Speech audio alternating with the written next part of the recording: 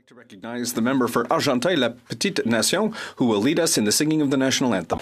Oh, Canada, our home and native land, true patriot love in all of us command, car ton bras c'est porter l'épée, il sait porter la croix, ton histoire est une épopée des plus brillantes exploits. God keep our land glorious and free. Oh Canada, we stand on guard for thee. Oh Canada, we stand on guard for thee.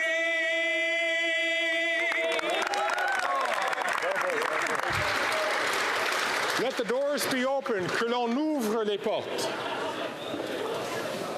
Déclaration de député, l'honorable député. Statements by members. The honourable member for Sherbrooke.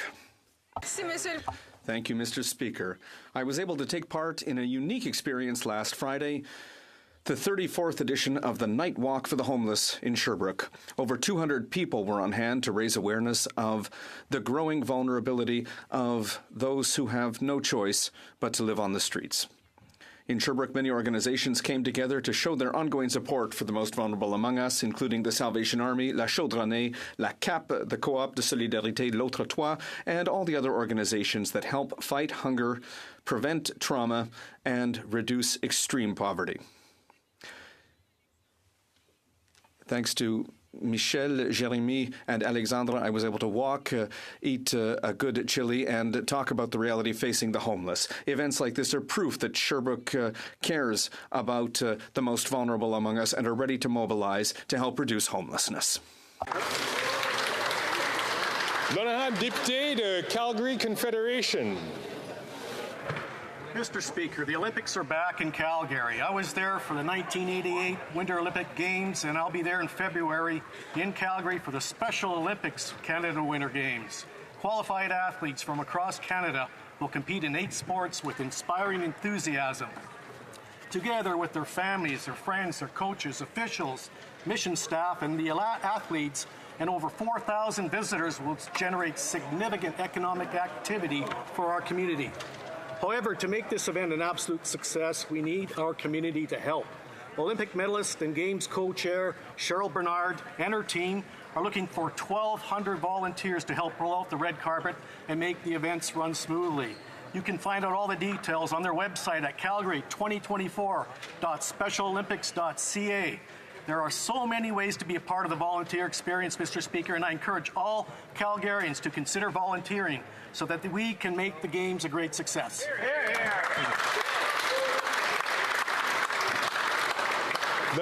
The honourable member for Vaughan Woodbridge. Thank you, Mr. Speaker. For over 7 decades, the Canadian Italian Business Professional Association, known as CIBA, has been a leading voice in our community, playing an instrumental role in recognizing the achievements of more than 1.5 million Italian Canadians across Canada. CIBA's inception marked a significant moment in the Italo-Canadian journey. It was founded to address the difficulties experienced by Italian immigrants seeking to establish themselves in Canadian society. This Friday, Mr. Speaker, CIBA Toronto celebrates its 71st annual President's Ball, featuring the spirit of unity that defines the community and the ongoing contributions of Italian Canadians to all aspects of society. I wish to congratulate this year's CIBA Award recipients, Dr. Gianluigi Bislieri, Rocco Rossi, Vittoria Mancinelli, Carmen Principato, Anthony Ricciardi, and Dr. Roberto Inocito Provenzano, on their individual accomplishments. Mr. Speaker, the Italian-Canadian story of hard work, sacrifice, and generosity is one I am proud of and one my children will know well. On behalf of my colleagues in the Italian-Canadian community, auguri to this year's awards recipients for your recognition. Thank you, Mr. Speaker. The honourable member for Laurentide-Labelle. Mr. Speaker, for the past 40 years, the Alzheimer's Society of the Laurentides, based in Saint-Agathe-des-Monts, has been dedicated to supporting those suffering from all forms of cognitive disease, including Alzheimer's disease. It also offers support to caregivers and to families throughout the vast Laurentians region. And I would like to underline the invaluable contribution that this organization makes to our community. All the caregivers and volunteers are true pillars of our society because they provide a social safety net and offer caring support to those who need it. In my personal life, I've witnessed the immense contribution and excellent work done by the Alzheimer's Society. They have my gratitude and appreciation. Having watched my own father lose his autonomy, I can testify to the need for these services. Let's ensure the continued existence of the Alzheimer's Society Laurentides. Thank you, Mr. Speaker. The Honourable Member for Longueuil, Charles Lemoine. Mr. Speaker, I would like to highlight the remarkable achievements of Macadam Sud, a community organization in my riding which is celebrating its 40th anniversary this year. Over the last 4 decades, Macadam Sud has helped young people by dealing with tough issues including homelessness, mental health, dropping out of school, poverty, and youth isolation. A large part of the Macadam Sud team is made up of street workers.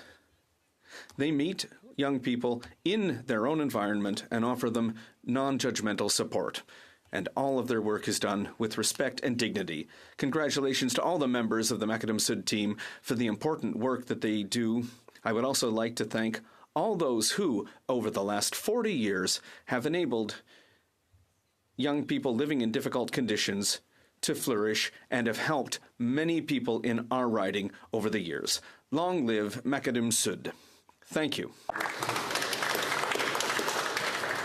L'honorable député de Central Okanagan, Similkameen, Nicolas. Canadian radio lost a good one this month. Ted Farr began his radio career 54 years ago in 1969.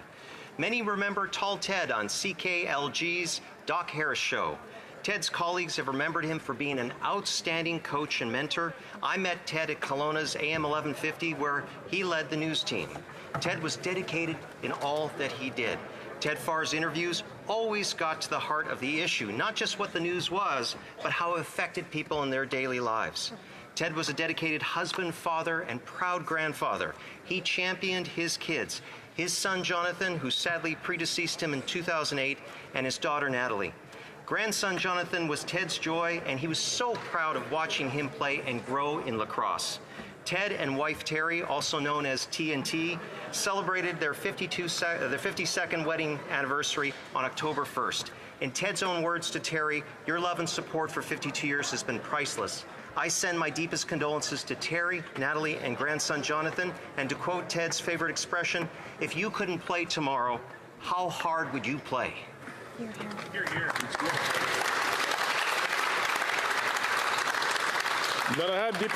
The Honourable Member for Charlottetown. Mr. Speaker, 10 days ago, the Prince Edward Island Marathon was run on a clear, cool morning in Charlottetown. More than 3,000 people from all over the world participated in multiple categories. The PEI Marathon started from humble beginnings until 19 years ago when Myrtle Jenkins Smith saw the potential to professionalize it, make it into a Boston Marathon qualifier, draw in corporate partners, ramp up the promotion, and make it into a huge tourist draw. She has been the heart and soul of what is now a weekend that runners everywhere have circled on their calendars. She has tweaked and perfected the formula that keeps volunteers, sponsors, spectators, and runners coming back year after year. The PEI Marathon is but one of so many enduring contributions Myrtle has made to better our community and the lives of so many. Myrtle truly has dedicated her life to service and excelled at every turn. Islanders are truly fortunate to count her as one of our own. Thank you, Mr. Speaker. The Honourable Member for Labrador. Thank you, Mr. Speaker. It is a privilege to rise in the House to honour Louis Riel, a man who continues to inspire generations of Métis leaders in Canada and the respect of all Canadians. Riel was a father of the Métis Nation and the founder of Manitoba. He was a political leader who fearlessly fought for the rights of all Métis citizens at a time when his people faced prosecution and oppression because of their culture, values, and their way of life. Today in front of the House we have Bill C-53, which recognizes the rights of Métis in Canada. I call on everyone to reflect on the importance of Métis in Canada and support the rights and recognition of Métis people. In recognizing Riel's unwavering commitment to the vitality and prosperity of Métis in Canada, the Métis Nation of Saskatchewan will be hosting a reception this evening in the Speaker's Lounge, and I hope that colleagues in the House will join the Métis Nation in celebrating the incredible life and legacy of Louis Riel.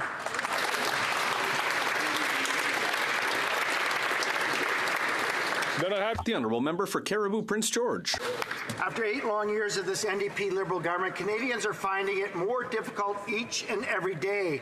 The tripling of the carbon tax is having a devastating effect. It's raising the cost of everything from gas to groceries to home heating fuel. Canadians are struggling just to get by. According to the Canadian Taxpayers Federation, BC is one of the most expensive places to live. British Columbians are being, and I quote, raked over the coals. This Prime Minister just doesn't understand. Higher taxes means it costs more to grow the food, it costs more to ship the food, and ultimately it costs more to buy the food. When Prince George resident Brian Worms opened up his gas bill, almost half was all tax. Almost half, Mr. Speaker. We need to end this nightmare. This Prime Minister is out of touch and just not worth the cost.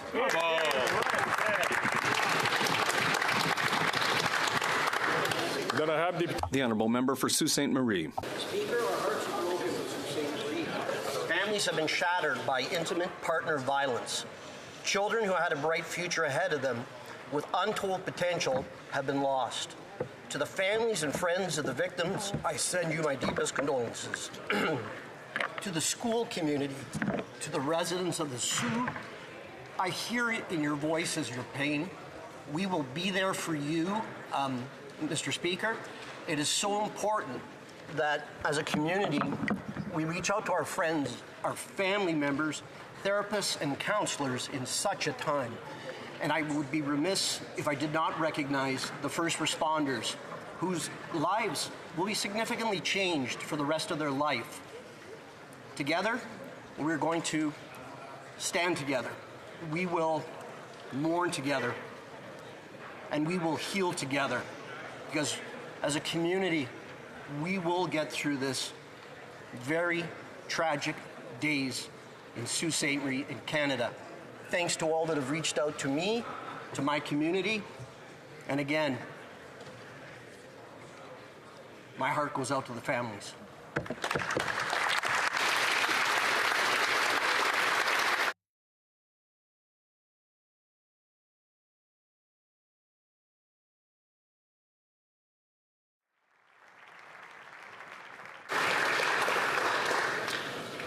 Then I have the Honourable Member for Louis Saint Laurent. Mr. Speaker, after 8 years of this Liberal government, more and more Quebecers are realizing that voting for the Bloc comes with a cost. On 2 occasions, they voted in favour of maintaining 2 carbon taxes, one which has a direct impact on Quebec, and the second carbon tax, which will cost up to 20 cents more per litre of gasoline. But that's not all, Mr. Speaker. Monday, at the Ethics Committee, the RCMP Commissioner was there, ready to testify on the SNC-Lavalin affair, and before he could even speak, the Liberal members of the committee asked that the meeting be adjourned. And who voted in favour of that with the Liberals? The Bloc Québécois. Yes, the Bloc Québécois. The Bloc Québécois, a member for Trois-Rivières, is preventing the RCMP boss from speaking. He was there in the committee room. How can the Bloc Québécois side with the Liberals when it comes to ethics? How can the Bloc side with the Liberal government when it comes to protecting the Prime Minister? Whether it's for your wallet or for ethics, it costs a lot to vote Bloc.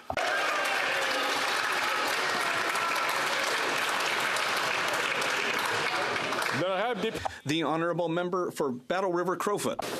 Mr. Speaker, earlier this week, members of the NDP Liberal government shut down the Ethics Committee before we could hear from the RCMP Commissioner, who was there to testify about the documents that Liberal Prime Minister refused to release that hindered their criminal investigation into the SNC-Lavalin scandal.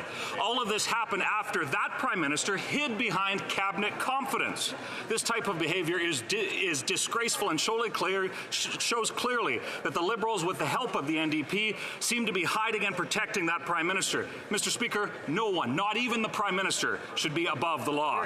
After 8 years, this corrupt NDP Liberal government has not only worsened the livelihoods of Canadians, but has seen trust in government disappear as quickly as a Liberal election promise. Canadians deserve to know that if that Prime Minister broke the law to help his friends. So my question is simple.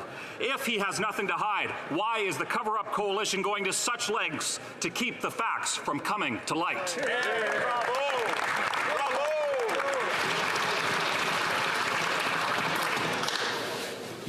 The Honourable Member for La Salle-Mar, Verdun. Mr. Speaker, I rise today with the sad news that Canada has lost a loyal and faithful public servant. Our friend and colleague, Senator Ian Shugart, has left us after a battle with cancer. Ian was born in Ottawa and educated at Trinity College, U of T, before taking a degree in political economy. He cut his political teeth as a policy advisor to two Right Honourables, Joe Clark and Brian Mulroney. When the Conservatives were elected to govern in 1984, he first became a policy advisor and then Chief of Staff to Minister Jake Epp. During this time, he played a pivotal role in historic events, such as the patriation of the Constitution and the development of the Charter, and working, amongst other things, on childcare, labour market agreements, and the Meech Lake Accord. In 1991, Ian entered the public service, rising to many important roles, successive deputy minister positions with a substantive impact in many areas, including health, labor, climate, and global affairs. Finally, in 2019, he was named by the Prime Minister to be the 24th clerk of the Privy Council. He would serve in this role for 2 years, marked by the outset of a global pandemic, until his health forced him to step aside. When the situation looked more positive, Mr. Speaker, in 2022, he returned to public service as a senator and with a deserved role at the Monk School. Ian's public service was punctuated not only by his intellect, but by his practical wisdom. I would add, too, his civility and kindness. As a rookie cabinet minister on some challenging files, I will always appreciate the many kind words from Ian before, after, and sometimes during cabinet meetings, whether spoken or in the form of an encouraging note. Ian, on behalf of all Canadians, thank you for your dedicated service to this country and to our public institutions. Thank you for your thoughtfulness. Linda, to your family and friends, please accept our condolences. Rest in peace, friend.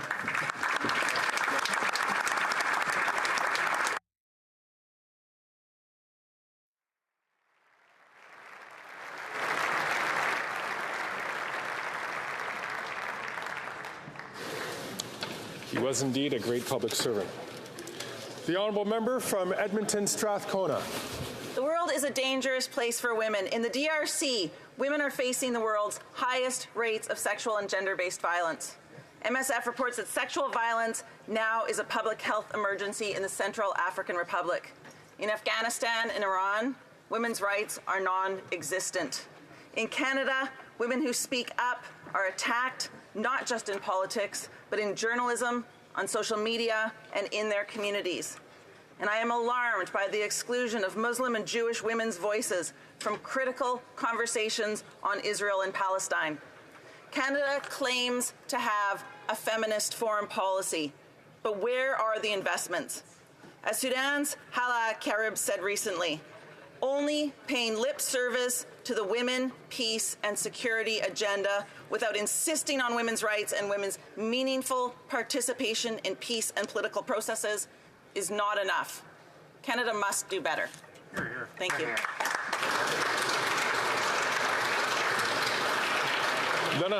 The Honourable Member for Longueuil, Saint-Hubert. Thank you, Mr. Speaker. As you know, we're currently witnessing a worrying rise in food insecurity and in homelessness. We're seeing a housing crisis that promises to be long and painful, and unprecedented rates of inflation that mainly affect the less fortunate, including young people in our community. In our community, Macadam Sud supports and equips young people aged 12 to 35 so that they can commit to improving their living conditions with respect and human dignity. They especially help those who find themselves on the margins of school, family, and the job market. Today, I'd like to mark the 40th anniversary of this institution. That's 40 years of supporting the community, 40 years of enabling young people to live in dignity, 40 years of having a major impact for all families in Longueuil. On behalf of myself, on behalf of all members of the Bloc Québécois, thank you, Macadam Sud.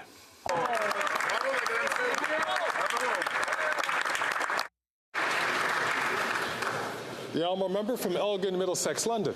Mr. Speaker, after 8 years, too many Canadians are suffering at the hands of crippling mortgage rates. According to a CBC article published this week, a Calgary senior sold his home due to interest rate hikes and is still unable to find an affordable rental.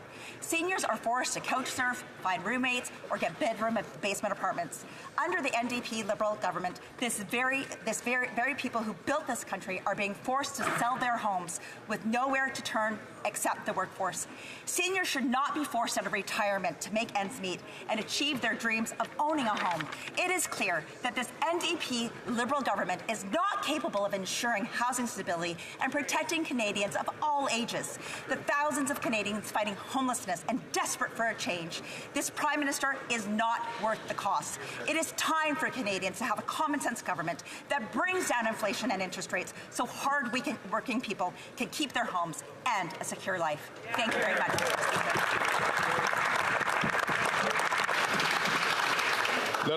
The honourable member for Gatineau. Thank you, Mr. Speaker. It is a very heady day in this House as we honour a true trailblazer.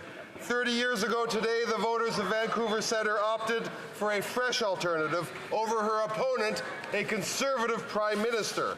They chose a physician who is running as the Liberal candidate for the first time. Since October 25th, 1993, voters in that constituency voted Liberal, and they have elected her in 10 successive elections.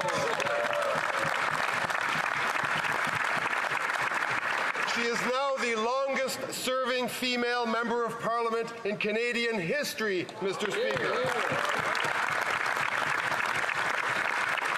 She has been the Parliamentary Secretary to the Minister of Health and Secretary of State for Multiculturalism and the Status of Women. And over 3 decades, she has been a supporter of a strong healthcare system and a champion for the LGBTQ+ community. She currently chairs the Standing Committee on Canadian Heritage, and back home, she's beloved by her fellow residents of Vancouver. Indeed, the City of Vancouver has proclaimed today as a day in her name.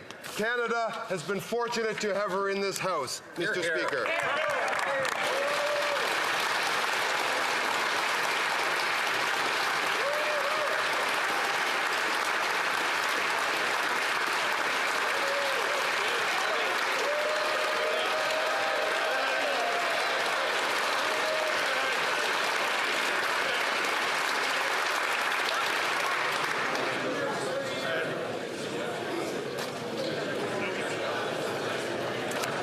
Questions orales.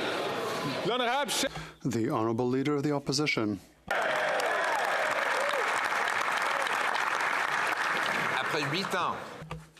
After 8 years of this Prime Minister, he is not worth the cost.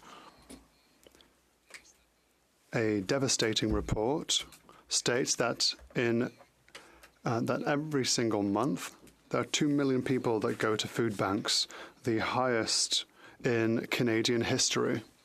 After 8 years of this Prime Minister, will he finally reverse his plan to radically increase taxes on farmers, producers and truckers that deliver our food?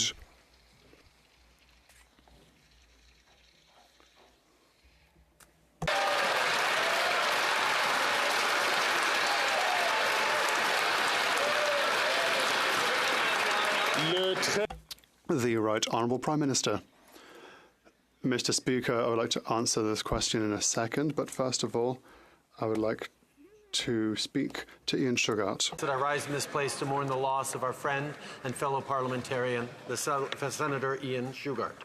Senator Shughart spent all of his career serving others. His contributions were priceless. To this government, but I know he was also a valuable deputy minister to the leader of the opposition when he was in government. Mes plus sincères condoléances. My deepest condolences to his family, to his friends, and to his senator colleagues and his former colleagues in the public service.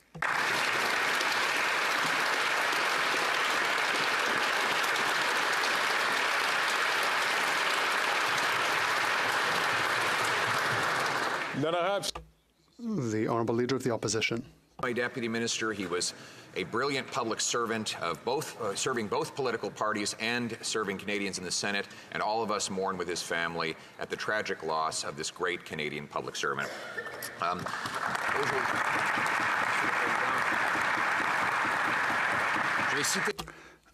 I would like to quote the Food Bank Association.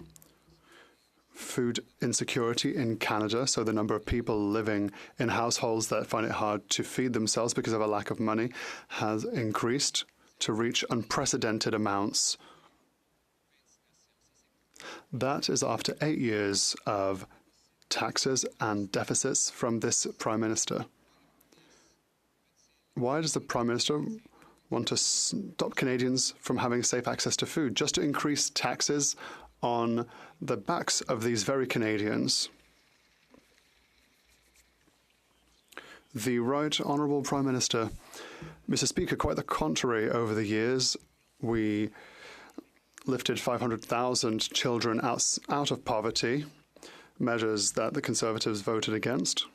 We helped people reach new economic goals, and we know that people are finding it hard now, and that is a reason for which we are delivering for Canadians $10 daycare, dental care for children, or increased checks for childcare benefits. And the Conservatives voted against every single time. We will continue to help families during these difficult times. We'll invest in them instead of cutting everything like the Conservatives are proposing.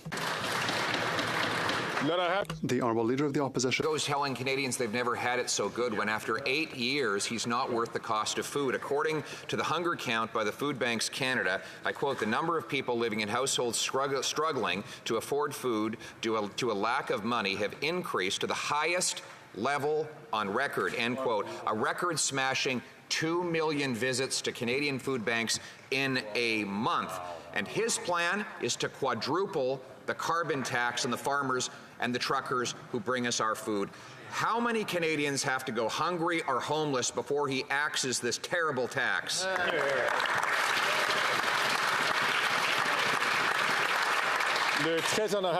The Right Honourable Prime Minister. No Canadians struggling with the costs of food and groceries and housing. That's why we continue to step up to support them with measures like a $10 a day childcare, dental care for children, and child benefit checks. All measures that the Conservative Party has stood against, Mr. Speaker. We will continue to help Canadians. We'll continue our work to lift hundreds of thousands of kids out of poverty, to lift over 1 million Canadians out of poverty. But there's much more to do. We will keep doing it instead of giving in to the Conservatives' demands for more cuts, for cuts to services for Canadians, to cuts to supports that people rely on. Actually, Canadians are making cuts to their food. They're cutting back on their standard of living after 8 years of this Prime Minister who's not worth the cost. Back to that nightmarish report from Food Banks Canada, one Nova Scotian reported to researchers, quote, seniors are having trouble with home heating and many times have to choose between food and heating. Now, with heating bills coming up again soon and a cold winter expected, Nova Scotians will have to pay his carbon tax, which he plans to quadruple. How many Nova Scotia seniors will have to go homeless or hungry in order to pay his massive carbon tax hike?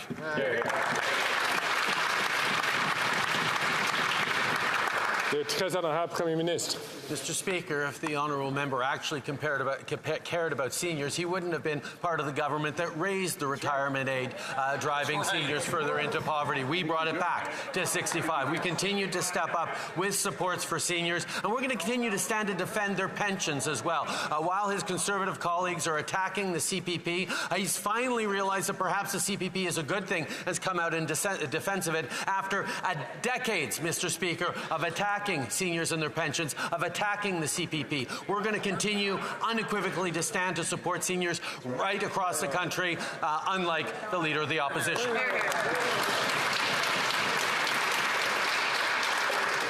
Not only have we always defended the CPP, the number of seniors requiring food banks was drastically lower when we were in government. Now, let me quote a British Columbian who reported to the Food Banks Canada report the following: "The cost of housing is indescribable.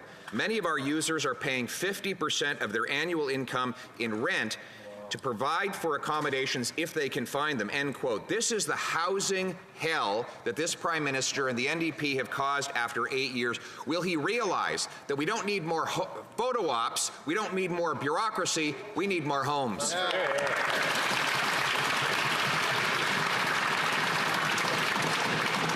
Mr. Speaker, as the Leader of the Opposition has put forward no plan for housing, he lacks credibility on this issue.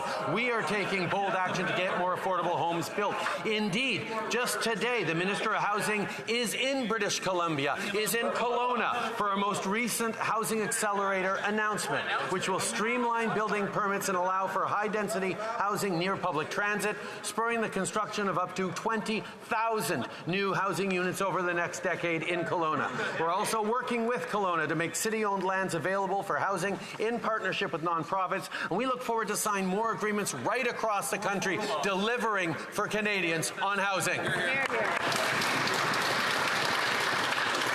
The Honourable Member for Bailey-Chambly.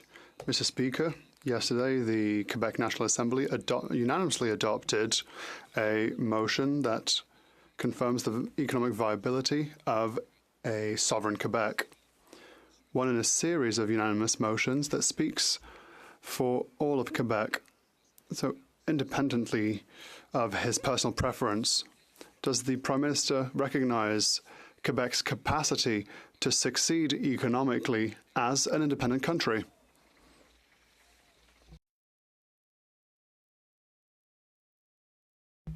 The Right Honourable Prime Minister. Oh my God, Mr. Speaker. The Bloc once again is trying to reopen a squabble between federal and provincial politics. It's astounding, to be honest. The reality is, yes, of course, Quebecers are proud. They're a proud nation. They're ready to build a better future, but they know full well that this future is best within Canada. And that's why, as a Canadian government, we're here to invest in Quebec, in Northvolt, in Davies, in lithium mines, hand in hand with the Quebec government to build a better future for all Quebecers and all Canadians.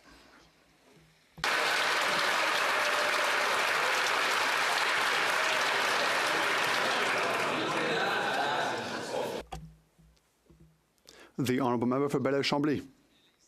Well, you know that enthusiasm, well, we've already heard it before in Quebec, but I would like to remind the Prime Minister, who claims to speak for many people, that unanimously, including the Premier of Quebec, unanimously was it adopted a motion saying that Quebec was capable. I'm not saying if he knows how to count, the Prime Minister knows how to count, or if he likes it, but does he agree with the statement that Quebec can be a sovereign nation, economically speaking? That's it. Simple question.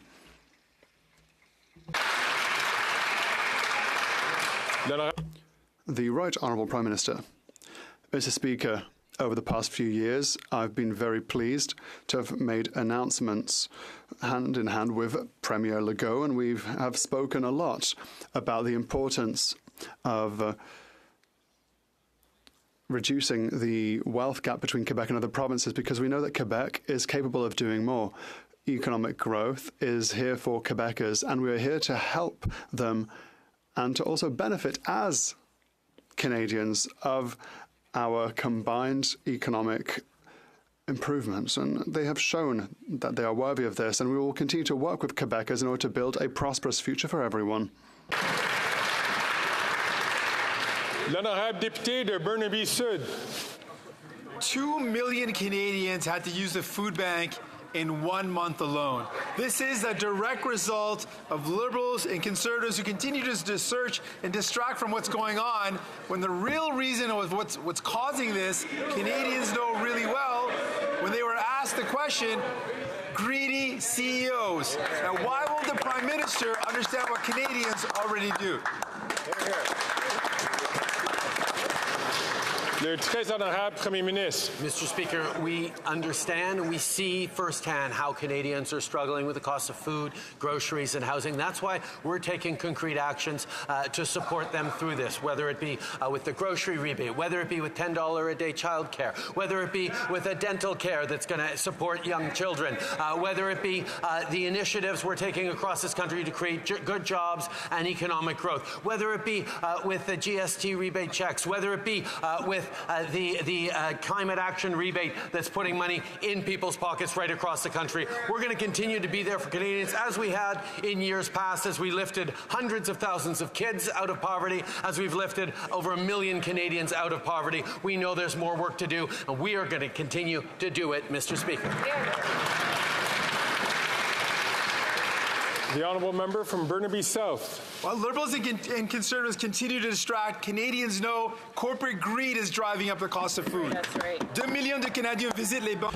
2 million Canadians visit food banks, whilst profits of large grocery stores were close to $4 billion. When the Conservatives and Liberals have a choice, they always choose CEOs over Canadians. So the NDP forced them to come back before the committee to answer the questions they refused to ask. Will the Prime Minister admit that his government's approach is a total failure? The Right Honourable Prime Minister. Mr. Speaker, our objective is to make life more affordable and to make sure that companies pay their just part. The Minister for Innovation met CEOs from large grocery chains as well as producers, local and international food producers, so that we can highlight the necessity in making groceries more affordable. I hope that all members will join us so that we can adopt a Housing Act and Affordable Grocery Act as rapidly as possible in order to improve competitivity in the field. Well, Leader of the Opposition. It's like a parallel universe every time the NDP leader stands up and attacks the very government he's a part of and laments how miserable life is for Canadians after 2 years of him being part of voting for quadrupling the carbon tax, driving up inflationary deficits, and, of course, driving 2 million people to the food banks in a single month. He blames greed for all this hunger. He's right. It is the greed of Liberal and NDP politicians who keep taking more and more from Canadians. Will they reverse these disastrous policies, Mr. Speaker?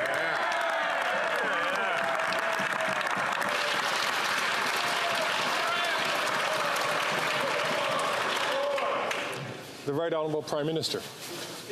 All of us in this House see how Canadians are struggling. We just have different responses to it. The Conservative Party is proposing cuts to government services, cuts to investments that are going to support seniors, cuts to investments that are going to support families, whether it's dental care or child care. The Conservative Party thinks you can cut your way to prosperity, when the reality is, Mr. Speaker, our investments in child care, in dental care, in supports for seniors, in supports for students have actually helped Canadians through some difficult times and will continue to be there for them into the coming years. L'honorable chef de l'opposition. Being there for Canadians, he's taking money out of their pockets. And if you don't believe me, listen to the Governor of the Bank of Canada, who said, and I quote, "Today, government spending will be adding to demand more than supply is growing. And in an environment where we are trying to moderate spending and get inflation down, that is not helpful." That adds to the voices of the former Liberal Finance Minister John Manley, who accused this Prime Minister of pressing on the inflationary gas pedal. Will the Prime Minister tell us, does he agree with the bank governor that his government spending is not helpful on inflation.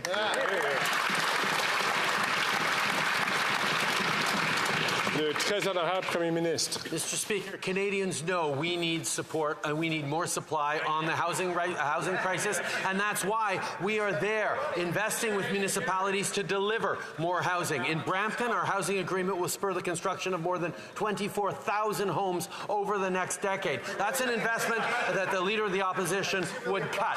In other cities like Richmond Hill, Moncton, and Ajax just this week are passing more ambitious housing plans at their local councils in response to the federal housing accelerator. While the Leader of the Opposition would rip up these agreements, we're focused on building solutions that'll work for communities right across the country.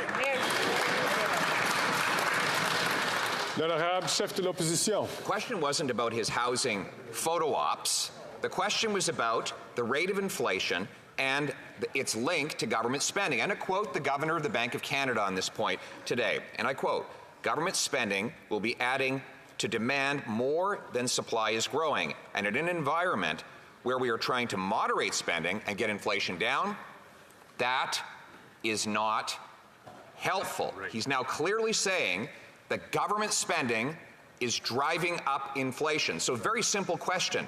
Does the Prime Minister agree with the bank governor that deficits are driving inflation? Yes or no?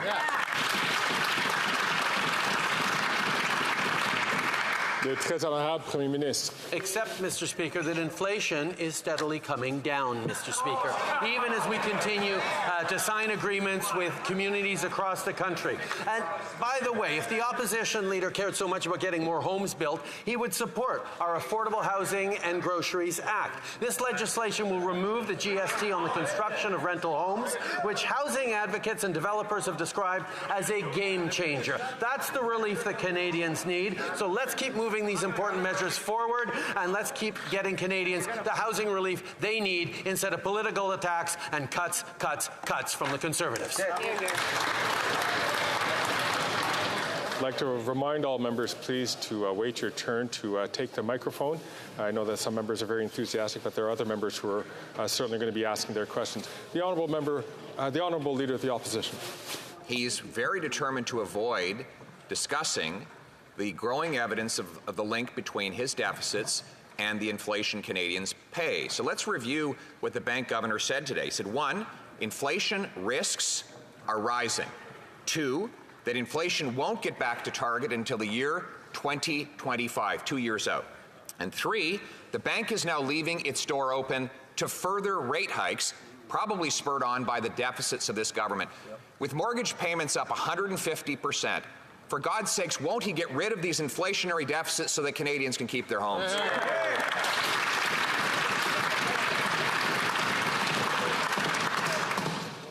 Le très honorable Premier Ministre. Mr. Speaker, what the Leader of the Opposition is proposing is to cut spending and supports for Canadians in the hopes that Canadians will somehow do better that way. We disagree. What Canadians need is greater investment in supply of housing, for example. That's why through our agreements, we're unlocking new homes and opportunities for growth in the city of Hamilton by spurring the construction of thousands of homes over the next decade, like we are across the country. The Mayor of Hamilton actually said our housing agreement was absolutely a big deal, and I couldn't agree more. When we work together with a strong and ambitious plan, we can get more homes built faster. While the Leader of the Opposition's plan would see these agreements ripped up and stalled, we will keep going forward to help Canadians. L'honorable chef de l'opposition. You know one word he never used in that big, rambling, read-off answer? Done. Because none of those houses are done. They're all promises. But he's been promising to build affordable homes for 8 years. Since he first made that promise, housing costs have doubled, and none of the promises have come to fruition. Yes, other levels of government have politicians that are thrilled to have more money to bloat their bureaucracies. When will he realize that we don't make housing affordable by building bureaucracy? We have to build homes.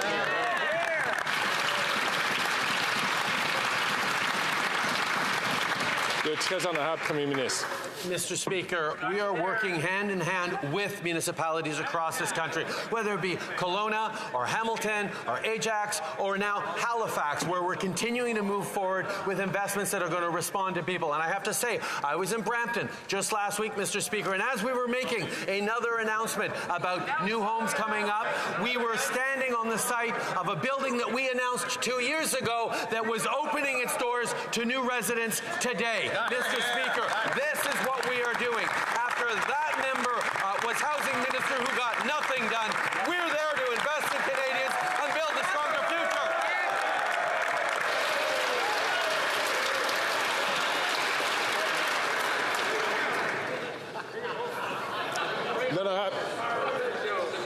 L'honorable chef de l'opposition.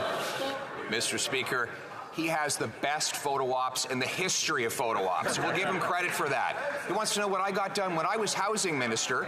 The average rent was $950. It's now over $2,000. When I was housing minister, the average mortgage payment was $1,400. It's now well over $3,500. When I was housing minister, the average needed down payment was $20,000, and you could own a home on average by 29. Now those numbers have skyrocketed. I deal in the world of results. He deals in the world of photo ops. I know which ones Canadians prefer.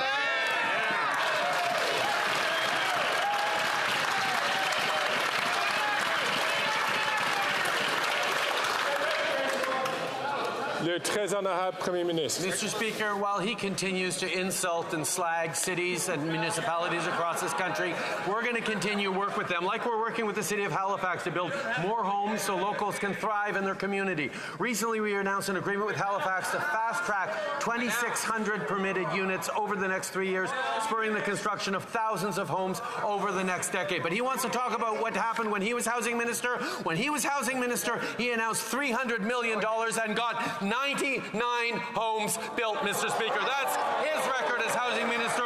We're building homes right across the country, and we're doing it for real, Mr. Speaker.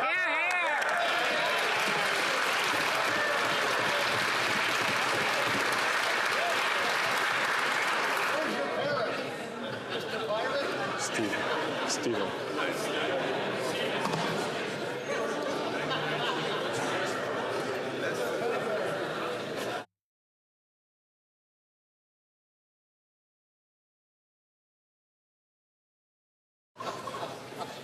Colleagues, it's really important to maintain decorum and respect in this House. Please leave your comments to the person who's asking the question, and please listen to the comments of the person who's offering the answers. J'aimerais reconnaître maintenant le député.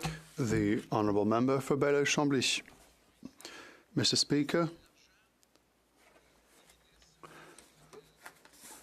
the money that the Prime Minister is boasting about spending is Quebecers' money, Quebecers' taxes.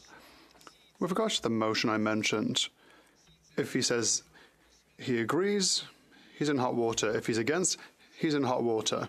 He's going to be in hot water anyway. Next time he's next to Premier Legault, he will be asked the following question: why, for once, is he still incapable of just saying what's on his mind? The Right Honourable Prime Minister. Mr. Speaker, when I go to Montreal in my riding, when I travel throughout Quebec and I speak to people on their concerns with regards to climate change, to the affordability of life, to the affordability of housing, to the difficult international situation in which we live, no one talks to me about sovereignty. No one talks to me about creating a new country. They talk to me about how we can work together to get concrete results in Quebec. We know that the Bloc Québécois always wants to squabble back to sovereignty, but as proud Quebecers and proud Canadians, we will continue to fight hard for Quebecers and all Canadians.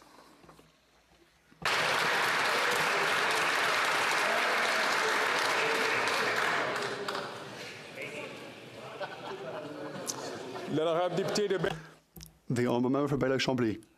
I'm like these people. Well, I don't want to talk to him about subjects he doesn't know about. He doesn't want to answer my simple question.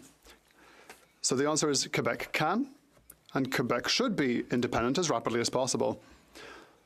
He can agree, he can disagree, but he can't say that there aren't 125 members of the National Assembly of Quebec who unanimously confirm that Quebec can be a viable country economically speaking, and that the Prime Minister does not have the spine to say whether he's for or against this motion.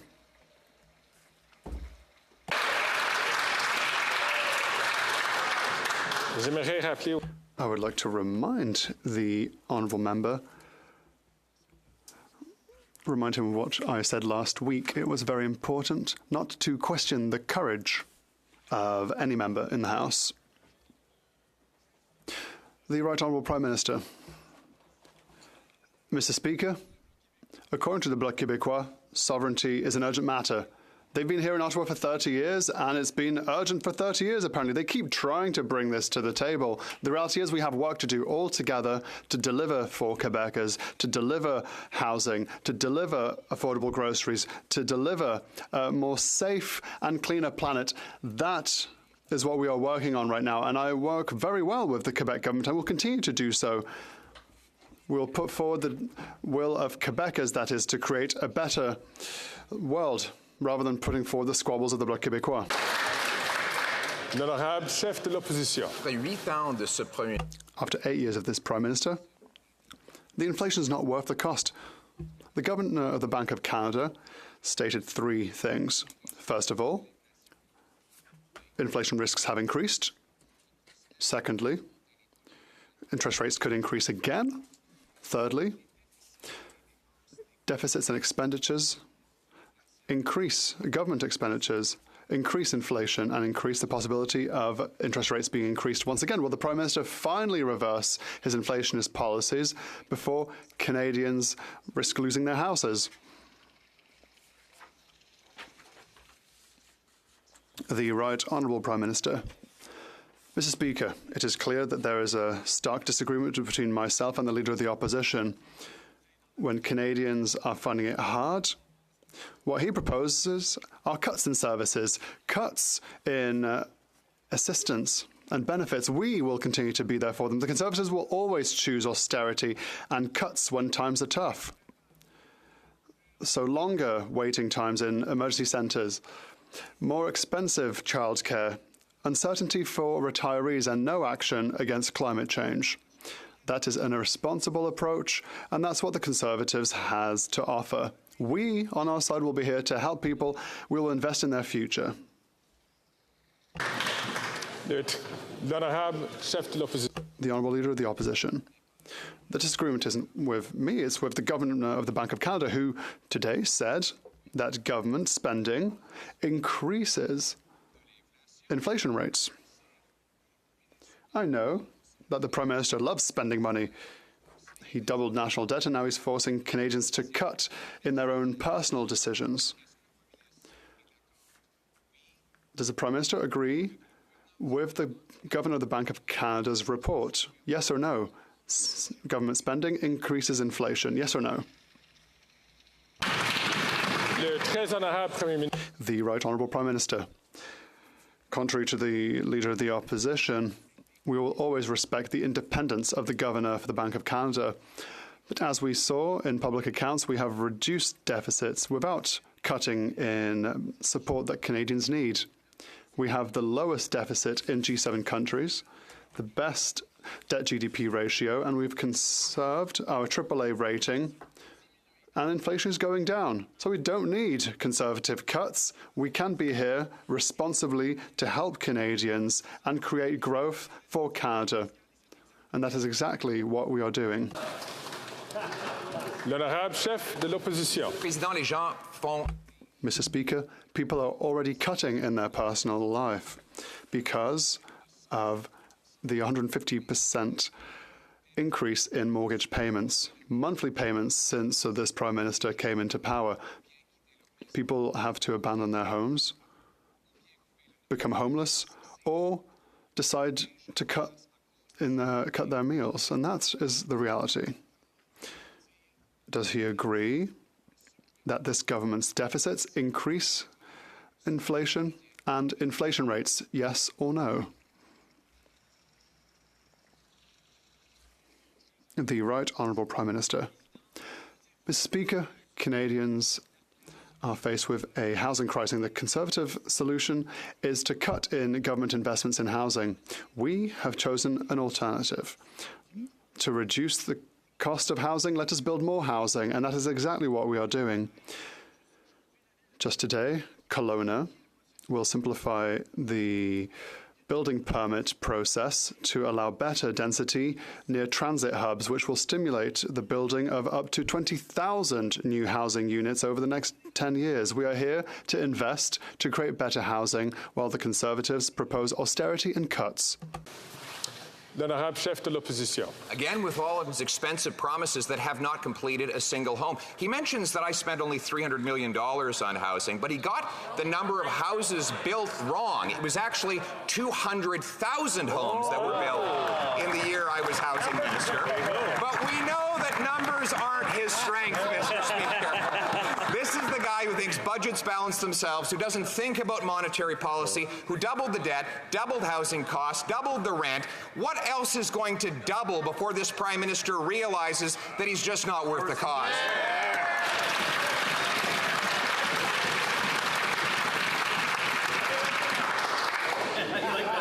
Le très honorable Premier ministre. The Right Honourable Prime Minister. The member opposite knows full well he can look in the history records, a $300 million program which delivered 99 homes.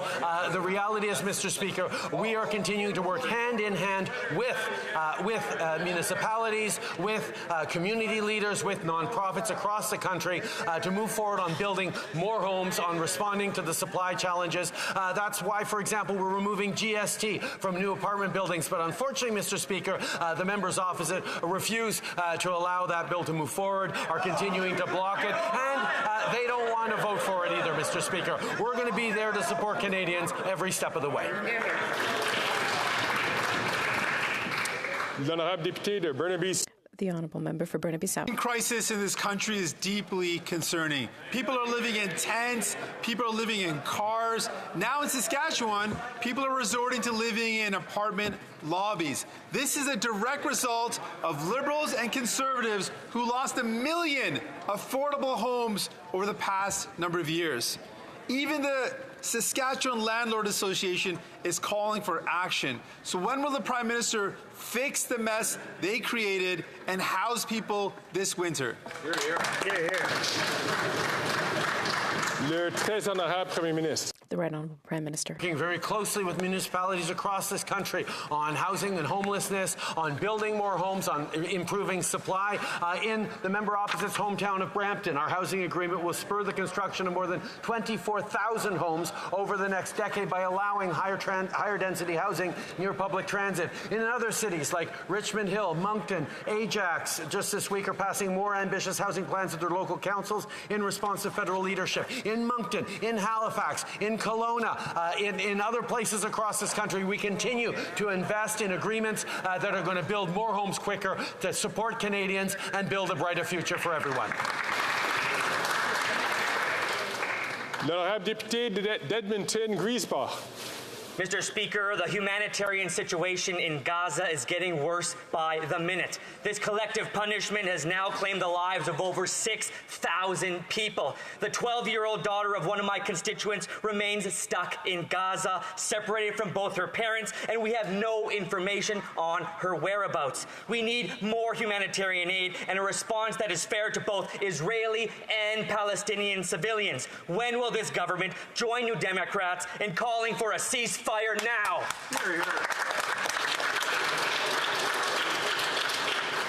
Le très honorable Premier ministre. Mr. Speaker, we unequivocally condemn Hamas's terrorist attack against Israel. We support Israel's right to defend itself in accordance with international law. We are deeply concerned about the situation in Gaza. As I said, there are ongoing diplomatic conversations about consideration of humanitarian pauses, and that is something that Canada supports. Desperately needed humanitarian aid must reach vulnerable Palestinian civilians in Gaza, and Canada is working closely with partners to build a humanitarian corridor. Hamas must immediately release all hostages, and Canadians and foreign nationals who wish to leave Gaza must also be allowed to do so. L'honorable député de Yukon. Mr. Speaker, since it was imposed upon them, Indigenous families and children have experienced racist and discriminatory treatment by Canada's Family and Children Services. Communities in the Yukon and across the nation have always known that self-determination and truth are key to healing and making sure future generations thrive. Thanks to the advocacy of First Nation leaders and communities, calls for accountability have been answered by the highest courts. Can the Prime Minister tell us what the federal court's decision means for First Nation children and families? Le très honorable Premier ministre. I thank the honourable member for Yukon for his question and his leadership. Yesterday's announcement represents an important milestone. This historic court settlement is the largest in Canadian history and will provide $23 billion to those impacted. While no amount of money can make up for the incredible pain that was caused, this is an important step towards affirming the voices of those affected and our commitment towards reconciliation. It could not have been achieved without the leadership of First Nations, and I look forward to continuing to work alongside them to deliver for Indigenous people across this country. L'honorable chef de l'opposition. The Honourable Leader of the Opposition. This Prime Minister is neither worth the cost nor the corruption. We know that he illegally interfered to block the criminal prosecution of a multinational liberal-linked corporation that had stolen from Africa's poorest people. But now we know that he was involved in blocking the RCMP from investigating the criminality of his conduct. He held back cabinet documents. So we invited the top Mountie to testify on this cover-up, and he and his co-conspirators and the NDP silenced the RCMP commissioner and prevented him from testifying. Will the Prime Minister stop the cover-up and let the Mounties testify?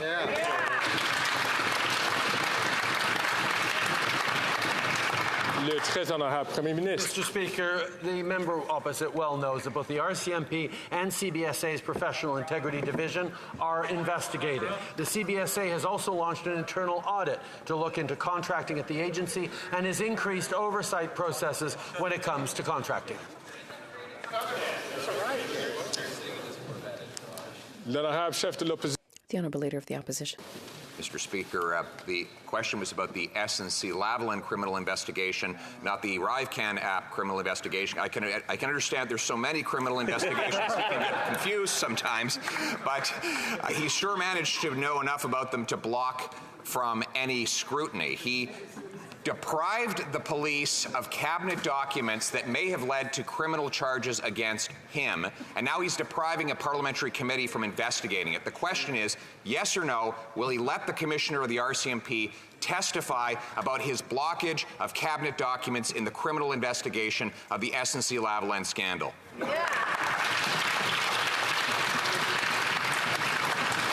Le très honorable Premier ministre. The Right Honourable Prime Minister. Opposition leader is bringing up matters that were duly settled 4 years ago. It's obvious that they have no vision for the future of this country, no plan to move Canada forward, and nothing to offer Canadians except cuts, austerity, and partisan attacks. L'honorable chef de l'opposition. Well, one thing we will cut is the ArriveCAN app. The matter is also under criminal investigation. It was an app we didn't need, didn't work, and was about 500 times more expensive than it should have been. Yes. We now know that one of the contractors that got paid submitted detailed documentation on a company that didn't even exist. We know the Prime Minister blocked criminal investigations into his SNC-Lavalin scandal. Will he agree, yes or no, to cooperate with the police in the ArriveCAN criminal investigation?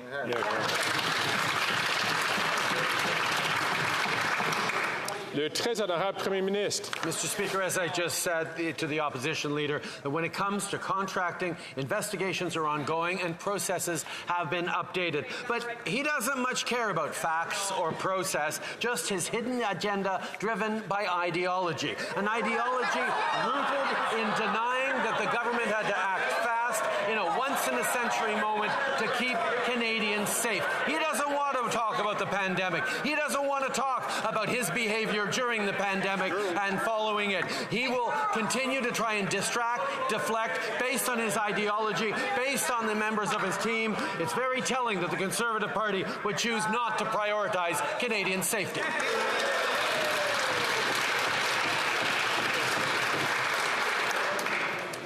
L'honorable chef de l'opposition. He accuses me of distracting. The question was about the criminal investigation into the ArriveCan app. And what does he do? He tries once again to divide Canadians in order to distract from the costs and corruption that he has imposed upon them. So I asked a very simple question. We now know that a program he created is under criminal investigation. Will he, yes or no, cooperate with the police?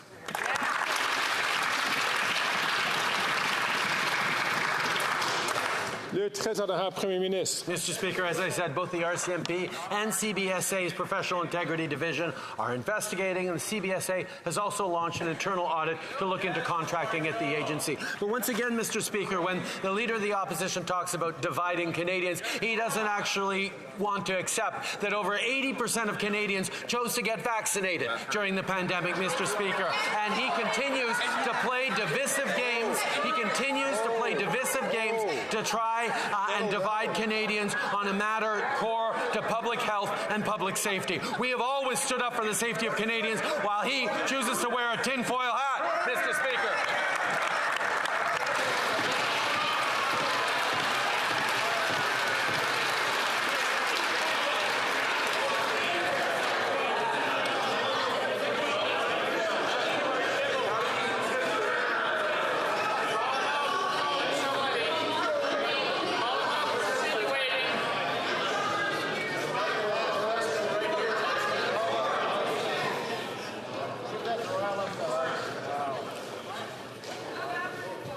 Colleagues, I do encourage you once again to take note of my declaration from last week, encouraging members to make statements, to avoid the statements which are qui peut déranger les procédures. That could disrupt the proceedings of the House of Commons. The honourable member for Belleuil-Chambly. Monsieur le Président, le Premier ministre dit The Prime Minister says he will continue to try to maybe consider the priorities of Quebecers. I talked about one of their priorities, which is also a motion for the National Assembly, which is to extend the deadline for paying back business loans. That is representing the survival of thousands of businesses in Quebec and Canada. Does the Prime Minister agree that, in the interest of the economies of Quebec and Canada, need more time or a payment schedule that is more spread out? The Right Honourable Prime Minister. We know that small businesses were hard hit by the pandemic, and many of them are still experiencing trouble now. The emergency account was an emergency measure. We have announced a one-year extension for repayment. We have made more flexible provisions for those who want to cancel their loans. We will continue to be there for small businesses in Quebec and throughout the country. The honourable member for Belleuil-Chambly. What all businesses are saying, what all the provinces and Quebec are saying, is that this extension is not enough and there's risks of businesses folding. The government may lose more money than it's going to save. So, does the Prime Minister recognize that they need to help businesses more, or does he recognize that, indeed, Quebec should take its own money and manage its own economy independently?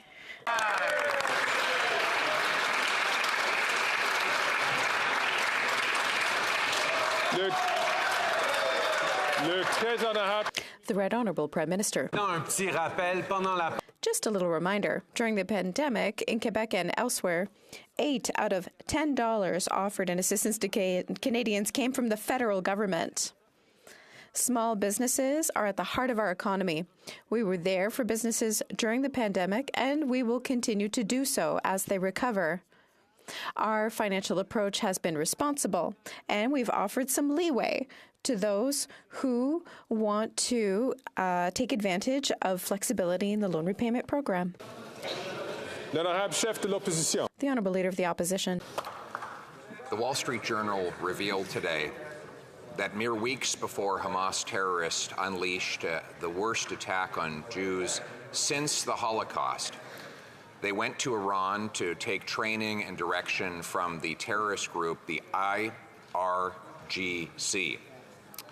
Strangely, given that this group is probably the most dangerous terrorist outfit on earth, it is perfectly legal to raise money for it, to organize and recruit for it right here in Canada. Will the Prime Minister ban the IRGC today?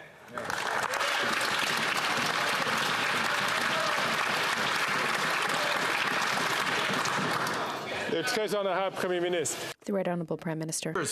During the previous Conservative government's attacks and rhetoric against Iran, including the closing of the embassy, they never moved forward on banning the IRGC and declaring it a terrorist organization. We know there is a rigorous process to do that, and we are pursuing and looking at all options around that. What we did do, Mr. Speaker, is use never before used or rarely before used measures in the immigration department that were used in case of war crimes in Rwanda and elsewhere to ban for life senior members of the IRGC from ever being able to come and find solace in Canada. That is a strong measure, and we're always open to doing more.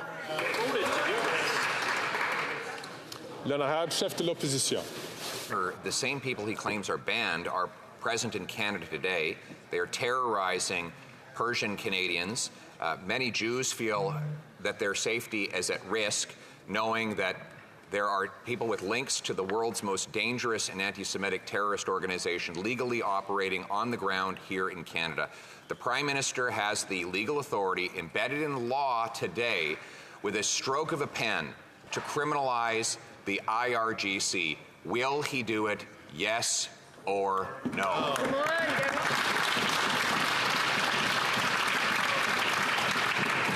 Le très honorable Premier Ministre. Mr. Speaker, if I start correcting the Honourable Leader of the Opposition on the facts, we'll be here all day. The fact of the matter is the listing of an organization as a terrorist organization is actually a meticulous process led by intelligence and security agencies and carefully calibrated to do no harm to Canadians or Canadian military members serving overseas. We will continue to take all measures to hold the murderous regime in Iran to account. We will continue to stand with the community. We will stand against anyone who's attempting to harm or intimidate Canadians on Canadian soil, and we are always open to doing more, Mr. Speaker. That is what we are continuing to work on. Hear, hear.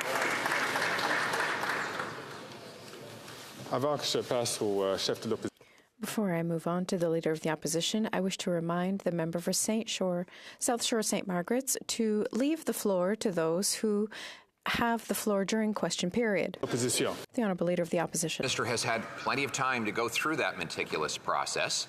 Under the anti-terror law adapted in the aftermath of 9/11, the Public Safety Minister, which reports to the Prime Minister, has the ability to put groups on the list. There are dozens that have already been added, but the most dangerous terrorist group of all, the IRGC, can still legally fundraise, coordinate, organize, and propagate its message here on Canadian soil at great risk to Canadian Jews and Persians. Will the Prime Minister put his intransigence and stubbornness aside and protect Canadians for once and ban the IRGC?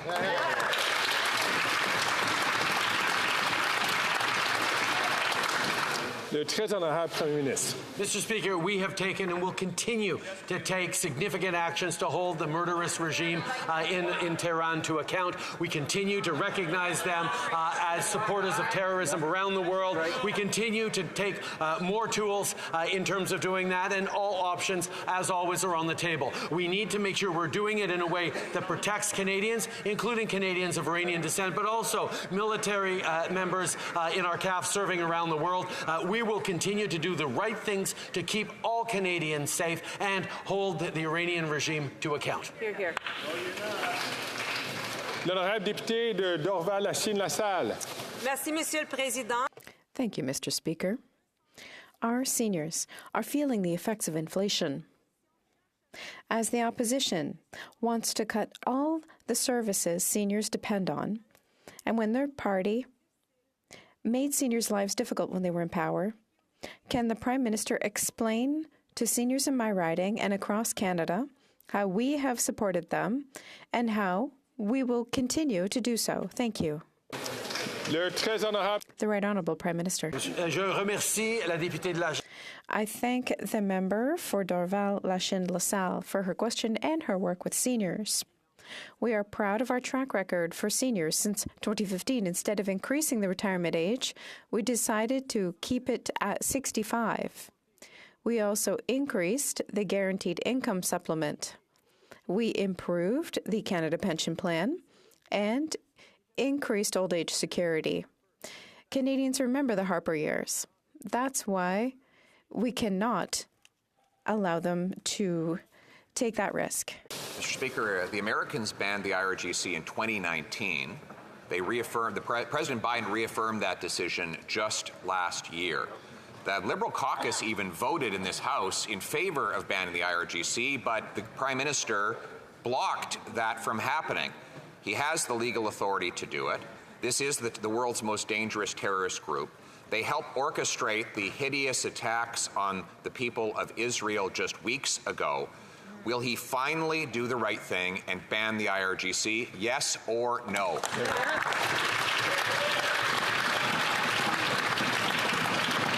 Le très honorable Premier Ministre. Mr. Speaker, as a leader of the opposition should know, the Americans have a very different regime from us when it comes to banning various organizations. But we continue to have all options on the table. As we've said, we continue to do everything necessary to hold this murderous Iranian regime to account, and we will continue to move forward in measures to do just that. L'honorable chef de l'opposition. Actually, the regime is really not that different when it comes to listing. We both have the power of the executive branch to identify terrorist groups and put them on a list of banned entities, banning them from raising money, recruiting, coordinating, and arranging attacks on other people around the world. That power exists in Canada. And in fact, because the Prime Minister has not been willing to exercise that power using his executive authority, Conservatives have a helpful private members bill that would do it for him. Will he adopt the Conservative private members bill to ban the IRGC, yes or no?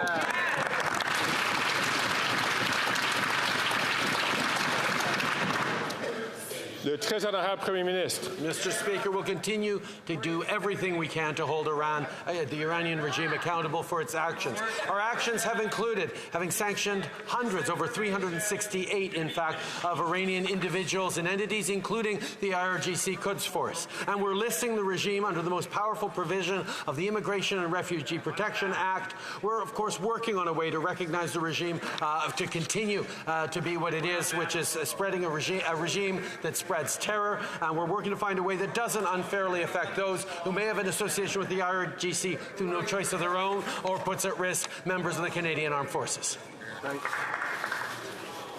L'honorable chef de l'opposition. Mr. Speaker, there are plenty of ways to protect people who are unintentionally forced to participate in terrorist groups. That's what we do with all the listed banned terrorist entities that are already on the list. So those tools already exist. The Prime Minister has had 8 years. 8 years. He is not worth the cost. He is not worth the risk to our safety. Will he adopt the common sense Conservative proposal to criminalize the IRGC terrorist group today? Yeah.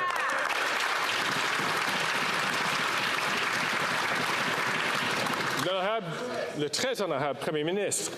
Mr. Speaker, no one in this House disagrees that the Iranian regime is murderous, is a sponsor of terror, is bloodthirsty against people around the world and indeed against its own citizens. I remember well having held in my arms families of the victims of PS 752, brokenhearted because of what this murderous regime is capable of doing against its own citizens, let alone against citizens around the world. That is why we've continued to pursue every available means to hold the Iranian regime to account, to support people fighting for freedom in their country, to support Iranian Canadians, and we will continue to do just that. Before I move on to the member for Davenport, I remind the member from Cumberland Colchester to please allow the question to be answered and the person who has the floor to answer that question without interruption. The honourable member from Davenport. Mr. Speaker, the residents in my riding of Davenport are proud of Canada's unwavering support of Ukraine as it is fighting an illegal, brutal invasion by Russia. The opposition is questioning the need for the important Canada-Ukraine trade legislation that is currently before this House, calling it woke legislation. This puts into question their support towards Ukraine. Can the Prime Minister inform this House how we are committed to supporting Ukraine in their fight for freedom and why this trade legislation is so important? The honourable member, not the honourable member for Davenport, but rather the Right Honourable Prime Minister. Thank you, Mr. Speaker, and I thank the member for Davenport for her unflinching advocacy on this important issue. We have been steadfast in our support of Ukraine since day one of Russia's illegal invasion. The modernization of our trade deal with Ukraine is another important area of cooperation between our two countries, which is why it is so disappointing to hear the member that you just called out, the member from Cumberland Colchester, refer to the Canada-Ukraine Free Trade Agreement as, quote, woke legislation. On this side of the House, Mr. Speaker, our support for Ukraine has been unwavering. The leader of the Conservative Party cannot say the same.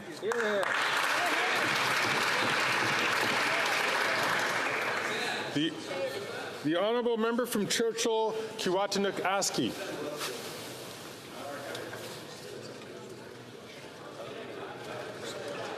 Mr. Speaker, as the Liberals fail on climate, First Nations are leading the way. Today's transformative AFN report says First Nations have begun taking matters into their own hands, unable to rely on other governments for robust climate action. What a sad state of affairs in a country as wealthy as Canada. The government insists on paying billions to big oil instead of investing in First Nations, such as those here in Manitoba, on the front lines of the climate crisis. When will this government stop with the billions to big oil, show leadership, and invest in the priorities of Indigenous communities facing the climate crisis now? The Right Honourable Prime Minister. Mr. Speaker, Indigenous communities and Indigenous leadership have been indispensable over the past years in our fight against climate change. They've been partners, they've been investors, they've been creators of the moral frame in which we will continue to advance in creating a stronger economy as responsible stewards of this planet. We will continue to work with them and continue to move forward in groundbreaking ways, like, for example, the 4 Indigenous partnerships on protected lands that we announced at COP in Montreal, where we demonstrated the kind of leadership that Indigenous people can take in protecting our planet, protecting biodiversity, and building a better future. They are our essential partners, and we are lucky to be working with them. L'honorable député de Kitchener Centre. Mr. Speaker, the Gaza Strip is currently being pounded by unprecedented airstrikes, 400 yesterday alone. Nearly 2/3 of Gaza's hospitals aren't functioning, with the remaining running out of power while needed fuel is blocked. In just 2.5 weeks, almost 8,000 Israeli and Palestinian civilians have been killed, including more than 2,700 Palestinian kids. How many more children need to die until this government's going to call for a ceasefire? The Right Honourable Prime Minister. Speaker, we unequivocally condemn Hamas's terrorist attack against Israel, and we support Israel's right to defend itself in accordance with international law. Of course, we are deeply concerned with the situation in Gaza, and as I said, there are ongoing diplomatic conversations about consideration of humanitarian pauses, which is something that Canada supports. Desperately needed humanitarian aid must reach vulnerable Palestinian civilians at risk in Gaza, and Canada is closely engaged with partners to build a humanitarian corridor. Hamas must release hostages, and we have to get foreign nationals, particularly Canadians, safely out of Gaza.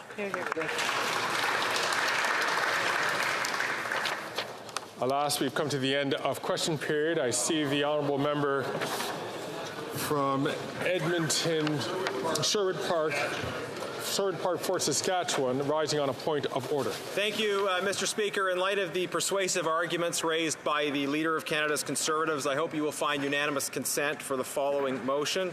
That notwithstanding any standing order or usual practice of the House, Bill C-350, the Combating Torture and Terrorism Act, be deemed read a second time and referred to the Standing Committee on Foreign Affairs.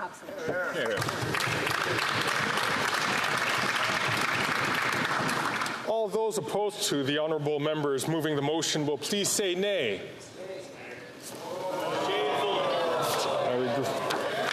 I regret that there is not unanimous consent for this. I see the honourable member from Sherwood Park, Fort Saskatchewan, rising on another point of order. Chair, is it possible to identify the Liberal members who said nay in response to the... The honourable member is an experienced member of the House. You know that is not a point of order. It being 3:28, the House will now proceed to the taking of the deferred recorded division on the motion at third reading stage of Bill C-252 under private members' business. Call in the members.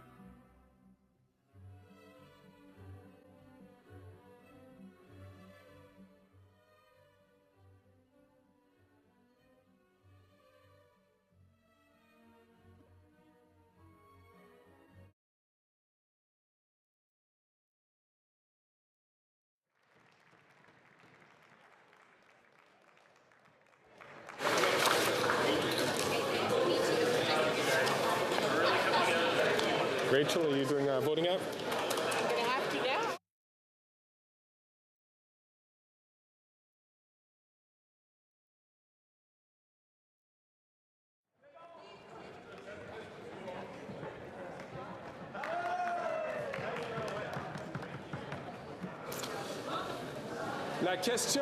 The questions is as follows. Ms. Latanzio, seconded by Ms. Diab, moved that Bill C-252, an act to amend the Food and Drugs Act, prohibition of food and beverage marketing directed at children, be now read a third time and do pass. The 10-minute period for members voting electronically has started, and the House will now proceed to the vote. We will start with the sponsor of the item. Ms. Latanzio.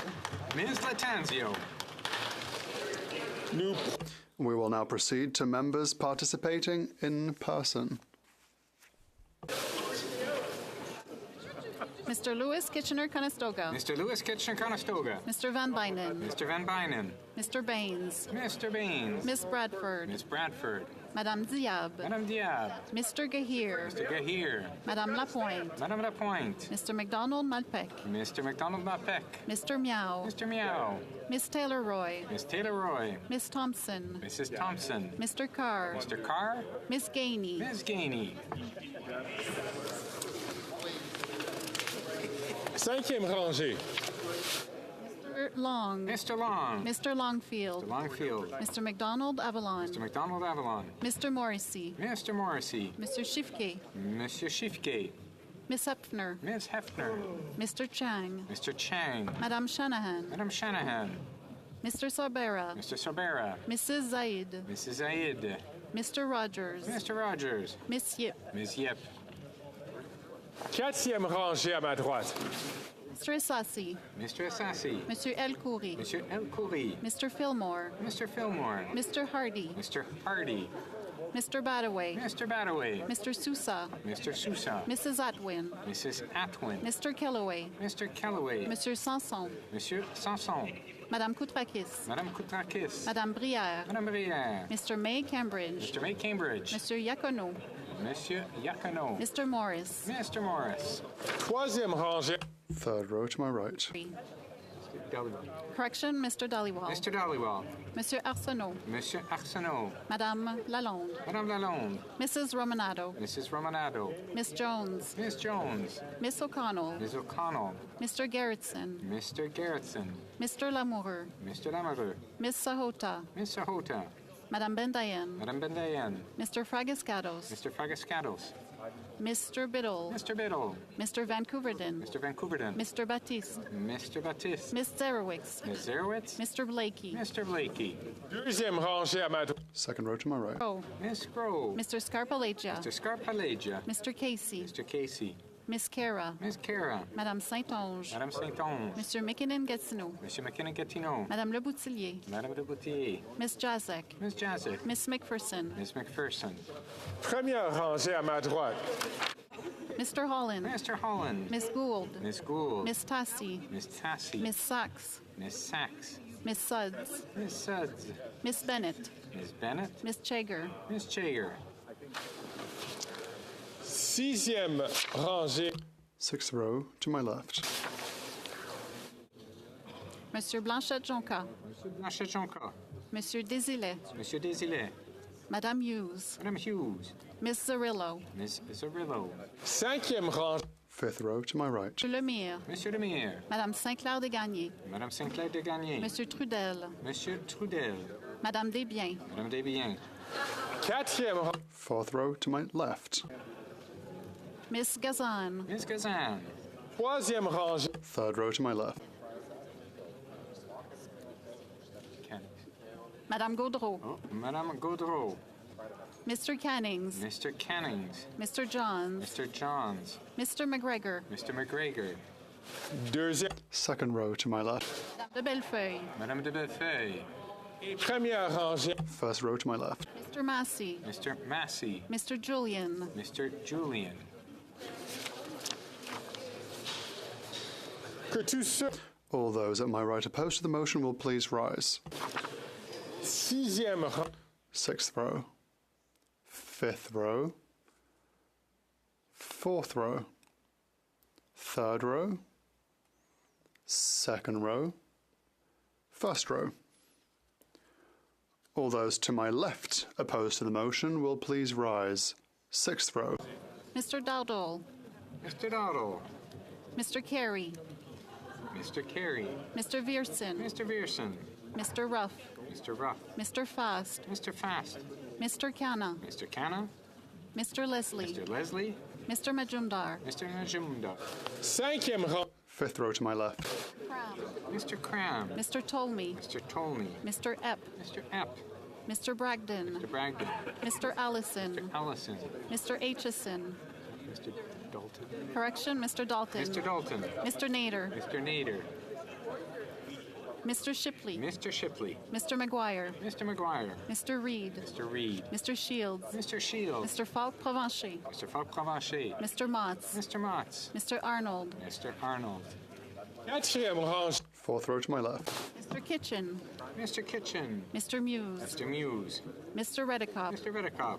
Mr. Van Popta. Mr. Van Popta. Mr. Waugh. Mr. Waugh. Mr. Steinley. Mr. Steinley. Mr. Calkins. Mr. Calkins. Miss Rude. Ms. Rude. Mr. Leroux. Mr. Leroux. Mr. Generou. Mr. Generou. Mr. Morans. Mr. Morantz. Mr. Major. Mr. Major. Mrs. Falk, Battlefords Lloydminster. Mrs. Falk, Battlefords Lloydminster. Mr. Martel. Mr. Martel.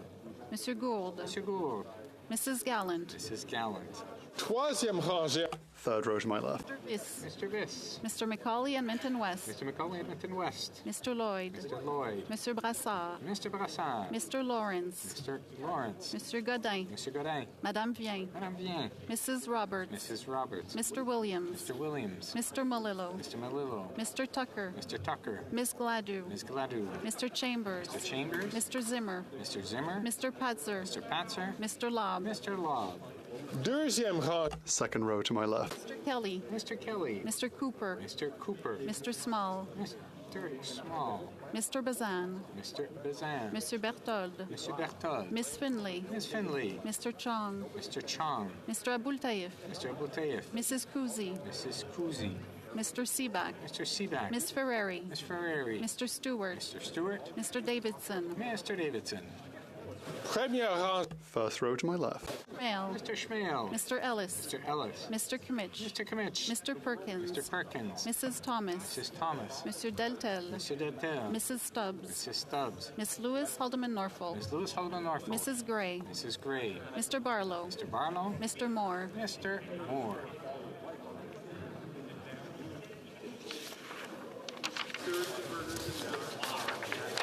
The House will now wait for the electronic voting period to end before resuming its proceedings. And across.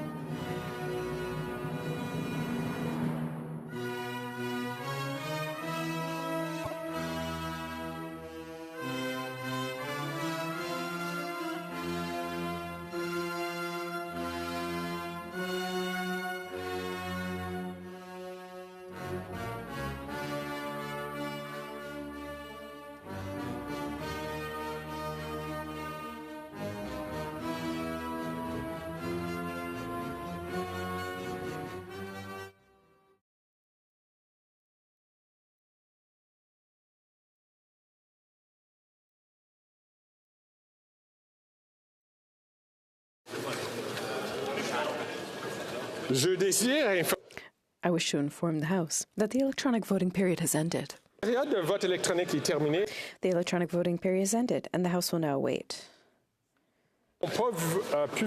Or rather, if members were not able to vote due to technical difficulties, they may now use the raise hand function, and the chair will recognize them. Le bureau va maintenant Appel au règlement. Point of order. The member for Don Valley West. I attempted to vote, but I had technical difficulties, and I would like to vote, and I will vote yes.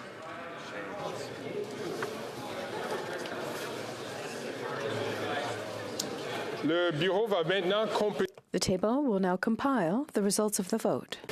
Yeas pour, 208, 208. Nays contre, 115, 115. Je déclare la I declare the motion carried.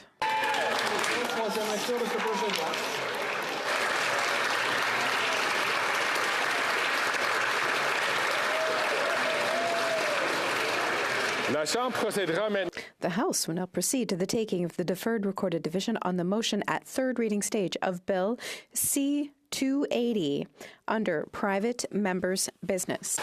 La question est la.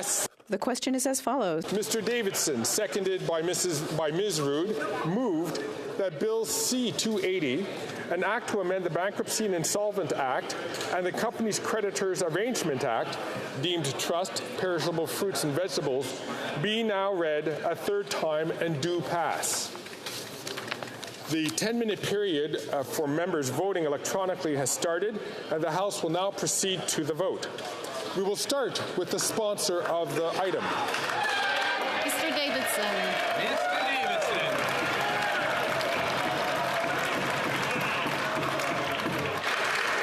We will now proceed to members participating in person. All those to my left in favor of the motion will please rise. Dowdall.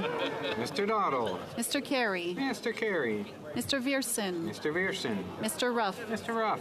Mr. Fast. Mr. Fast. Mr. Canna. Mr. Canna. Mr. Majumdar. Mr. Majumdar. Monsieur Blanchet-Jonca. Monsieur Blanchet-Jonca. Monsieur Désilet. Monsieur Désilet. Madame Hughes. Madame Hughes. Ms. Zarillo. Ms. Zarillo.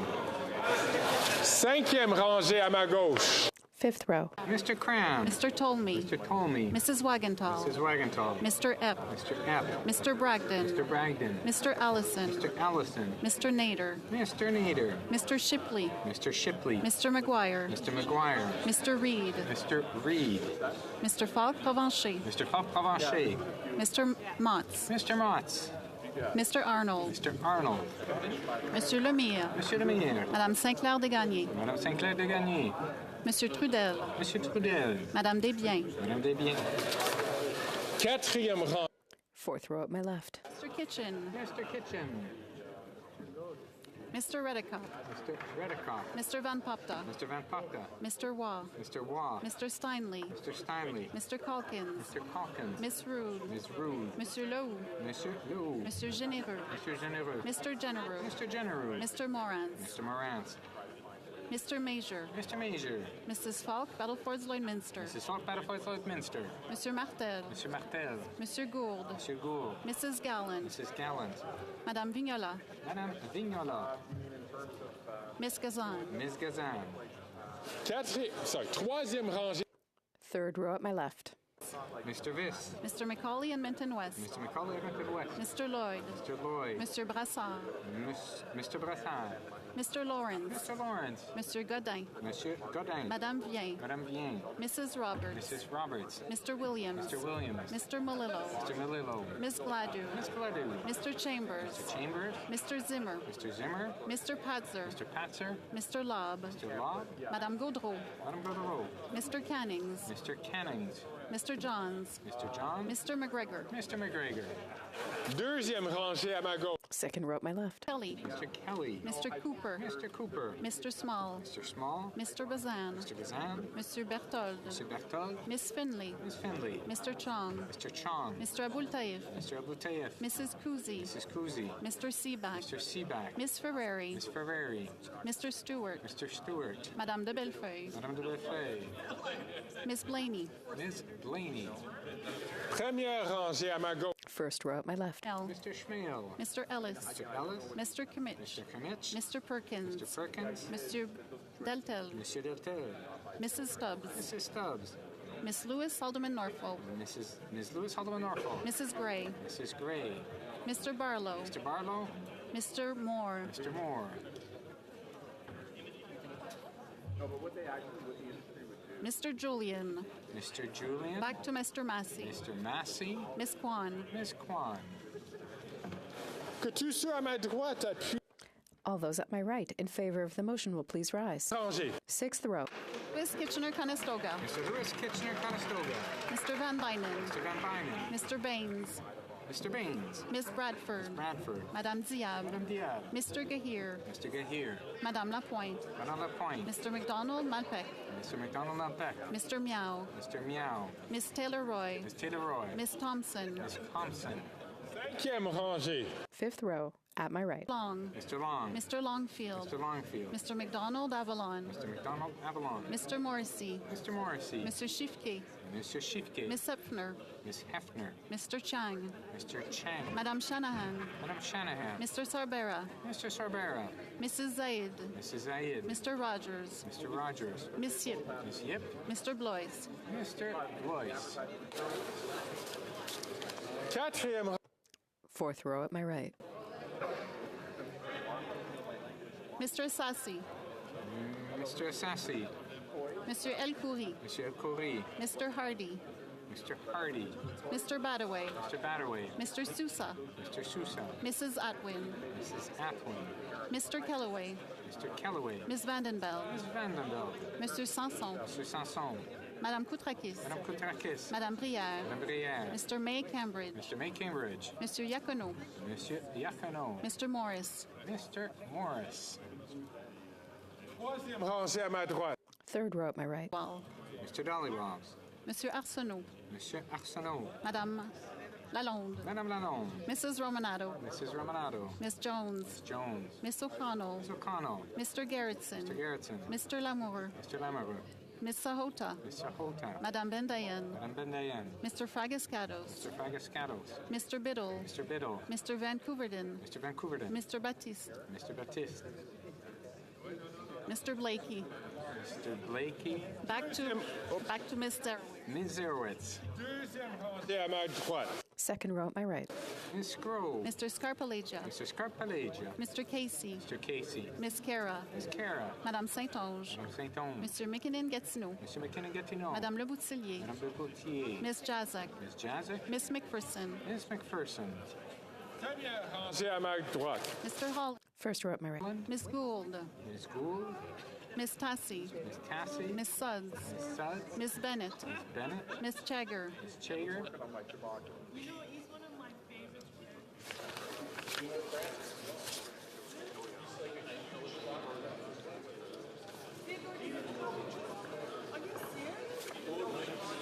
Did you catch?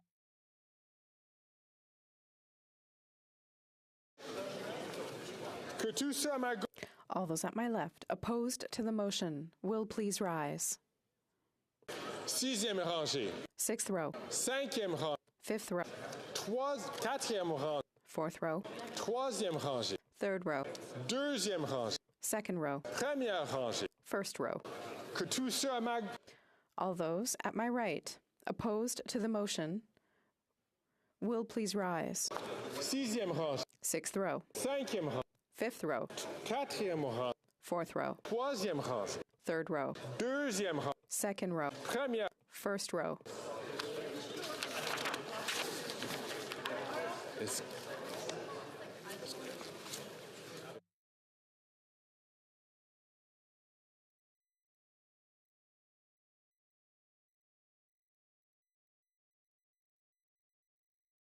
La Chambre attendra maintenant.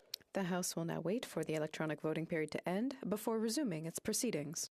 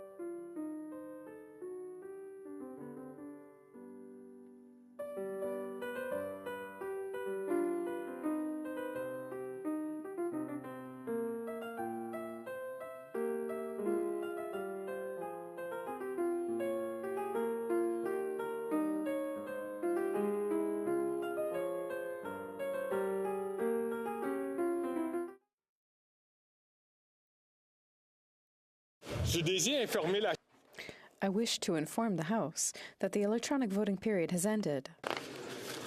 Si les députés n'ont pas pu voter en raison de problèmes, If members were unable to vote due to technical difficulties, they may now use the raise hand function, and the chair will recognize them. le bureau va maintenant The table will now compile the results of the vote. Yeas pour 320, 320. Nays contre 1, 1. Je déclare I declare the motion carried.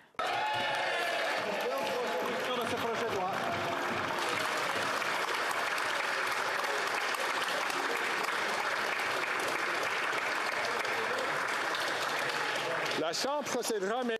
The House will now proceed to the taking of the deferred recorded division on the motion at third reading stage of Bill C-284 under Private Members' Business. The question is as follows. Madame Gros, appuyez.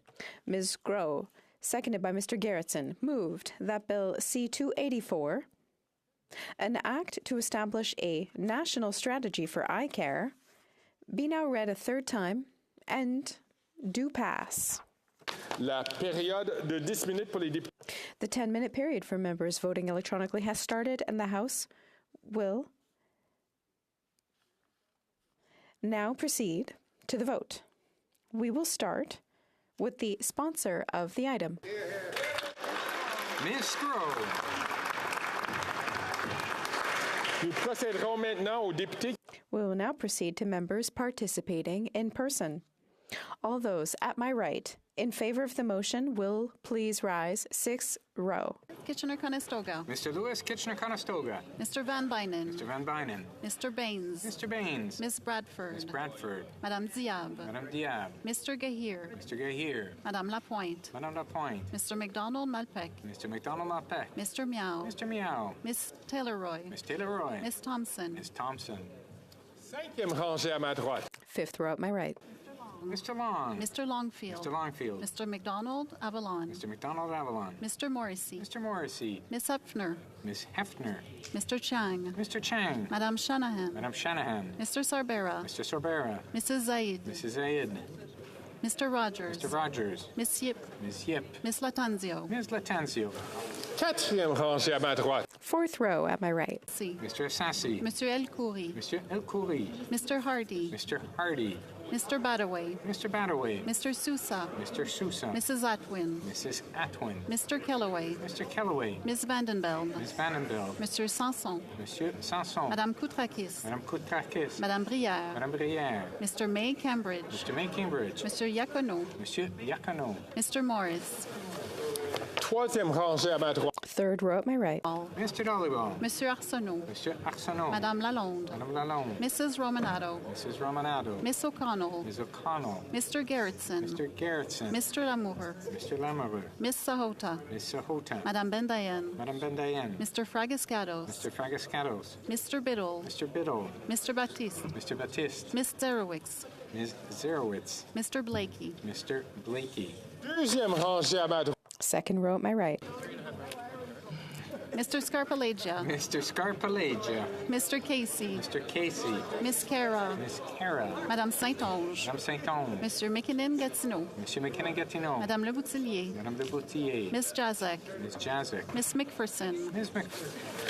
Première rangée à ma 1st row at my right. Mr. Holland.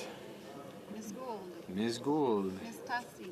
Miss Tassie. Miss Suds. Miss Suds. Miss Bennett. Miss Bennett. Miss Jagger. Miss Chager. Tous ceux à ma gauche qui veulent. All those at my left in favor of the motion will please rise. Mr. Dowdall. Mr. Doddle. Mr. Carey. Mr. Carey. Mr. Vierson. Mr. Vierson. Mr. Ruff. Mr. Ruff. Mr. Fast. Mr. Fast.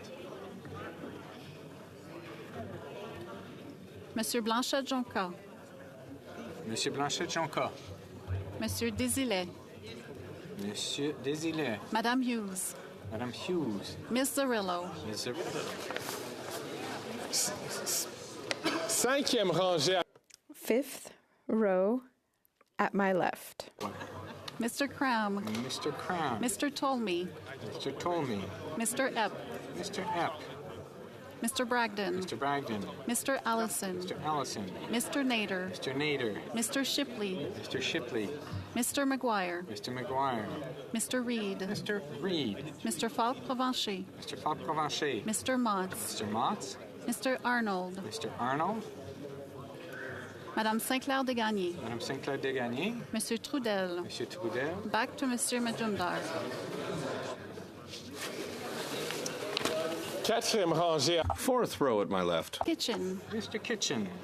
Mr. Redekop. Mr. Redekop. Mr. Van Popta. Mr. Van Popta. Mr. Calkins. Mr. Calkins. Miss Rude. Ms. Rude. Monsieur Lehoux. Monsieur Lehoux. Mr. Généreux. Monsieur Généreux. Mr. Genereux. Mr. Genereux. Mr. Morantz. Mr. Morantz. Mr. Major. Mr. Major. Mrs. Falk, Battleford Lloydminster. Mrs. Falk, Battleford Lloydminster. Monsieur Martel. Monsieur Martel. Monsieur Gould. Monsieur Gould. Mrs. Gallant. Mrs. Gallant. Troisième rangée. Third row at my left. Mr. McCauley and Minton West. Mr. McCauley, Edmonton West. Mr. Lloyd. Mr. Lloyd. Mr. Lawrence. Mr. Lawrence. Monsieur Godin. Monsieur Godin. Madame Vien. Madame Vien. Mrs. Roberts. Mrs. Roberts. Mr. Melillo. Mr. Melillo. Mr. Zimmer. Mr. Zimmer. Mr. Padzer. Mr. Patzer. Mr. Lobb. Mr. Lobb. Madame Gaudreau. Madame Gaudreau. Mr. Cannings. Mr. Canning. Mr. Johns. Mr. John. Mr. McGregor. Mr. McGregor. Second row at my left. Mr. Kelly. Mr. Kelly. Mr. Cooper. Mr. Cooper. Mr. Small. Mr. Small. Mr. Bazan. Mr. Bazan. Monsieur Berthold. Monsieur Berthold. Miss Finley. Miss Findley. Mr. Chong. Mr. Chong. Mr. Abultaif. Mr. Abultaif. Miss Ferrari. Miss Ferrari. Mr. Stewart. Mr. Stewart. Madame de Bellefeuille. Madame de Bellefeuille. Miss Blaney. Miss Blaney. Première rangée. First row at my left. Schmale. Mr. Schmale. Mr. Kimmich. Mr. Kimmich. Mr. Perkins. Mr. Perkins. Mr. Deltel. Monsieur Deltel. Mrs. Stubbs. Mrs. Stubbs. Mrs. Lewis Haldeman Norfolk. Mrs. Lewis Haldeman Norfolk. Mrs. Gray. Mrs. Gray. Mr. Barlow. Mr. Barlow. Mr. Moore. Mr. Moore. Mr. Julian. Mr. Julian. Miss Kwan. Miss Kwan. All those at my right who oppose the motion will please rise. Sixth row. Fifth row. Fourth row. Third row. Second row. First row. All those at my left opposed to the motion will please rise. Sixth row. Fifth row. Fourth row. Third row. Second row. First row.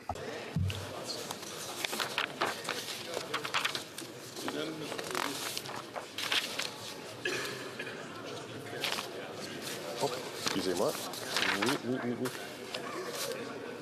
La Chambre. The House will now wait for the electronic voting period to end before resuming its proceedings.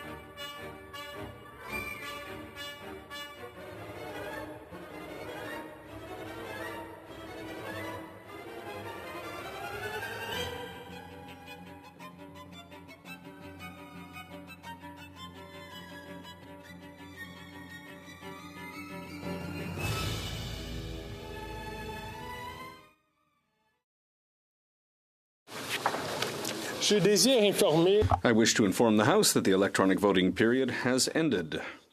If members were unable to vote due to technical difficulties, they may now use the raise hand function and the chair will recognize them. Je vois la députée. I see the member for Calgary Midnapore. Merci, Monsieur le Président. J'ai essayé d'utiliser. Thank you, Mr. Speaker. Unfortunately, the app didn't work. I would like to vote here, and I would like to vote in favor. Scusi, yé pour. Le bureau va. The table will now compile the results of the vote. Yes pour 324, 324. Nays contre, 0, aucun. Je déclare. I declare the motion carried.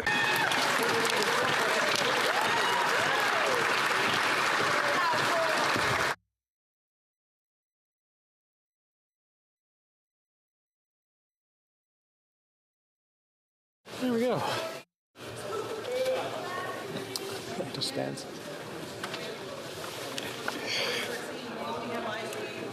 The House will now proceed to the taking of the deferred recorded division on the amendment of Mr. Massey to motion M79 under private members' business. The question is as follows. Mr. Blakely, seconded by Mr. McGregor, moves that. May I dispense? Thank you.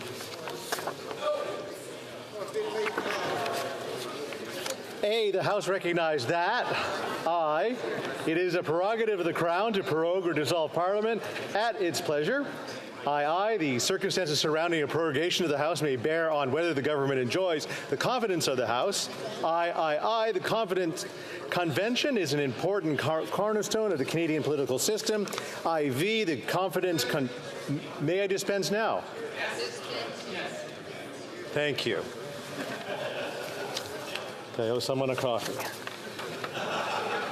Or something stronger. The 10-minute period for members voting electronically has started, and the House will now proceed to the vote. We will start with the sponsor of the item. Mr. Blakey. Mr. Blakey. We will now proceed to members participating in person. All those at my right in favor of the amendment will please rise. In the 6th row. In the 5th row. In the 4th row. Troisième rangée. 3rd row. Deuxième. 2nd row. Can we go back? And back to Mr. Morris. Mr. Morris. Premier rangée. 1st row. All those at my left in favor of the amendment will please rise. In the 6th row. Monsieur Desilets. Monsieur Desilets. Madame Hughes. Madame Hughes. Miss Zerillo. Zerillo. In the 5th row. Monsieur Lemire. Monsieur Lemire. Monsieur Trudel. Monsieur Trudel. 4th row. Miss Gazan. Miss Gazan. 3rd row. Mr. Cannings. Mr. Cannings. Mr. McGregor. Mr. McGregor. Those in the 2nd row. Madame de Bellefeuille. Madame de Bellefeuille. To set up 1st row. Mr. Massey. Mr. Massey. Mr. Julian. Mr. Julian. Miss Kwan. Miss Kwan. And all those at my right opposed to the amendment will please rise. Mr. Lewis Kitchener.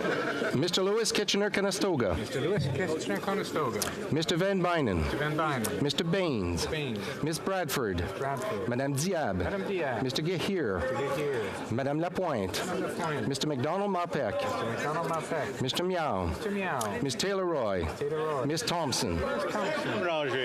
Mr. Long. Mr. Long. Mr. Longfield. Mr. Longfield. Mr. McDonald Avalon. Mr. McDonald Avalon. Mr. Morrissey. Mr. Morrissey. Miss Hefner. Miss Hefner. Mr. Chang. Mr. Chang. Madame Shanahan. Madame Shanahan. Mr. Sobera. Mr. Sobera. Mrs. Zaid. Mrs. Zaid. Mr. Rogers. Mr. Rogers. Miss Yip. Miss Yip. Miss Latenzio. Miss Latenzio. Quatrième rangée. 4th row. À droite. Monsieur. Monsieur Coury. Mr. Hardy.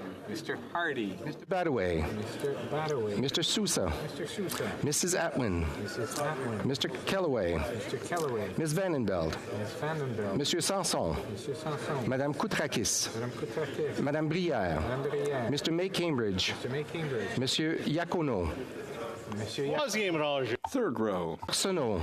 Monsieur Arsenault. Madame Lalonde. Madame Lalonde. Mrs. Romanado. Mrs. Romanado. Miss O'Connell. Miss O'Connell. Mr. Gerritsen. Mr. Gerritsen. Mr. Lamoureux. Mr. Lamoureux. Miss Sahota. Miss Sahota. Madame Bendayan. Madame Bendayan. Mr. Frigiscados. Mr. Fergascato. Mr. Biddle. Mr. Biddle. Mr. Baptiste. Mr. Baptiste. Ms. Zerwit. Ms. Zerowitz. Deuxième rangée. Second row. Scroll. Ms. Scroll. Mr. Scarpelegia. Scarpelegia. Mr. Casey. Mr. Casey. Miss Cara. Miss Cara. Madame Saint-Onge. Madame Saint-Onge. Monsieur McKinnon-Gatineau. Monsieur McKinnon-Gatineau. Madame Le Boutillier. Madame Le Boutier. Première rangée. First row. Mr. Holland. Mr. Holland. Ms. Gould. Ms. Gould. Miss Tassie. Miss Tassie. Miss Suds. Miss Suds. Miss Chager. Miss Chager. All those at my left opposed to the motion will please rise in the sixth row. Mr. Dowdle. Mr. Dowdle. Mr. Carey. Mr. Carey. Mr. Vierson. Mr. Vierson. Mr. Fast. Mr. Fast. Mr. Leslie. Mr. Leslie. Mr. Majumdar. Mr. Majumdar. In the fifth row at my left. Mr. Cram. Mr. Cram. Mr. Tolmie. Mr. Tolmie. Mrs. Wagentall. Mrs. Wagenthal. Mr. Epp. Mr. F. Mr. Bragdon. Mr. Bragdon. Mr. Allison. Mr. Allison. Mr. Nader. Mr. Nader. Mr. Shipley. Mr. Shipley. Mr. McGuire. Mr. McGuire. Mr. Reed. Mr. Reed. Mr. Falk Provencher. Mr. Falk Provencher. Mr. Mott. Mr. Mott. Mr. Arnold. Mr. Arnold. In the fourth row. Mr. Redekop. Mr. Redekop. Mr. Van Popta. Mr. Van Putten. Mr. Calkins. Mr. Calkins. Miss Rude. Miss Rude. Monsieur Lou. Monsieur Lou. Monsieur Généreux. Monsieur Généreux. Mr. Genereux. Mr. Genereux. Mr. Morantz. Mr. Moran. Mr. Mazer. Mr. Mazer. Mrs. Falk. Battleford's Lloydminster. Mrs. Falk Battleford. Lloydminster. Monsieur Martel. Mr. Martel. Mrs. Gallant. Mrs. Troisième rangée. Third row. Macaulay Edmonton West. Mr. Lloyd. Mr. Lloyd. Mr. Lawrence. Mr. Lawrence. Monsieur Godin. Monsieur Godin. Madame Vien. Madame Vien. Mrs. Roberts. Mrs. Roberts. Mr. Malillo. Mr. Murillo.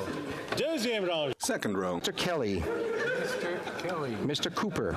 Mr. Cooper. Mr. Small. Mr. Small. Mr. Bazan. Mr. Bazan. Monsieur Berthold. Mr. Berthold. Miss Finley. Miss Finley. Mr. Chong. Mr. Chong. Mrs. Kuzi. Mrs. Kuzi. Miss Ferrari. Miss Ferreri. Mr. Stewart. Mr. Stewart. In the first row at my left. Mr. Schmale. Mr. Schmale. Mr. Kimmich. Mr. Kimmich. Mr. Perkins. Mr. Perkins. Monsieur Deltel. Mr. Delter. Mrs. Stubbs. Mrs. Stubbs. Miss Lewis Haldeman Norfolk. Miss Louis Haldeman Norfolk. Mrs. Gray. Mrs. Gray. Mr. Barlow. Mr. Barlow. Mr. Moore. Mr. Moore.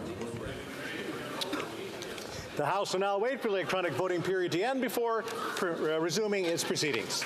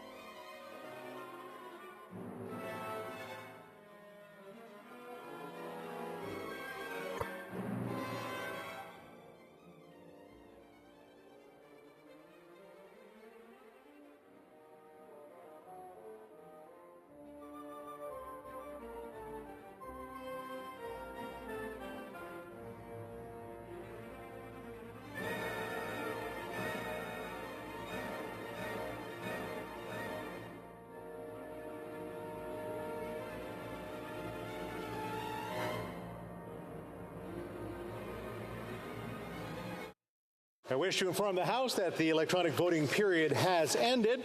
If members were not able to vote due to technical difficulties, they may now use either the raise hand function or stand in the chamber, and the chair will recognize them.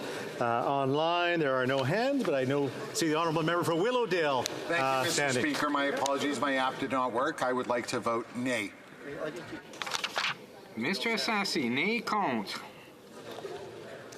And I think we're good. Nobody else will stand. The honourable member for Labrador. Mr. Speaker, I tried to change my vote electronically. I couldn't get it to work, but I'd like to register as voting no. Ms. Jones, nay, contre.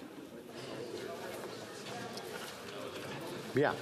The table will now compile the results of the vote.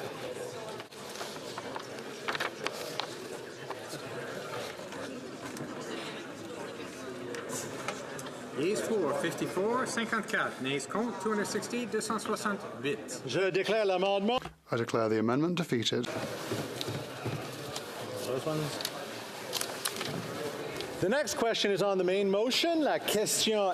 The question is as follows. Mr. Blakey, seconded by Mr. McGregor, moved that A, the House recognise that. Thank you. Si un député participant. If a member taking part in person wishes that the motion be carried or carried on division, or if a member of recognised party participating in person wishes to request a recorded division, I would invite them to rise and indicate it to the chair. The honourable member for Elmwood Transcona. I'd like to request a recorded division, hopefully with a different result. The 10-minute period for members voting electronically has started, and the House will now proceed with the vote. We will start with the sponsor of the item. Mr. Blakey. We'll now proceed to members participating in person. All those at my right in favour of the motion will please rise. Sixth row. In the fifth row. In the fourth row. Mr. Morris. Mr. Morris. Second row. McPherson. Ms. McPherson. Premier. First row. All those at my left in favour of the motion will please rise in the sixth row. Monsieur Desilets. Monsieur Desilets. Madame Hughes. Madame Hughes. Miss Zerillo. Zerillo. Cinquième rang. Fifth row. Monsieur Lemire. Monsieur Lemire. Madame Sinclair Desgagnés. Madame Sinclair Desgagnés. Monsieur Trudel. Monsieur Trudel. Madame Desbiens. Madame Desbiens. Quatrième. Fourth row. Miss Gazan. Miss Gazan. Troisième rang. Third row. Mr. Cannings. Cannings. Mr. McGregor. Mr. McGregor. Deuxième rang. Second row. Madame de Bellefeuille. Madame de Bellefeuille. In the first row at my left. Mr. Massey. Mr. Massey. Mr. Julian. Mr. Julian. Miss Kwan. Miss Kwan. All those at my right opposed to the motion will please rise in the sixth row. Mr. Lewis Kitchener-Conestoga. Mr. Lewis Kitchener-Conestoga. Mr. Van Bynen. Mr. Van Bynen. Miss Bradford. Miss Bradford. Madame Diab. Madame Diab. Mr. Gahir. Mr. Gahir. Madame Lapointe. Madame Lapointe. Mr. McDonald-Malpeck. Mr. McDonald-Malpeck. Mr. Meow. Mr. Meow. Miss Taylor-Roy. Taylor-Roy. Miss Thompson. Miss Thompson. Fifth row at my right. Mr. Long. Mr. Long. Mr. Longfield. Mr. Longfield. Mr. McDonald-Avalon. Mr. McDonald-Avalon.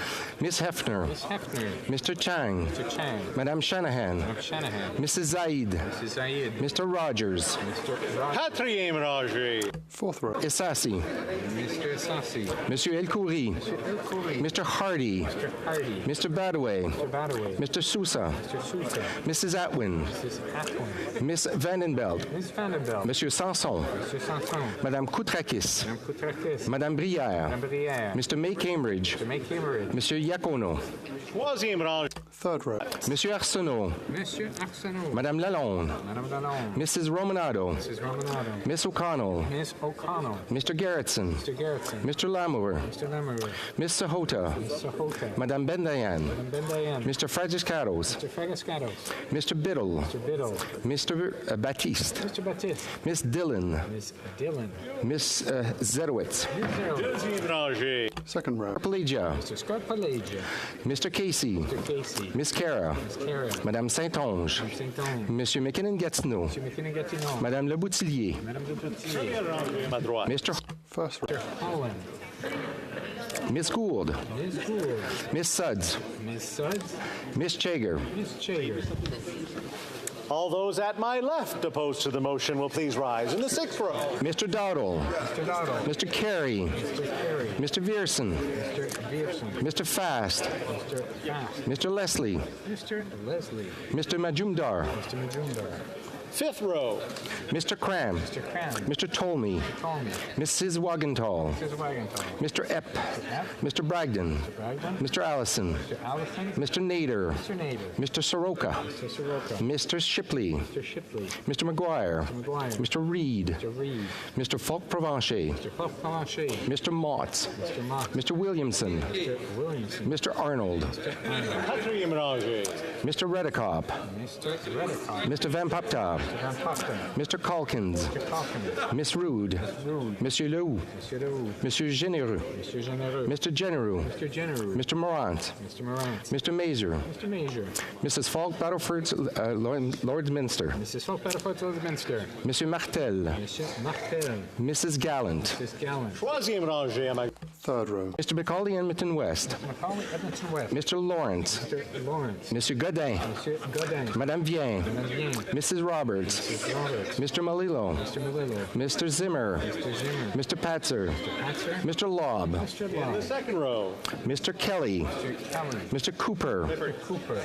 Mr. Small. Mr. Small. Mr. Bazan. Mr. Bazan. Mr. Berthold. Mr. Berthold. Miss Finley. Miss Finley. Mr. Chong. Mr. Chong. Mrs. Kuzi. Mrs. Kuzi. Miss Ferrari. Miss Ferrari. In the first row. Mr. Schmidt. Mr. Schmale. Mr. Kimmich. Mr. Kimmich. Mr. Perkins. Mr. Perkins. Monsieur Deltel. Mr. Deltel. Mrs. Stubbs. Mrs. Stubbs. Miss Lois Haldeman Norfolk. Miss Louis Haldeman Norfolk. Mrs. Gray. Mrs. Gray. Mr. Barlow. Mr. Barlow. Mr. Moore. Mr. Moore.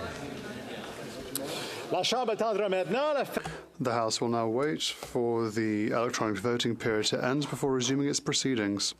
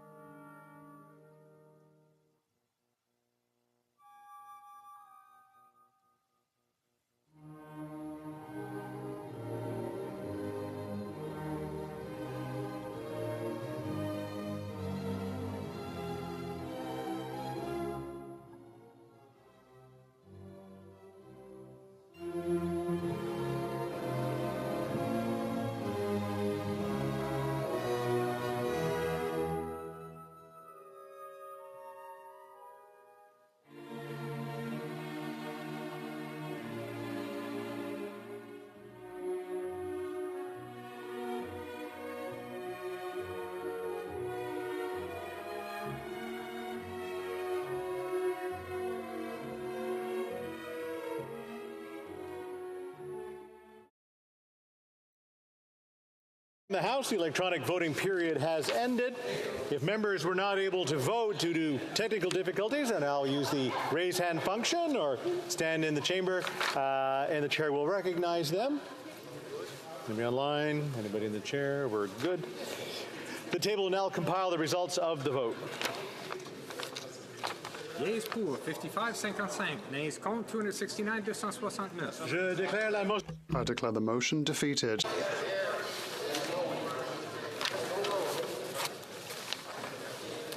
Well, the House now proceed to the taking of the deferred recorded division on the motion at second reading stage of Bill C-278 under private members' business. The question is as follows.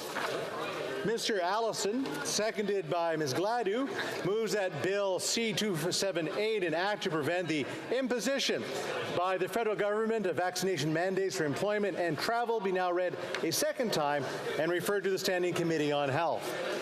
La période The 10-minute period for members voting electronically has started, and the House will now proceed to the vote. We will start with the sponsor of the item. Sponsor of the item.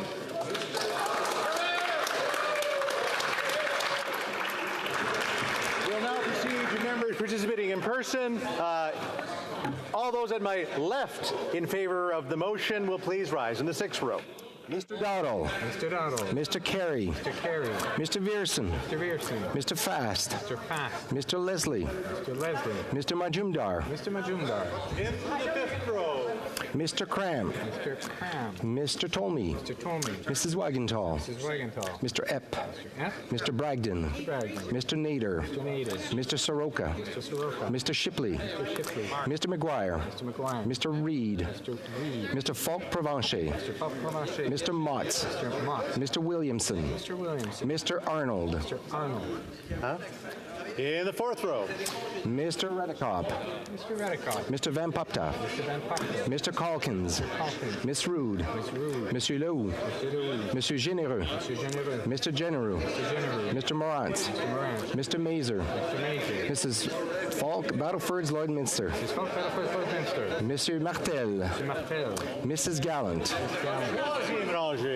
Mr. Macaulay, Edmonton West. Macaulay, Edmonton West. Mr. Lawrence. Mr. Lawrence. Monsieur Godin. Mr. Godin. Madame Vien. Madame Vien. Mrs. Roberts. Mrs. Roberts. Mr. Molillo. Mr. Melillo. Mr. Zimmer. Mr. Zimmer. Mr. Patzer. Mr. Patzer. Mr. Lobb. Deuxième rangée, à ma gauche. Mr. Kelly. Mr. Kelly. Mr. Cooper. Mr. Cooper. Mr. Small. Mr. Small. Mr. Bazan. Mr. Bazan. Monsieur Berthold. Mr. Berthold. Miss Finley. Miss Finley. Mr. Chong. Mr. Chong. Mrs. Kuzi. Mrs. Kuzi. Miss Ferrari. Miss Ferrari. In the first row. Mr. Schmale. Mr. Schmale. Mr. Kimmich. Mr. Kimmich. Mr. Perkins. Mr. Perkins. Monsieur Deltel. Mr. Deltel. Mrs. Stubbs. Mrs. Stubbs. Miss Lewis Hardeman Norfolk. Miss Lewis Hardeman Norfolk. Mrs. Gray. Mrs. Gray. Mr. Barlow. Mr. Barlow. Mr. Moore. Mr. Moore. All those at my right in favor of the motion will please rise in the sixth row. In the fifth row. In the fourth row. Troisième rangée. Third row. Deuxième. Second row. Et première. And the first row to my right. All those at my left opposed to the motion will please rise in the sixth row. Monsieur Desilets. Monsieur Desilets. Miss Zerillo. Miss Zerillo. In the fourth row. Monsieur Lemire. Monsieur Lemire. Madame Saint-Clair-Desgagnés. Madame Saint-Clair-Desgagnés. Monsieur Trudel. Trudel. Madame Desbiens. Madame Desbiens. Cinquième rangée. Quatrième rangée. Miss Gazan. Miss Gazan. Third row. Mr. Cannings. Cannings. Mr. McGregor. Mr. McGregor. Deuxième row. Second row. Madame de Bellefeuille. Madame de Bellefeuille. In the first row. Mr. Massey. Mr. Massey. Mr. Julian. Mr. Julian. Miss Kwan. Miss Kwan. All those at my right opposed to the motion will please rise in the sixth row. Mr. Lewis Kitchener-Conestoga. Mr. Lewis Kitchener-Conestoga. Mr. Van Bynen. Mr. Van Bynen. Miss Bradford. Miss Bradford. Madame Diab. Madame Diab. Mr. Gahir. Mr. Gahir. Madame Lapointe. Madame Lapointe. Mr. McDonald-Malpeck. Mr. McDonald-Malpeck. Mr. Long. Mr. Long. Mr. Longfield. Mr. Longfield. Mr. McDonald-Avalon. Mr. McDonald-Avalon. Mrs. Zaid. Mr. Zayed. Mr. Rogers. Mr. Rogers. Fourth row. Mr. Essassi. Mr. Sassi. Monsieur El Khoury. Monsieur El Khoury. Mr. Hardy. Mr. Hardy. Mr. Badaway. Mr. Badaway. Mr. Sousa. Mr. Sousa. Mrs. Atwin. Mrs. Atwin. Ms. Vandenbelt. Ms. Vandenberg. Monsieur Sanson. Monsieur Sanson. Madame Koutrakis. Madame Koutrakis. Madame Brière. Madame Brière. Mr. May Cambridge. Mr. May Cambridge. Monsieur Iacono. Monsieur Iacono. Mr. Morris. Mr. Morris. Troisième rangée. Third row to my right. Madame Lalonde. Madame Lalonde. Mrs. Romanado. Mrs. Romanado. Miss O'Connell. Mr. O'Connell. Mr. Garrettson. Mr. Garrettson. Mr. Lamour. Mr. Lamour. Miss Sahota. Mr. Hoda. Madame Bendayan. Madame Bendayan. Mr. Fragiscados. Mr. Fagascato. Mr. Biddle. Mr. Biddle. Miss Dillon. Ms. Dillon. Miss Zerowitz. Zerowitz. Mr. Blakey. Mr. Blake. Deuxième rangée. Mr. Scarpalegia. Mr. Scarpalegia. Mr. Casey. Mr. Casey. Miss Cara. Miss Cara. Madame Saint-Onge. Madame Saint-Onge. Monsieur McKinnon-Gatineau. Monsieur McKinnon-Gatineau. Madame Le Boutillier. Madame de Boutillier. Miss McPherson. Miss McPherson. First row at my right. Mr. Holland. Mr. Holland. Miss Gould. Miss Gould. Miss Suds. Miss Sugg. Miss Chager. Miss Chager. The House will now wait for the electronic voting period to end before resuming its proceedings.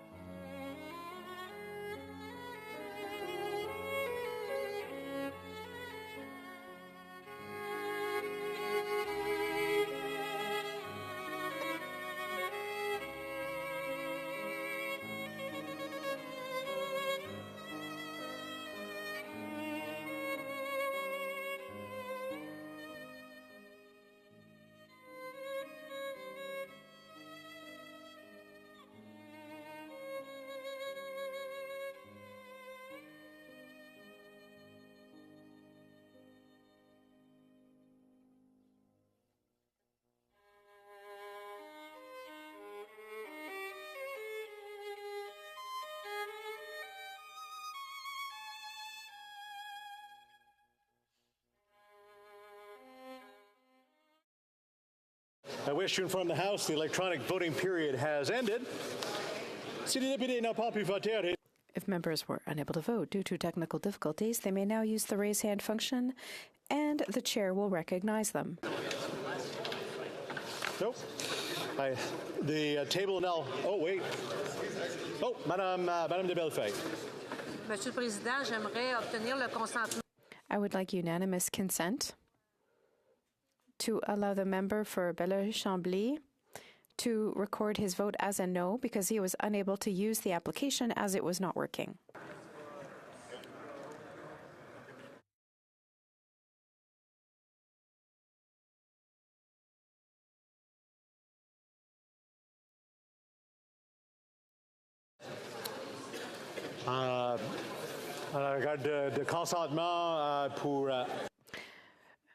Regarding consent to apply the vote of the honourable member for Belleuil-Chambly. Motion, please say nay. Nay? I've heard a nay.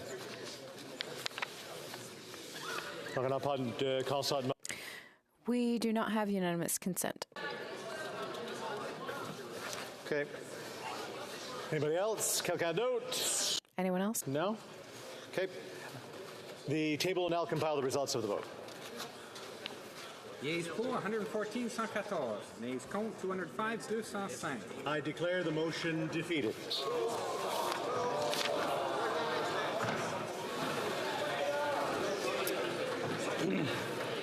I wish to inform the House that because of the deferred recorded divisions, government orders will be extended by, everybody guess, 76 minutes. And it's my duty, pursuant to Standing Order 38, to inform the House that the questions we raise tonight at the time of adjournment are as follows. The member for Calgary-Rocky Ridge on finance, and the honourable member for Bow River on carbon pricing. And we'll just switch out here.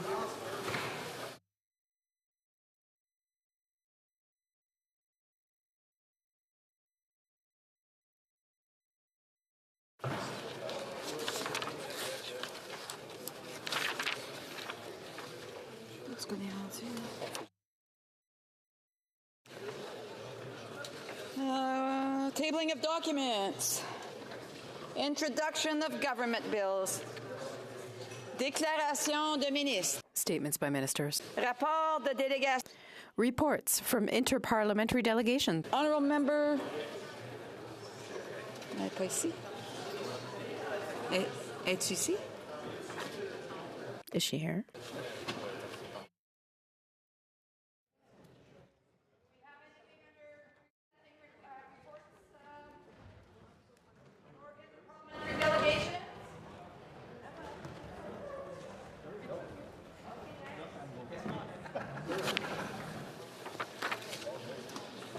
Presenting reports from committees. Dépôt de projet de loi émanant. Introduction of private members' bills. First reading of Senate public bills. Motion. Motions. Presenting petitions. The honourable member for, sorry, I can't see. Yeah, Dauphin Nippewa? Dauphin Swan River Nippewa. Because I'm talking about Swan River. Good people. Are we here? Hello, camera. I'm waiting for the camera. There we go. Madam Speaker, I rise for the 18th time on behalf of the people of Swan River, Manitoba, to present a petition on the rising rate of crime. The people of Swan River are tired of this NDP Liberal government's soft on crime policies that allow violent repeat offenders out on the streets. Folks in this rural community don't recognize their once safe town. Instead of focusing on tomorrow's future, the people of Swan River are focused on yesterday's crimes. The petitioners are calling for an action with jail, not bail, for those violent repeat offenders. Madam Speaker, the people of Swan River demand that this Liberal government repeal their soft on crime policies that directly threaten their livelihoods and their community. I support the good people of Swan River. Bravo. Presenting petitions, présentation de pétitions, the honourable member for Kitchener Centre. Thank you, Madam Speaker. It's an honour to rise to present a petition on behalf of neighbours in Kitchener Centre. They note, first of all, that their quality of life is being negatively affected by a high frequency of air traffic occurring near residential areas, including related to stress and interrupted sleep. They note there's a need for greater cooperation on the part of airport management with citizens and federal authorities to reduce the negative impacts of aircraft noise. The region of Waterloo International Airport is home to one of the largest and busiest flight training schools in Canada, and its total air traffic, they note, has increased by over 1,400% between 2019 and 2022, making it now the 6th busiest in Canada. They note that the negative impacts for residents nearby this airport have worsened significantly over this time, related and given that the fact that the airport doesn't have any nighttime flight restrictions or curfews in place, for example, among a number of other items. They also note that Canada's other busiest airports in residential areas in places like Edmonton, Hamilton, Toronto, Ottawa, and Montreal are all subject to heightened noise management requirements and air traffic and runway restrictions. In light of all of this, they're calling of the Minister of Transport to ensure that all Canadian airports near residential areas have established sufficient airport-specific noise abatement procedures and control requirements to meet all their obligations under the Canadian aviation regulations. And secondly, to assess whether any other Canadian airports near residential areas should be subjected to additional noise management requirements and restrictions, such as the requirement to develop a minister-approved noise management plan and report publicly on these plans, such as heightened noise abatement procedures and operating restrictions for designated noise-restricted runways. Thank you. Presenting petitions, the honourable member for Winnipeg Centre. Thank you, Madam Speaker. I'm honoured to rise today to present a petition in the House. This petition, E4573, calls on the federal government to provide financial aid for all families and caregivers who were affected by Lanark County's sudden decision to terminate access to the Canada-wide early learning and childcare funding for a particular childcare provider. This petition, brought by Tyler Williams from Carleton Place, Ontario, gathered 541 signatures. In addition to calling for funding intervention for families that were affected, it calls for an explanation of the factors that led to this decision, supporting the call of an emergency council meeting with members of the public present to discuss the childcare crisis facing Lanark County, and ensuring that a contingency plans for affected families with appropriate timelines and procedures are in place if funding for child care agencies is terminated, to ensure that no family is ever put in this position again. I thank the petitioners for their advocacy, and I'm proud to table this petition in the House today. Thank you, Madam Speaker. Presenting petitions, the honourable member Kingston and the Islands. Thank you very much, Madam Speaker. I rise today to present a petition on behalf of Canadians that are calling to the attention of the government, the Intergovernmental Panel on Climate Change, who has warned us repeatedly that rising temperatures over the next 2 decades will bring widespread devastation and extreme weather. They go on to indicate that Canadians are certainly feeling the impacts of flooding, wildfires, and extreme temperatures. They recognize that addressing the climate change requires drastic reduction in greenhouse gas emissions to limit global warming to 1.5%. And they also indicate that they're aware that the federal government committed in 2021 to cap and cut emissions from the oil and gas sector to achieve net zero by 2050. Therefore, they are calling on the government of Canada to move forward immediately with bold emissions caps for the oil and gas sector that are comprehensive in scope and realistic in achieving the necessary targets that Canada has set to reduce emissions by 2030. Thank you, Madam Speaker. Petitions, the honourable member for Calgary-Shepherd. Thank you, Madam Speaker. I'm taking a petition on behalf of my constituents. We're drawing attention of the House to the following: that Canada now has the highest rate of common law relationships among G7 countries, with the share of co-residing common law couples increasing from 6% in 1981 to 23% in 2021. They have other statistics they draw the attention of the House to, including the number of children living with a lone parent, step-parents, parents in a common law relationship, or other non-traditional unions. And are asking for the following: that we, the undersigned citizens and residents of Canada, call upon the Minister of Justice to initiate a statutory review of the Divorce Act, specifically concerning the federal child support guidelines, which takes into account the evolving reality of blended families, variance of incomes over time, and better reflects the needs of children in shared custody situations. Thank you, Madam Speaker. Presenting petitions, the honourable member for Waterloo. Thank you, Madam Speaker. Madam Speaker, impaired driving kills hundreds of Canadians and injures thousands more every year. And Shauna and Dave of the region of Waterloo know this all too well. Their 23-year-old son was taken away from them, stolen away from them and this earth because of this. And so hundreds of volunteers with Mad Canada, hundreds of citizens of Canada are calling upon the Government of Canada to introduce legislation to require anti-impaired driving technology in new vehicles by 2026, 2027. This is something that has been done by the United States of America through the HALT Act, and they would like the Government of Canada to consider this for Canadians as well. Madam Speaker, I also would like to present a second petition today. As the president of the Gloucester Pool Cottagers Association and founder of the Float Homes Not Vessels Coalition, resides within the region of Waterloo. They have been having conversations in regards to ensuring that structures are properly labeled, and in this case, that they be referred to as float homes, not vessels. So these citizens of Canada who are also residents of Ontario are calling upon the Government of Canada, namely the Minister of Transport, to classify both existing and new float homes as float homes, not vessels. And this would be a manner that's consistent with other provinces. And they note that the previous government had changed this definition, and as a result, these structures are currently exempt from all forms of provincial and municipal oversight and regulations, including building code adherence, environmental protection, public safety, taxation, and local management. So they look forward to the Government of Canada providing a response as to what the appropriate next step should be, and hope to see this classification change sooner rather than later. Thank you, Madam Speaker. Presenting petitions, the honourable for Peace River Westlock. Well, thank you, Madam Speaker. Madam Speaker, I'm pleased to rise today to present a number of petitions in the House of Commons. I rise to present this petition which seeks to support the health and safety of Canadian firearm owners. The petitioners recognize the importance of owning firearms, and they note that this is a big part of Canadian heritage. They're concerned about the impacts to hearing loss, however, the damaging noise levels of firearms, and the need for noise reduction.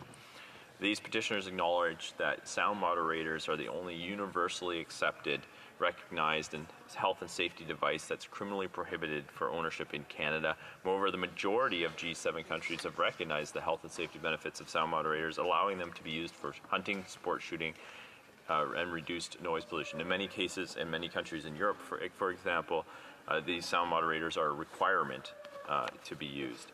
Petitioners are calling on the Government of Canada to allow legal firearm owners the options to purchase and use sound moderators for all legal hunting and sport shooting activities.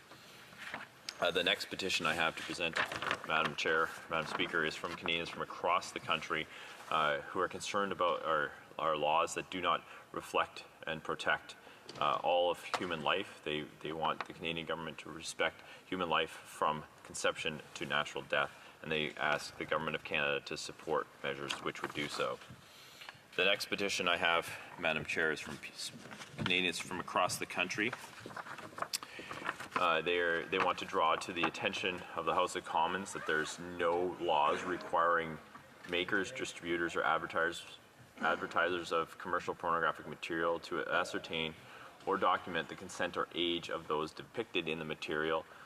They also note that they also want to highlight the Ethics Committee report on MindGeek that stated that the Government of Canada should mandate that content hosting platforms operating in Canada be required the affirmation from all persons depicted in pornographic content that before it's uploaded, and that they are 18 years old or older, and consent to this distribution. They want to offer their support to Bill C-270, the Stop Internet Sexual Exploitation Act, which adds 2 offenses to the criminal code to create pornographic material for commercial purpose without verifying age or consent of the individuals shown, and to distribute pornographic material without verifying the age and consent of those depicted, and also removing that material if in writing consent has been withdrawn.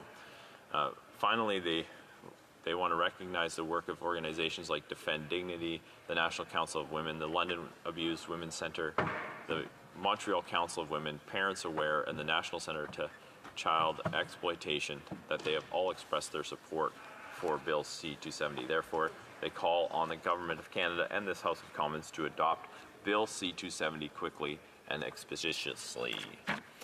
The next petition I have to present, Madam Speaker, comes from Canadians from across the country who are concerned as well about the age of consent or age verification that isn't happening for those depicted in pornographic material. These folks in particular are also calling for the Government of Canada to ensure that age verification and consent are confirmed prior to distribution, and they also, as such, are calling on the Government of Canada to pass Bill C-270 quickly and expeditiously. The next petition I have, Madam Speaker, comes from Canadians from across the country who are concerned about the conflict that has engulfed Ethiopia in the last year. They're concerned about the humanitarian.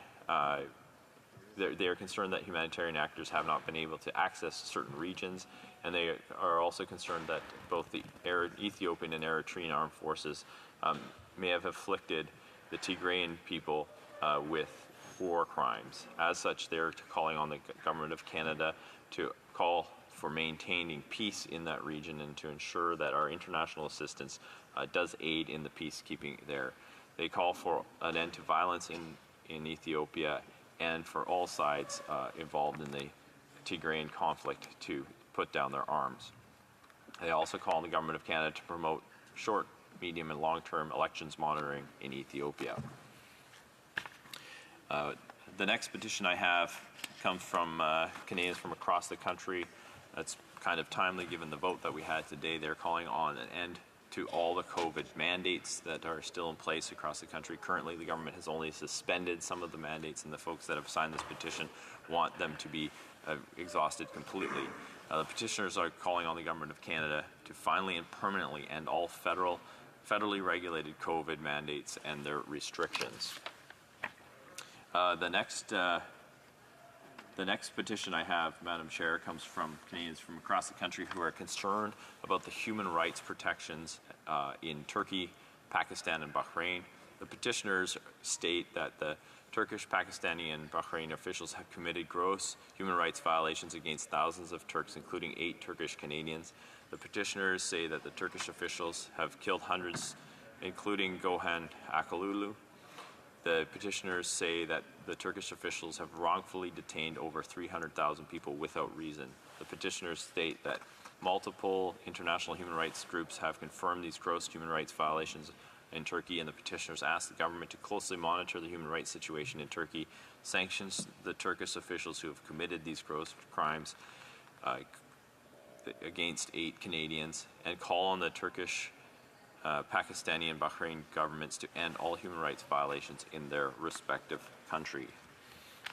The final petition I have today, Madam Chair, is another petition which calls on the Government of Canada to ensure that the quick passage of C-270, the Stop Internet Sexual Exploitation Act. This bill comes out of the recommendation number 2 from the Standing Committee on Access to Information, Privacy and Ethics report on MindGeek, which requires all content hosting platforms in Canada to verify age and consent prior to uploading this content. As such, the petitioners are calling on the House of Commons to pass Bill C-270 quickly and expeditiously. Thank you very much, Madam Speaker. Questions on the order paper. The Honourable Parliamentary Secretary of the Government House Leader. Madam Speaker, I would ask that all questions be allowed to stand at this time, please. Agreed and so ordered. Notice of motions. The Honourable Parliamentary Secretary of the Government House Leader. Madam Speaker, I would ask that all notices of motions for the production of papers also be allowed to stand at this time, please. Agreed and so ordered. Orders of the day, ordre du jour. Orders of the day, ordre du jour. Government orders, government bills, Senate. Consideration at report stage of Bill S-12, an act to amend the Criminal Code, the Sex Offender Information Registration Act, and the International Transfer of Offenders Act. Resuming debate, the honourable member, is it just debate? Oh. There being no motion at report stage, the House will now proceed without debate to the putting of the question on the motion to concur in the bill at report stage. Ms. Suds for Mr. Varani, seconded by Ms. Hadju, moves that Bill S-12, an act to amend the Criminal Code, the Sex Offender Information Registration Act, and the International Transfer of Offenders Act, as amended, be concurred in at report stage. If a member participating in person wishes that the motion be carried or carried on division, or if a member of a recognized party participating in person wishes to request a recorded division, I would invite them to rise and indicate it to the chair.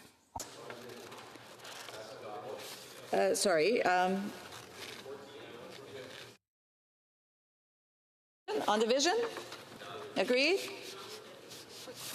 Agreed? So c'est debate. When shall the bill be read a third time? Maintenant? Now. Ms. Suds for Mr. Varani, seconded by Ms. Hadju, moves that Bill S-12, an act to amend the Criminal Code, the Sex Offender Information Registration Act, and the International Transfer of Offenders Act, be now read a third time and do pass. Debate. The Honourable Parliamentary Secretary to the Minister of Justice and Attorney General. Thank you, Madam Speaker. Today I rise to speak about Bill S-12, an act to amend the Criminal Code, the Sex Offender Information Registration Act, and the International Transfer of Offenders Act. It is being reported back to us with some modifications by the Standing Committee on Justice and Human Rights following their careful study of its proposals. Bill S-12 proposes amendments to both the publication ban provisions of the Criminal Code as well as the National Sex Offender Registration Regime. Bill S-12 is an example of this government's commitment to responding to concerns around sexual offending and demonstrating its overall commitment to victims of crime. The proposed reforms on publications bans aim to increase victim autonomy and control in this area of the law. The changes proposed by the National Sex Offender Registry would ensure the continued operation of this valuable police tool by making changes to bring it in line with the Canadian Charter of Rights and Freedoms. First, I would like to discuss the amendments relating to publication bans. These proposals have been informed by the lived experience of victims of sexual offending and have always had the empowerment of victims as their ultimate objective. I want to give a particular thank you to My Voice, My Choice. This group has worked tirelessly to advocate for improvements to the publication ban regime. I can say with confidence, Madam Speaker, that their advocacy has changed the national narrative on publication bans for the better. Without them, we would not have been having this important conversation on returning agency to victims and ensuring that they are not silenced against their will. My message to all victims and survivors is that these conversations are not over. We know there is always more to be done. We continue to fight for positive change. It is incumbent on us to see that S-12 as a step in the right direction, not an endpoint. The amendments in S-12 improve communication between victims and the justice system actors with respect to publication bans and ensure there is a clear legislative process on how to amend or revoke a publication ban. Importantly, it is our intent that prosecutors consult with victims before a publication ban is invoked. Prosecutors should ascertain whether victims wish to have a ban in place or not and act accordingly. Moreover, the accused should not and will not have any say in whether a publication ban should be revoked or modified. In addition, S-12 will add clarity to the law with respect to the conduct captured by a publication ban. It is only in the rarest cases that a victim or witness should be prosecuted for such a breach. Publication bans are there to protect victims and should not be weaponized against them in the criminal justice system. Another victim-centric element of S-12 improves victims' access to information in the criminal justice system. I am grateful to the Federal Ombudsperson for Victims of Crime for advocating for this change. S-12 will ensure that victims are asked whether they would like to receive information on case developments after sentencing, such as appeals or parole. This will be a great improvement to the current system in which victims must proactively make a request to receive information. In some cases, victims are not told that they must make this request or have trouble indicating their wishes. Every victim is different. Someone updates while others want to move on, not hear about their case ever again. S-12 recognizes that this choice is theirs and theirs entirely. Our justice system should ensure that victims are supported to make the best choice for themselves. I will now turn to the Senate amendments made to the publication ban aspect of S12. For the most part, these amendments greatly improve the bill by creating a more robust and victim-centered approach to publication bans. However, some of these amendments raise concerns which were voiced to the Justice Committee by the Minister and were shared by some provincial attorneys general. We also heard testimony from organizations and individuals that represent victims who echo some of these concerns. In the Senate, provisions were added that would enhance communications with victims about the imposition of publication bans. For example, prosecutors would be required to ask the victim if they wish to have a publication ban that applies to their identifying information and inform the victim who is the subject of a publication ban about its existence and their right to revoke it. The Senate also amended the bill to propose a more robust process for how a publication ban can be revoked or varied. The Senate additionally crafted provisions that would clarify what information is captured by a publication ban to ensure that victims could share their own information with friends and family, for example, without fear of any prosecution. There were positive suggestions that improved the bill, and the Justice Committee was generally supportive of the intention behind these changes.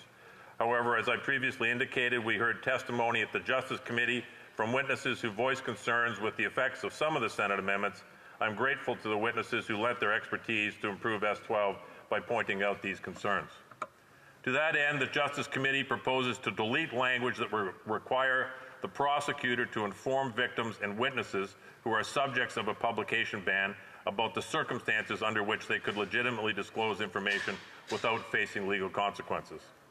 The committee shared concern raised by some of the provincial attorneys general that this proposal presented serious questions about prosecutorial independence and conflicts of interest.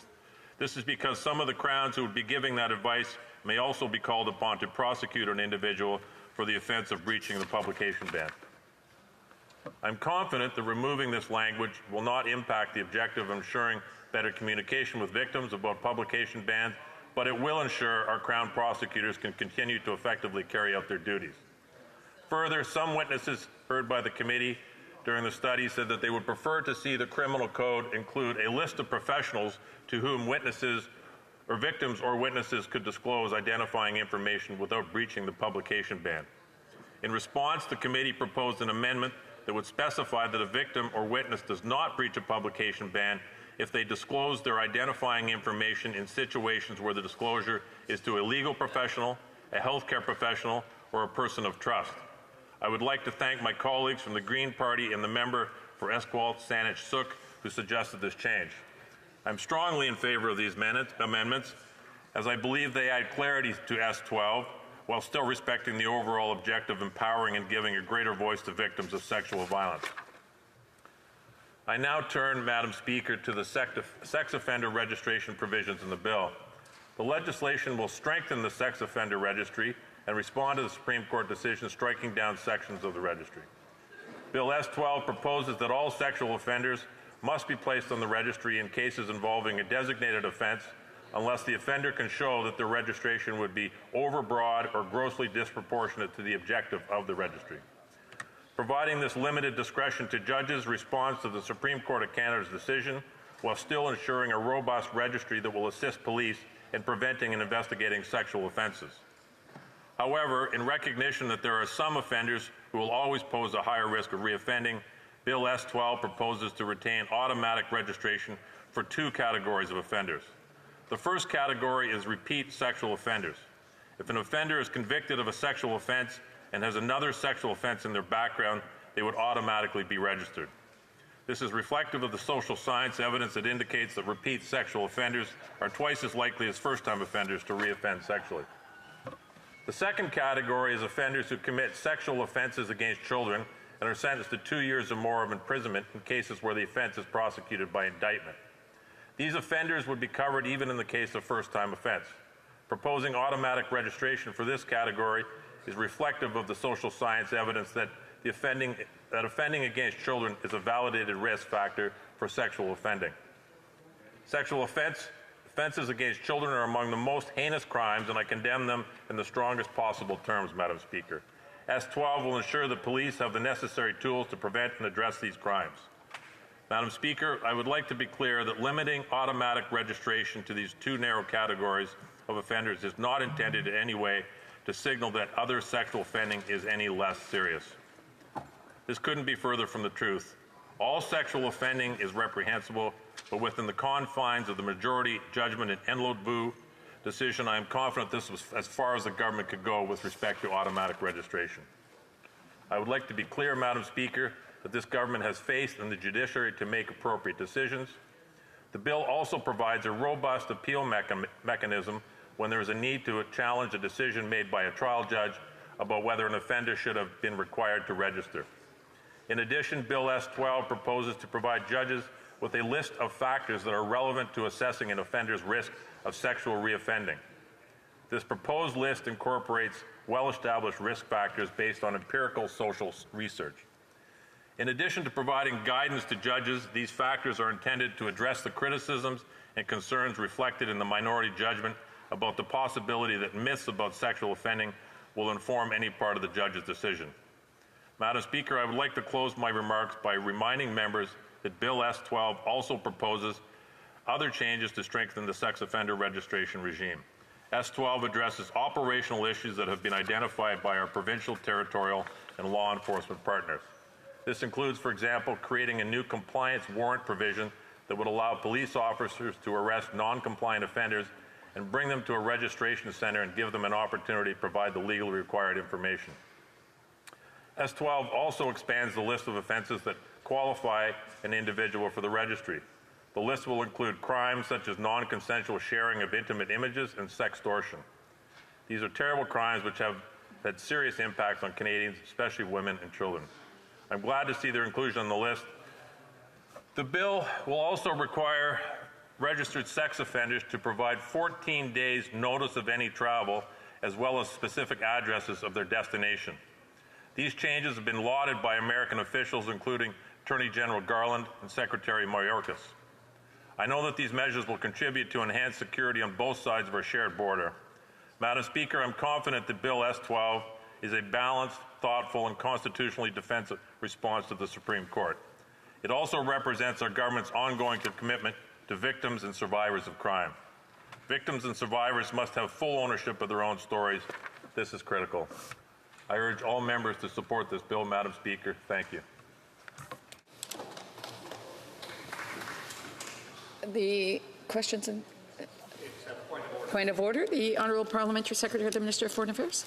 Thank you, Madam Speaker. And it's a point of order, and I would like the House to consider giving me unanimous consent to have my vote included in the last round of votes. There were 6 votes that took place. I had technical difficulties on the first one, and then I was able to get 4 done. I've just found out that my vote was not recorded on the vote on Bill C-278, and I'd like unanimous consent to have it considered in the negative, voting nay against the bill. All those opposed to the Honourable Parliamentary Secretary moving the motion will please say nay. Agreed? The House has heard the terms of the motion. All those who oppose the motion will please say nay. Adopted. Carried. Questions and comments. The Honourable Member for Kamloops, Thompson, Caribou. Thank you, Madam Speaker. It's always a pleasure to rise on behalf of the people for Kamloops, Thompson, Caribou. And before I begin, I want to recognize that, well, thank you. I want to recognize one of my former students who was just called to the bar with his, by virtue of the tutelage of his principal, Jay Michi, and that is Kyle Komarinsky. I wish him a long and fruitful career as a distinguished lawyer. Now, Madam Speaker, I listened to my colleague's speech, and I've asked the Justice Minister this 3 times. And one time, he hid behind an official, in my view, who gave wrong information about whether sexual offenses could lead to house arrest. They clearly can lead to house arrest in most, if not all, jurisdictions, especially house arrest against, or especially offenses against children. Will the Parliamentary Secretary commit here and now to say we will legislate so that sex offenses against children cannot result in house arrest? Yes or no? The Honourable Parliamentary Secretary. Thank you, Madam Speaker, and I want to thank my friend for the question. Congratulate his student. I know what an honor it is to be a mentor to young students who are entering the profession. It's quite something when they reach their goal. So well done. First off, I don't I was there, and the minister wasn't hiding behind anybody. Let's make that clear for starters. This bill is quite clear, and we had extensive debate, and I really enjoy working with this member. I'm relatively new to the committee. I've been on the committee before, but not with my colleague across the way. We have a good working relationship. I'm confident in saying this bill goes very far in protecting children and making sure that those who are guilty of these heinous crimes that he's referring to receive the punishment that's appropriate and necessary in the circumstances. Thank you, Madam Speaker. Questions et commentaires, l'honorable. The Honourable Member for Beauport-Limoilou. Thank you, Madam Speaker.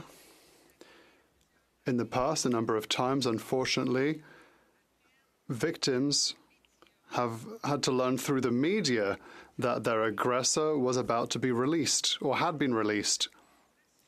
Can my colleague guarantee that this kind of situation will never happen again, and that victims will finally be able to get information upstream that will allow them to protect themselves? Thank you. The Honourable Parliamentary Secretary. Thank you, Madam Speaker. Excellent question. Look, the focus of this bill is victims' rights, and every section of the bill, every discussion we had on the bill was with that in mind. The publication ban provisions in particular were entirely focused on victims' rights and making sure that they have the information that they need when they're caught up or involved in the legal system.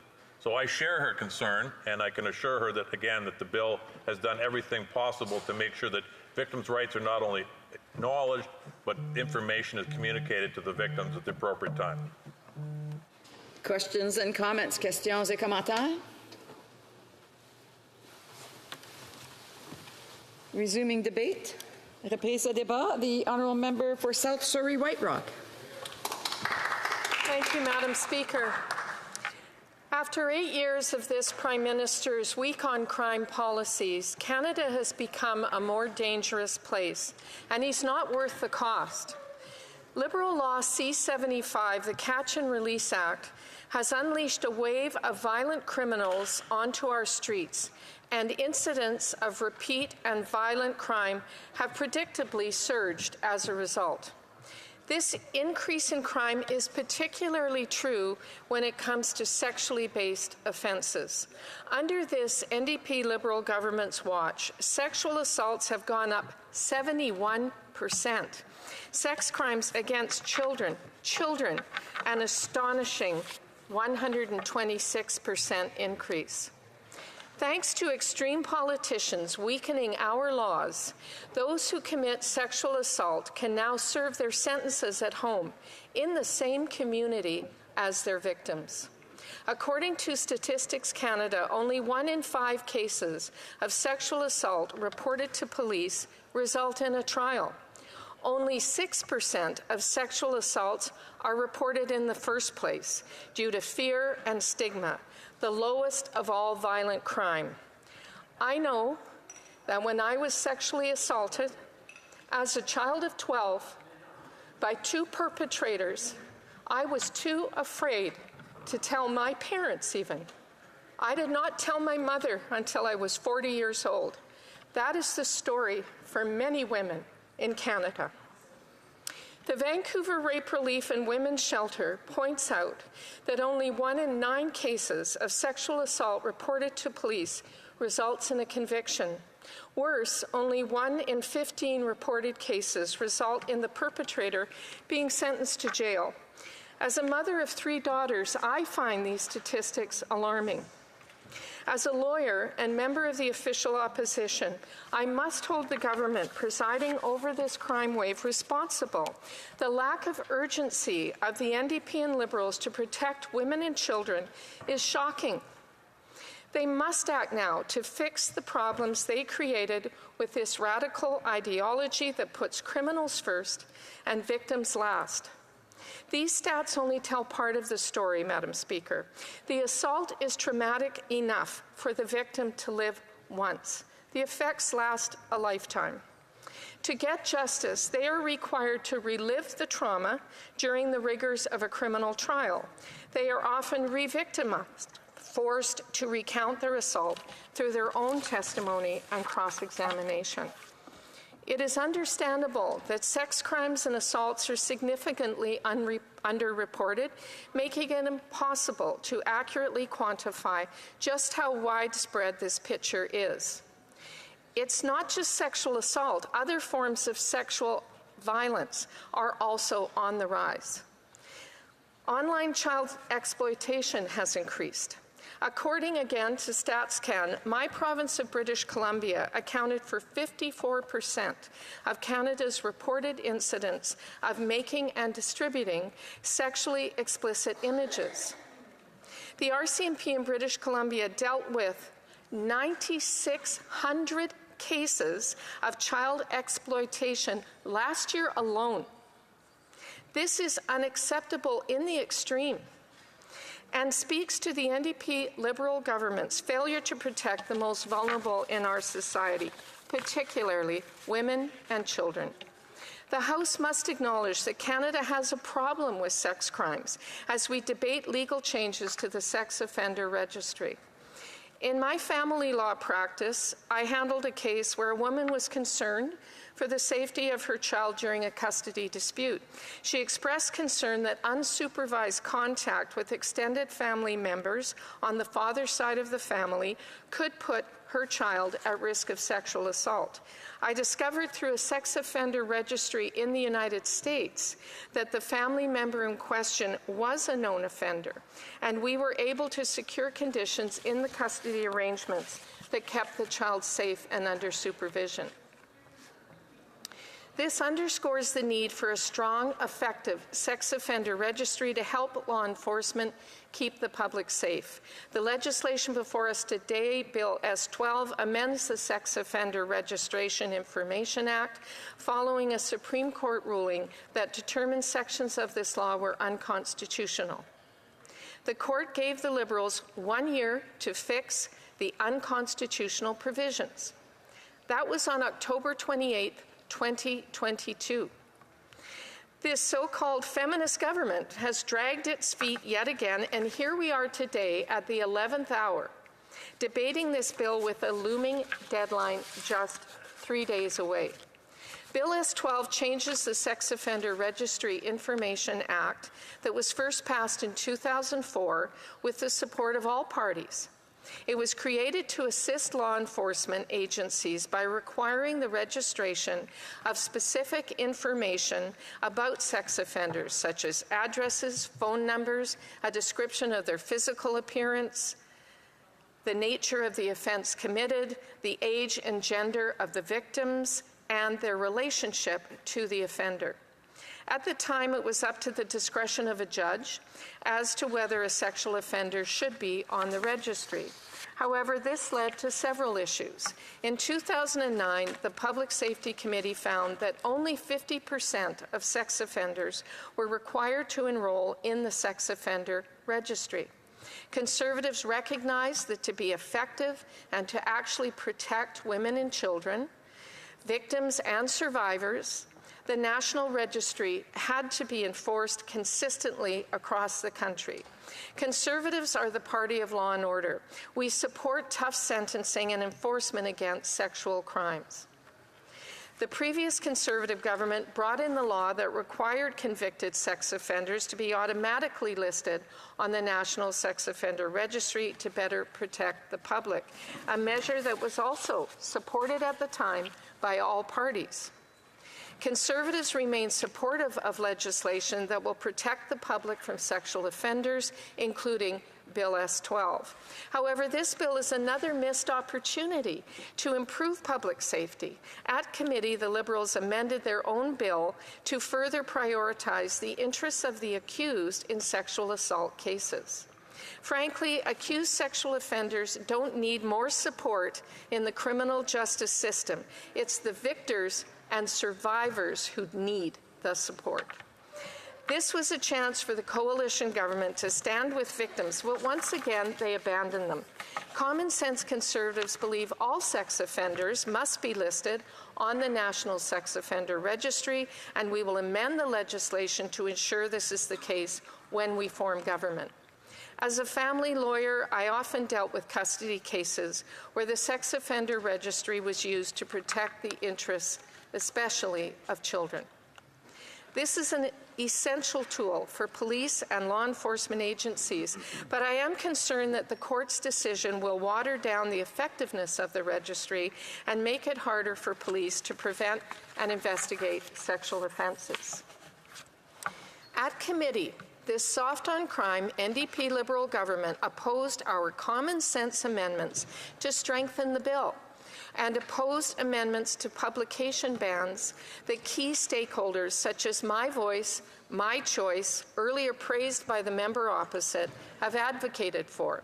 While this government claims it stands for women's rights and supports survivors of sexual violence, its actions say otherwise. Victims and survivors welcome stronger penalties and protections like mandatory enrollment in the National Sex Offender Registry. They have asked for increased flexibility and victim input regarding publication bans and access to case information. The Liberals had a year to get this legislation right. Their delayed response has opened the possibility of sex offenders escaping registration if Parliament does not comply with the court-imposed deadline, looming close now, something Conservatives will not allow.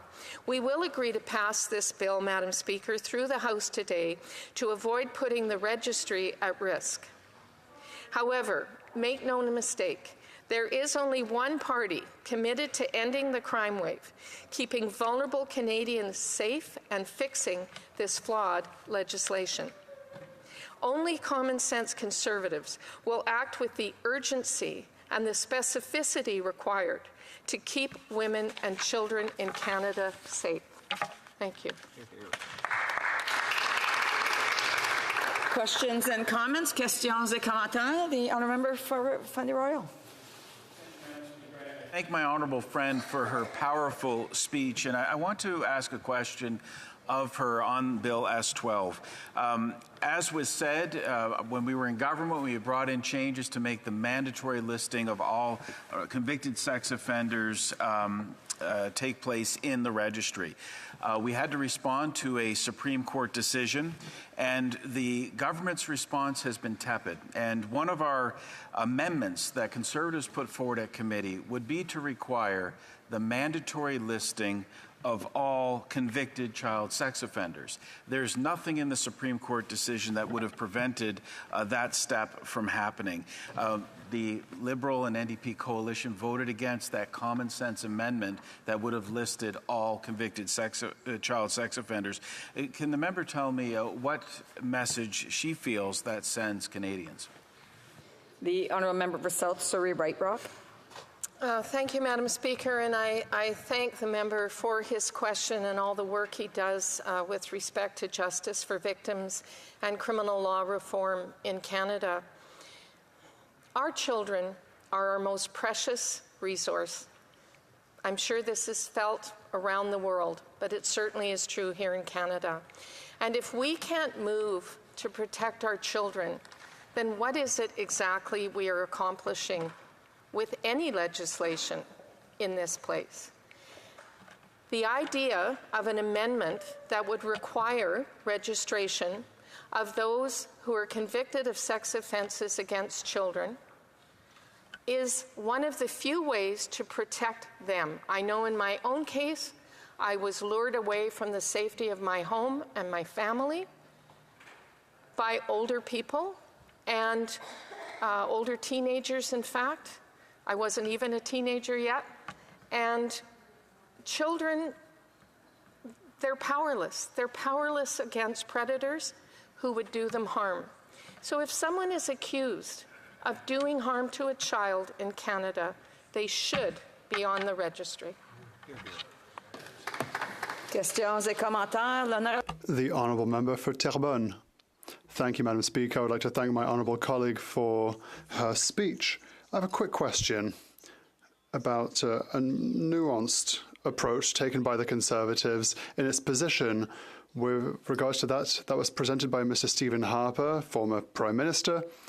Section 7 in the Ndlovu decision that sought to register all sexual delinquents on a sex offenders registry. Here, a judge would have a discretionary power. They wouldn't be compelled to do so. What does the Conservative Party have to say about this? The honourable for South River White Rock. Close. South River White Rock. Thank you, Madam Speaker. These are long names, let's face it.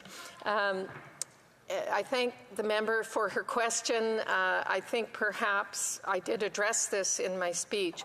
When the sex offender registry was originally brought in, with the support of all parties at the time, it was discretionary in judges as to who would be put on the registry. However, it seemed to only be taken up about 50% of the time. So the Conservative government of the day, again with the support of all parties at the time, took the next step to make it mandatory because it simply wasn't being taken up enough to fully and thoroughly protect women and children in Canada. So from my point of view, I understand the court decision. I understand where that decision was coming from. But I think the Liberals and the NDP in their coalition government could have done a much better job of looking at that decision and still protecting women and children to the maximum within the parameters set out in that decision. Thank you. Questions and comments? The honourable member for Esquimalt-San-Etsuk. Thank you very much, Madam Speaker. I just want to take a moment to thank the member for South Surrey White Rock for sharing her personal experience as a sexual assault survivor in the House. This is a scourge in our society that is too often treated as a source of shame for those who are victims. And it's very important that we all stand with those victims. And one of the ways of doing that is by sharing personal experience. The member will know that I've also shared my own experience as an adult survivor of child sexual assault in the House. And I think that whatever our opinions about what the proper solutions are, it's important to acknowledge all those victims who came forward to the House of Commons Justice Committee, who shared their experiences and risked re-traumatization in order to get the legislative changes that they think are important. Thank you, Madam Speaker. The honourable member for South Surrey White Rock. Thank you, Madam Speaker, and I thank my friend and colleague from the NDP for his remarks. It is very, very difficult to come forward. I'm able to come forward in this House in a public way at this time in my life only because of the passage of time. And I simply couldn't have stood publicly and disclosed what I've disclosed at an earlier time. But the effects of these sexual assaults last a lifetime, and I applaud all those who came before the committee and told their personal stories, shared them in order to enlighten us all on the difficulties faced by victims. Questions and comments? Questions et commentaires? Reprise de débat. Resuming debate. The honourable member for Rivière-du-Loup. OK. Mais c'est bien à moi, là. OK. So it is my turn, right? Alors, Madame la Présidente. Madam Speaker. Par remercier mes collègues. I want to start by thanking my fellow committee members on the Justice Committee for passing this reasonably quickly so that the following steps will also proceed quickly so that we may amend legislation in place before the deadline set out by the Supreme Court. I think everyone worked diligently at the Justice Committee, and I want to thank them for it. That said, this bill has two components. First of all, there's the component required by the court, which is the registry. This aspect of S12 responds to the October 28, 2022 Supreme Court decision in the Ndlovu decision, which struck down provisions of sections 490.0112 and 490.0132.1 of the Criminal Code. The Supreme Court ruled that it is irrelevant to the purpose of registration to require the registration of offenders who present no risk of committing a sexual offense in the future. The court reiterated that the purpose of registration is to gather information that may assist police in preventing and investigating sexual offenses. The Supreme Court gave the federal government 1 year to correct the situation, which expires next week, October 29, 2023. If the amendments do not pass by then, there will be no more entries in the sex offender registry. Obviously, everyone wants to avoid that. The House of Commons accelerated its legislative process to meet the deadline. But why did the government wait until April 26, which was 6 months before introducing the bill? That was 6 months after the Supreme Court decision. Between October 28, 2022, the Supreme Court made its decision and required that the Criminal Code be amended before October 29, 2023. However, April 26, 2023, Senator Gold tabled this bill in the Senate 6 months after the Supreme Court decision. On June 22nd, S12 received third reading in the Senate. So 6 months from the time that we knew legislation had to be amended, and months after it went through the Senate. 3 months before it made it here to the House of Commons. Pardon me. Demander aux députés aussi de... I would ask the member to not put his phone on the desk, because it causes problems for the interpreters. The honourable member. Alors, je disais donc qu'il a fallu 6 mois avant que le Sénat... So, I was just saying it took 6 months before the Senator Golden. I'm not criticizing him. It was the decision of the government, not his decision. 6 months before this was tabled in the Senate, it passed quickly to third reading, and then there were months between June 22nd and September 19. It received first reading, and now, 36 days later, we are here for third reading of the bill. 36 days is a very short time to study such an important bill. So the question I have is, what happened, Madam Speaker, between October 28, 2022 and April 26, 2023? Was the House closed? Was there not a minister available to work on drafting this legislation? The answer seems to be no, and I can only decry the situation. We find ourselves today obliged to pass this bill with all speed. We had to hear citizens affected by the bill weigh their positions and arguments and carefully study representations made in committee. We had to act hastily because the government did not fulfill with a minimum of diligence its obligations arriving from the Supreme Court decision.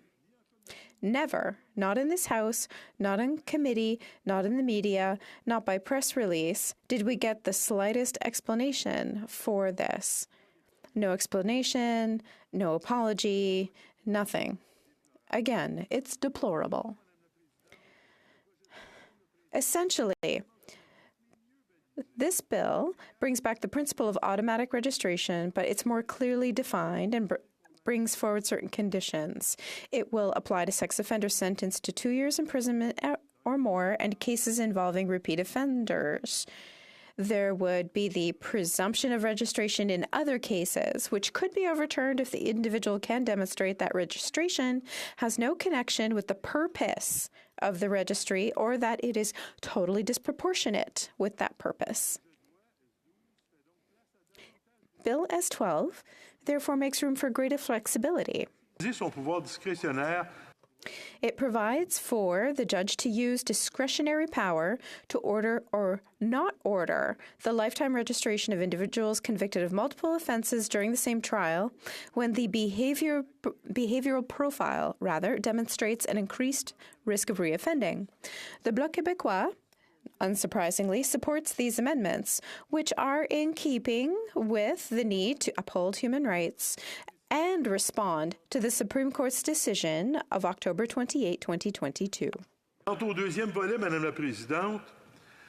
As for the second component, S12 provides provisions encouraging victims' participation at the stage of setting a publication ban, which is when such an order must be made. Several times, witnesses came before the Justice Committee asking us to amend the rules to allow victims to intervene before such an order is made. In actuality, publication bans are issued to protect the identity and privacy of victims and witnesses. It's for their benefit, not the accused. And it's not for the benefit of courts or prosecutors.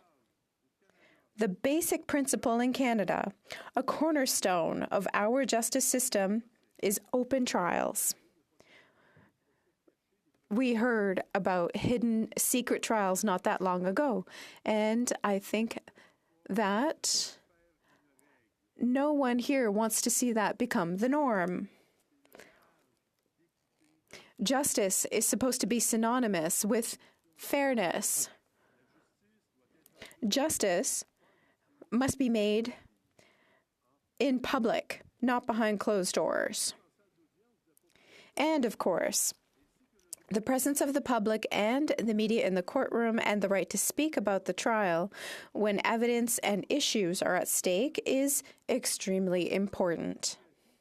Publication bans are therefore exceptions that must remain rare and carefully defined.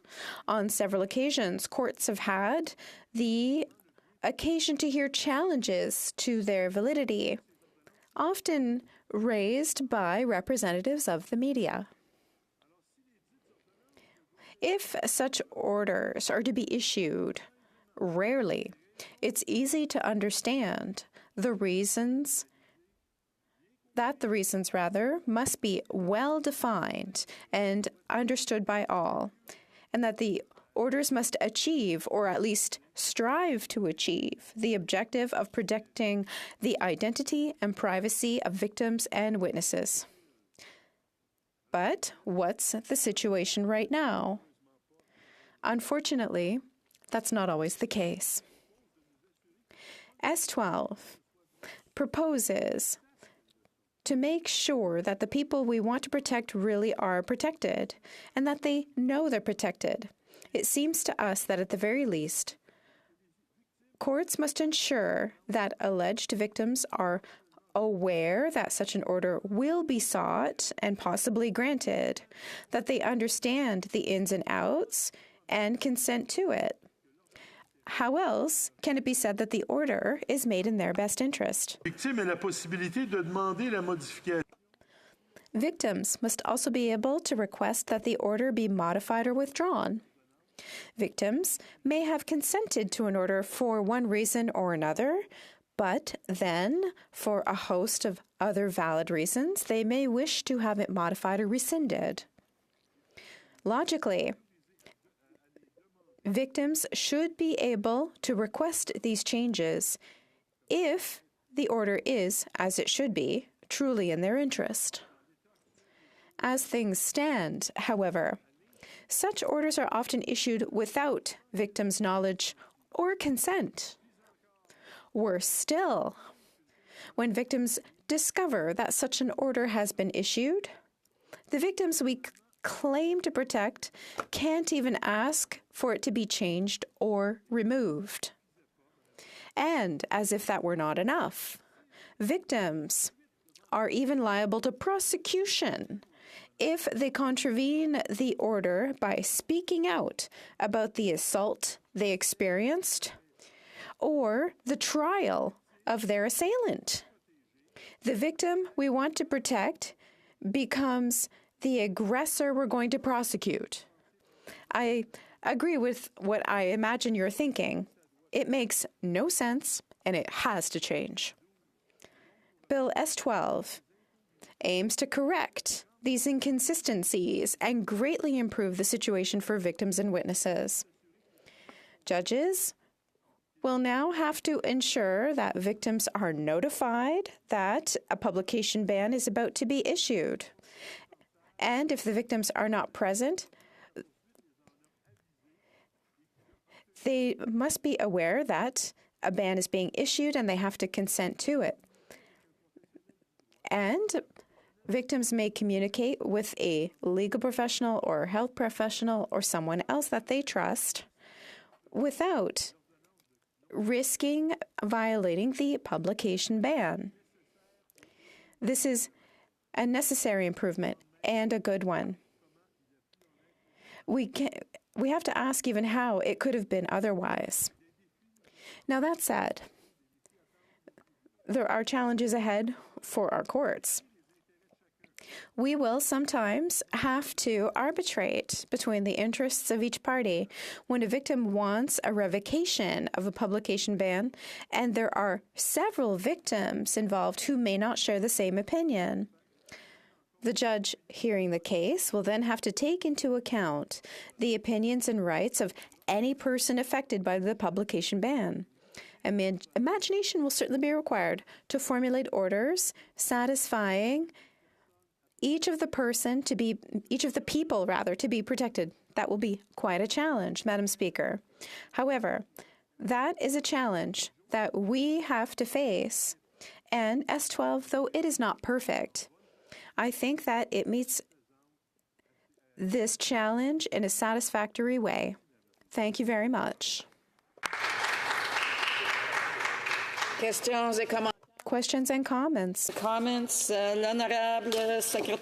Honourable Parliamentary Secretary for the Minister of Mental Health and Addictions and Associate Minister of Health.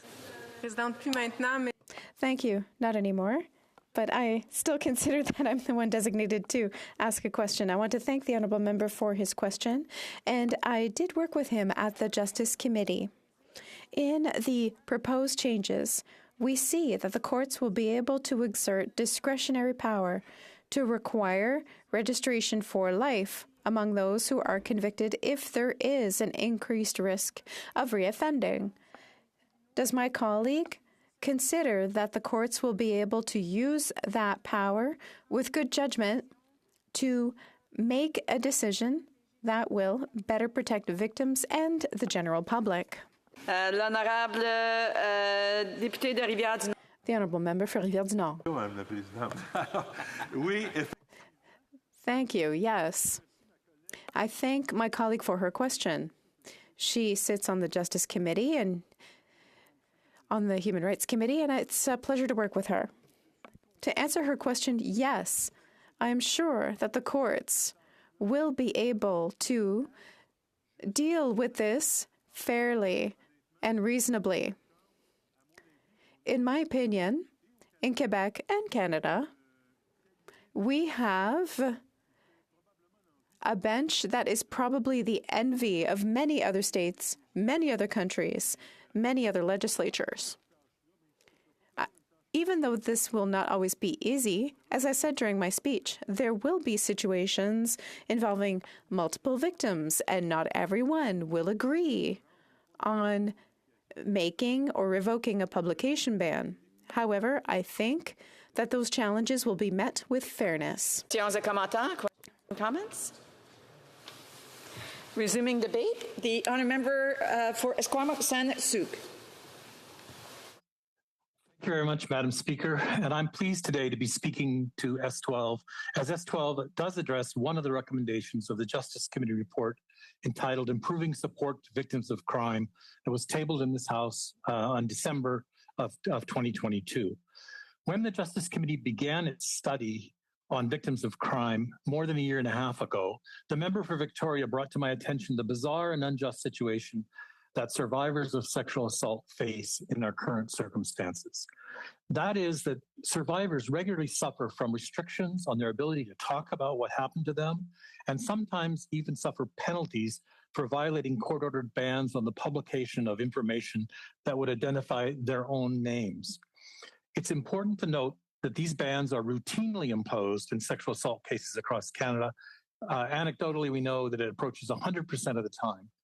And it's important to note that most of the time, this happens without survivors being aware of the publication ban being in place. S12 will fix that by requiring notification of survivors.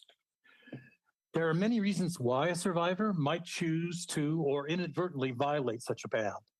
Some feel that such publication bans inadvertently protect the perpetrators by the necessity of protecting their identity in circumstances where the publication of the perpetrator's identity would identify the victim. Others feel that the idea of publication bans itself is based on an archaic and misogynist idea that sexual assault victims somehow are responsible for what happened to them and should be ashamed. To be clear, some survivors do want their privacy protected by having publication bans in place, but others believe that public safety requires them to let family, friends, and members of the public know of a risk they might face of sexual assault by identifying the fact that they were assaulted and who the perpetrator was. At this point, I want to express my thanks to the survivors of sexual assault, and in particular those from the group My Voice, My Choice, who risked re-traumatization by coming forward to committee and talking in public about their personal experiences in order to get the legislative change they need in the hearings before the Justice Committee on Victims' Rights beginning in October of 2022, more than a year ago. And again, I want to thank the member for Victoria who brought this situation to my attention, then introduced a private member's bill on this topic in order to try and get the House to act. In the meantime, I want to thank the member for LaSalle Aimar Verdun, the former Minister of Justice, who decided to include measures to restore agency to survivors of sexual assault by including it in S12. The government did not choose a path using a Senate bill, nor did they choose a timetable at the last minute that New Democrats might have chosen. And that's left us with little time to meet the deadline for passage of S12, and therefore little time to consider all of the important amendments suggested by My Voice, My Choice, without endangering the fate of this bill as a whole by causing a to and fro between the House and the Senate. So now we have a bill which, had it been on a better path and a better timetable, could have been even better in meeting the needs of survivors of sexual assault. But we still have a bill before us which I am assured makes the necessary fundamental changes to restore agency to survivors and to ensure that there won't be prosecutions for violating bans by those they were supposed to, those who they were supposed to protect. Now let me turn briefly to the other half of S12, which provided the original impetus for the bill. The Supreme Court of Canada decision requires revisions to the sex offender registry. The Supreme Court found that automatic lifetime registration for those convicted of listed offenses to be overly broad, and as a consequence that it was capturing some who were very unlikely to reoffend. Now, I know some argue that all must be listed, but I think it's important to remember that if we list people who are very unlikely or at low risk of reoffending, we waste public resources which might better be used to monitor the higher risk offenders. So instead, S12 will meet the Supreme Court's challenge by implementing the presumption of registration of those convicted. And this would mean that a very small number of those convicted of listed offenses could ask a judge to use their discretion to exempt them from legislation. And the estimates are that this would be probably far less than 10% who could ask for that exemption. The bill also strengthens the sex offender registry in a couple of important ways. And most importantly to me, it would add the offenses of non-consensual distribution of intimate images and so-called sextortion to the list of offenses that will result in registration as a sex offender. In our modern world of overuse of social media and overuse of the internet and overexposure of everyone to everything, these offenses sometimes may seem trivial, but we must remember that non-consensual distribution of intimate images last forever on the internet. And I think those who perpetrate those need to understand these offenses will be taken very seriously, and they will be monitored as sex offenders on the registry to make sure they do not engage in this kind of behavior again. Madam Speaker, I'd like to conclude with thanks to all the parties who've worked together to get this legislation here today in time to meet the Supreme Court of Canada deadline. I know that some parties still have reservations, and I know that some of the victims would like to have had more amendments made to the bill. But I do believe that we have it here in a form in front of us today that will help restore agency to survivors of sexual assault in the future. And I think that's a very important reason for us acting promptly. Thank you, Madam Speaker. And comments, questions et commentaires. L'honorable député de Longueuil. The Honourable Member for Longueuil, Saint-Hubert. Well, for those who don't know, 2 weeks ago, I ran a 10K to raise money for the center that helps those who've been victims of sexual assault in Longueuil, and they want to run a campaign in high schools to prepare students before their prom and talk about consent. They're doing excellent work. I mention that because we're in the subject. I've looked at some of the statistics, and the association showed me some of these. This is a bill that's important, but there's still a lot of work to be done. Only 5% of victims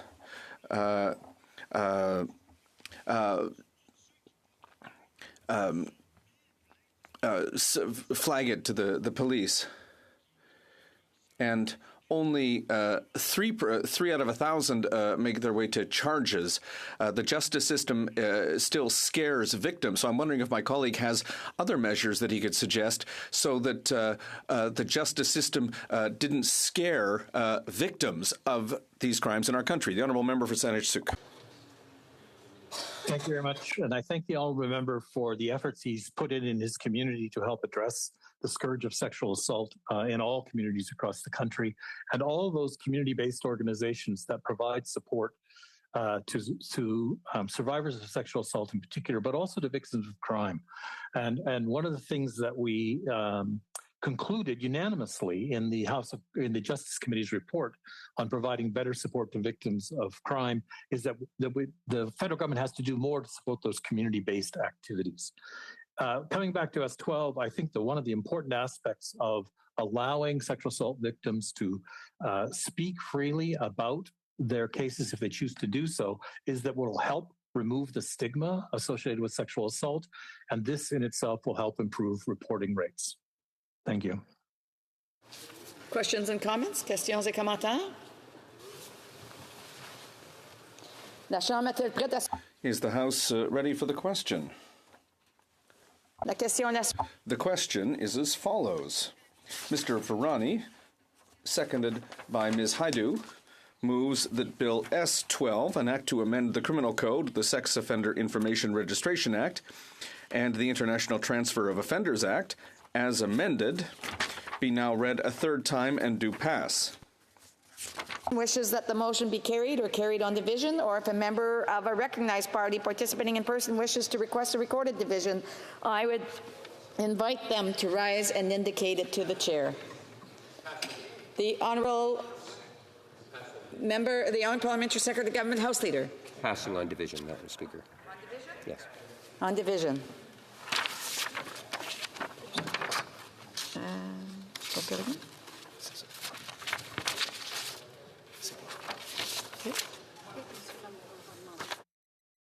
Secretary to the Government House Leaders rising on the point of order. Yes, Madam Speaker, I suspect if you were to canvass the House, you'd find unanimous consent to call it 6:44, I believe it is, at this time, so we could begin private members' hour. Agreed? Agreed, and so order. So,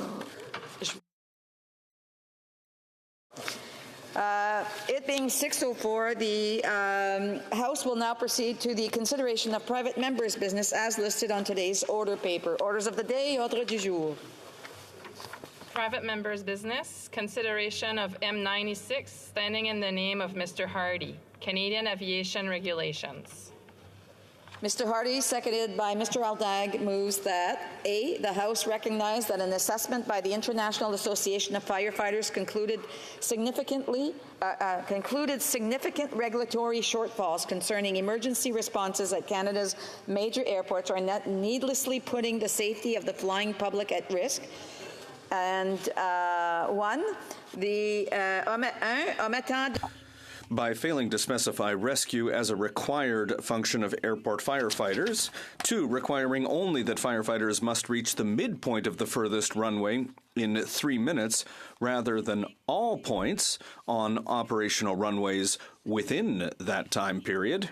B, in the opinion of the House, the government should without delay ensure that the Canadian aviation regulations reflect airport rescue and firefighting standards published by the International Civil Aviation Organization, specifically by 1, giving firefighters at Canada's major airports the mandate and resources necessary to reach the site of a fire or mishap anywhere on an operational runway in 3 minutes or less. And number 2, 2, specifying that a required function of firefighters be the rescue of passengers. Debate. The honourable member for Fleetwood Port Kells. Thank you, Madam Speaker.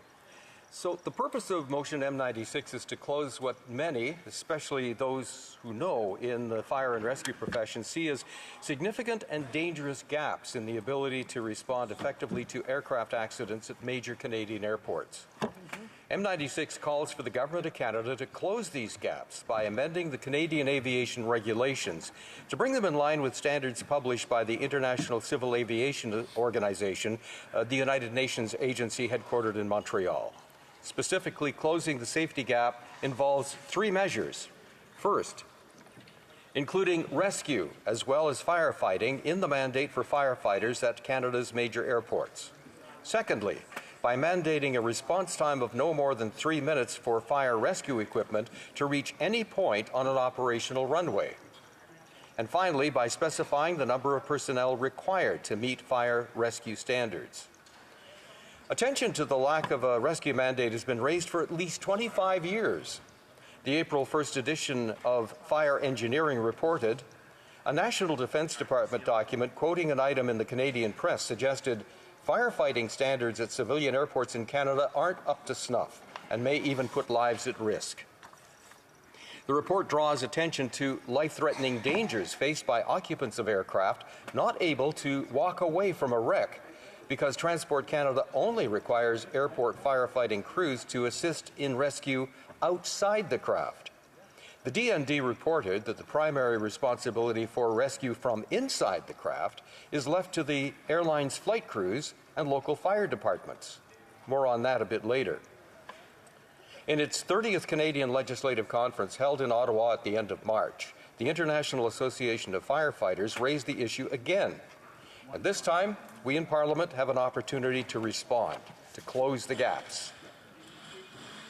Transport Canada's Standard 323 in its Canadian aviation regulations states, an aircraft firefighting service is a contingent resource tasked with the primary responsibility of providing a fire-free egress route for the evacuation of passengers and crew.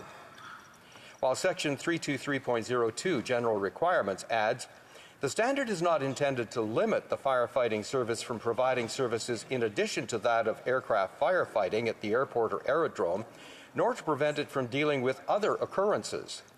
Some I've spoken to reflect that firefighters can be assigned other duties while on shift, such as cutting the grass, that could well increase the turnout time for a call.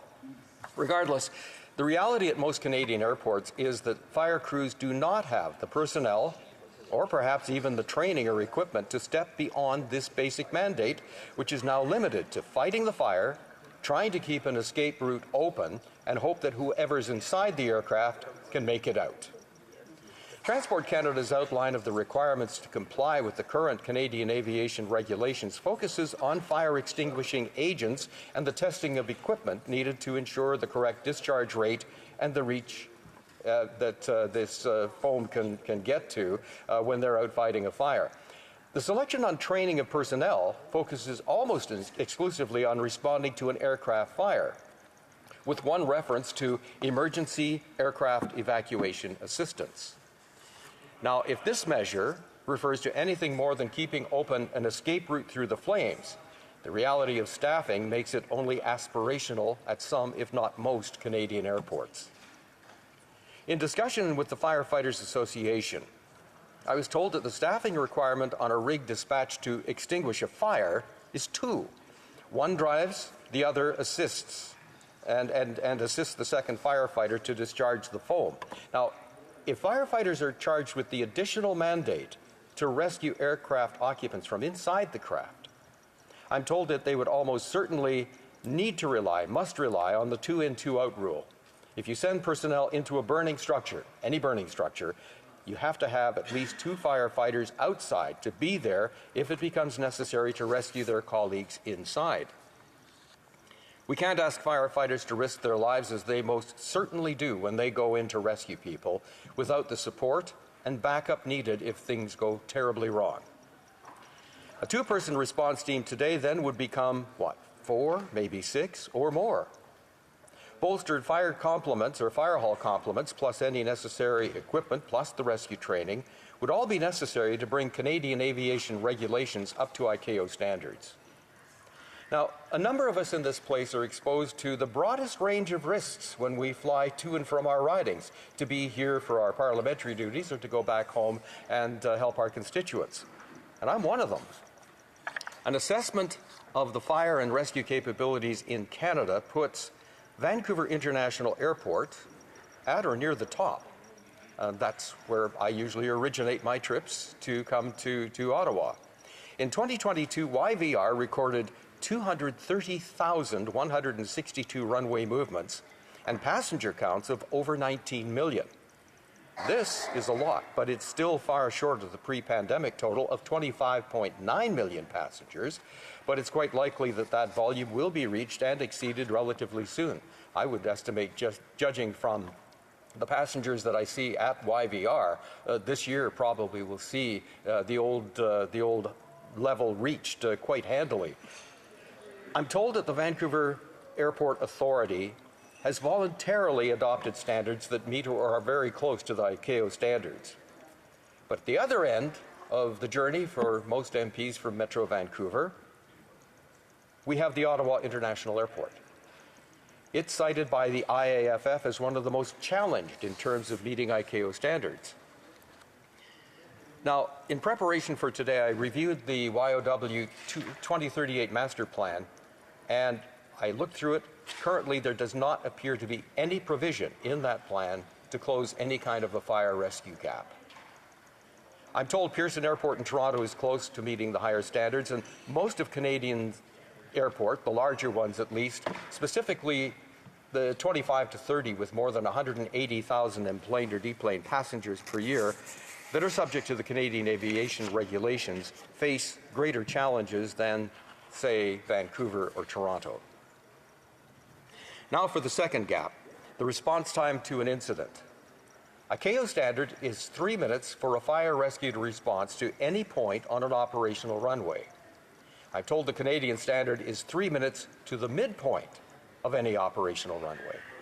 So let's have another look at the Ottawa Airport.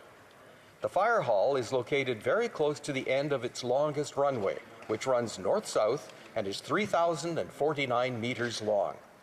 Current regulations require firefighters to reach the midpoint in 3 minutes, and I'm told that they can do that in just under 3 minutes.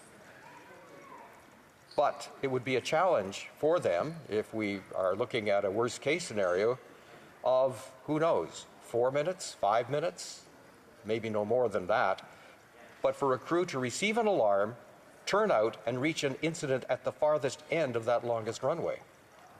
I haven't been able to find any records on YOW's actual performance in exercises or incident responses, but a resource here with us this evening has said that the 3 minutes, yes, they can do that. Beyond that, it's pretty dodgy. By the way, when we talk about meeting the standards, we shouldn't for an instant doubt the dedication and professionalism of the firefighters. The focus here is on enabling them to meet high standards efficiently and above all safely. Ottawa's airport is one of those ones that relies on the air crew on board a burning aircraft to get the people to the door and outside, where the current regulation says that the fire department has to keep a pathway clear so that they can get away from the aircraft. If it's to be fire rescue, they have to rely on the Ottawa Civic firefighting service. Well, the fire hall on McCarthy Road is 9 driving minutes from the airport, and the hall on Leitrim Road is 11 minutes away. That's driving time. That doesn't, count the turnout time or getting the person, out of the back or wherever they happen to be when the alarm comes in. So, to the extent that Canadian airports have been designed like YOW, it could very well be that meeting ICAO's response time will require the relocation of fire halls. Because as I mentioned, the fire hall at YOW is at just about the end of the longest runway. Now that leads to the issue of costs, of course. In a 2003 regulatory impact analysis statement, the definition of rescue was specifically drafted to, and I quote, to ensure that the status quo will be unchanged with the type of activities included as aircraft rescue and firefighting services without imposing any additional costs or obligations. Let's think about that for a moment. In these times when passengers pay a surcharge of, let's say, $12 a ticket for security costs, and $35 or more, in fact, in the airport improvement fees, the IAFF suggests that an additional surcharge of 50 cents, $1, in the case of a smaller airport, maybe $2, $3, $4, $5 might be necessary to fund the lifting of services up to the ICAO standards. So, given Canadians' love of travel, especially travel by air, and I certainly see a lot of evidence of that here in Ottawa or in Toronto where I go through, or occasionally Montreal and certainly at YVR, those airports are jammed. I'm seldom on an aircraft that has any empty seats. So in spite of the narrative that says, the country's broke and nobody can do anything, there sure seems to be a lot of money around for air travel these days. So you'd have to wonder if maybe a few bucks more per ticket to bolster the ability of aircraft passengers and crew to survive an accident at Canada's key airports. Is that too much to ask? Of course, the proposition here is no. In preparing for this debate on M96, I've been inspired by the Honourable Member for Longueuil, Charles Lemoyne, who was there a moment ago, who's back there, whose private member's Bill C-224, which we passed unanimously, has paved the way for a national framework to raise awareness of cancers linked to firefighting and improving access to cancer prevention and treatment. When it appeared I had this opportunity, she was the first to promote resolving these regulation gaps as an important and worthy and complementary initiative. One that could support our firefighters even further by delivering critical safety improvements for air crews, air passengers, and yes, firefighters too. I'd like to thank the Library of Parliament and our legislative assistant Riley Sutton for their assistance in researching this issue, and of course the International Association of Firefighters and firefighters from the Ottawa Airport who are helping to keep this issue live. Mr. Speaker, I'm now looking forward to hearing the perspective of our colleagues, because when M96 came out, we received notes from the other party saying, gee, what's this all about? And we provided the information that we had, and I know that they've been doing their own research and will be in a position to maybe expand on some of the points that I've been able to raise this evening. So I will be very pleased to cede the floor to questions if there be any, and certainly to my colleagues to expand on the need for M96. Thank you. Thank the member for his comments, and I'm just, just thinking I've got a flight tomorrow morning at 6 a.m. and here we are talking about airplane crashes. Questions and comments? Questions et commentaires? The honourable member for Flamborough-Glanbrook. Thank you, Mr. Speaker. You always have a great sense of humour. So I guess my question to the honourable member proposing this motion and this change would be, does he think this maybe should have gone through a more regular process, perhaps brought to the Standing Committee on Transportation, Infrastructure and Communities for discussion so that the various affected parties could weigh in on the discussion? The Member for Fleetwood Port Kells. Well, definitely, and I thank the honourable member for his question. I think this is a first step. This is kind of a catalyst that could get that kind of discussion taken up at the Transport Committee, where they'll have an opportunity to dig into the details. This is what we need to accomplish, in my view. The how part is definitely necessarily, a focus of conversation amongst the members in the House who are charged with delving deeper into this issue.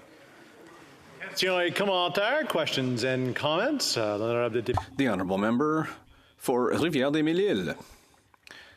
Thank you, Mr. Speaker. Mr. Speaker, I have to say that I love my job, and one of the reasons for that is that every day I learn things.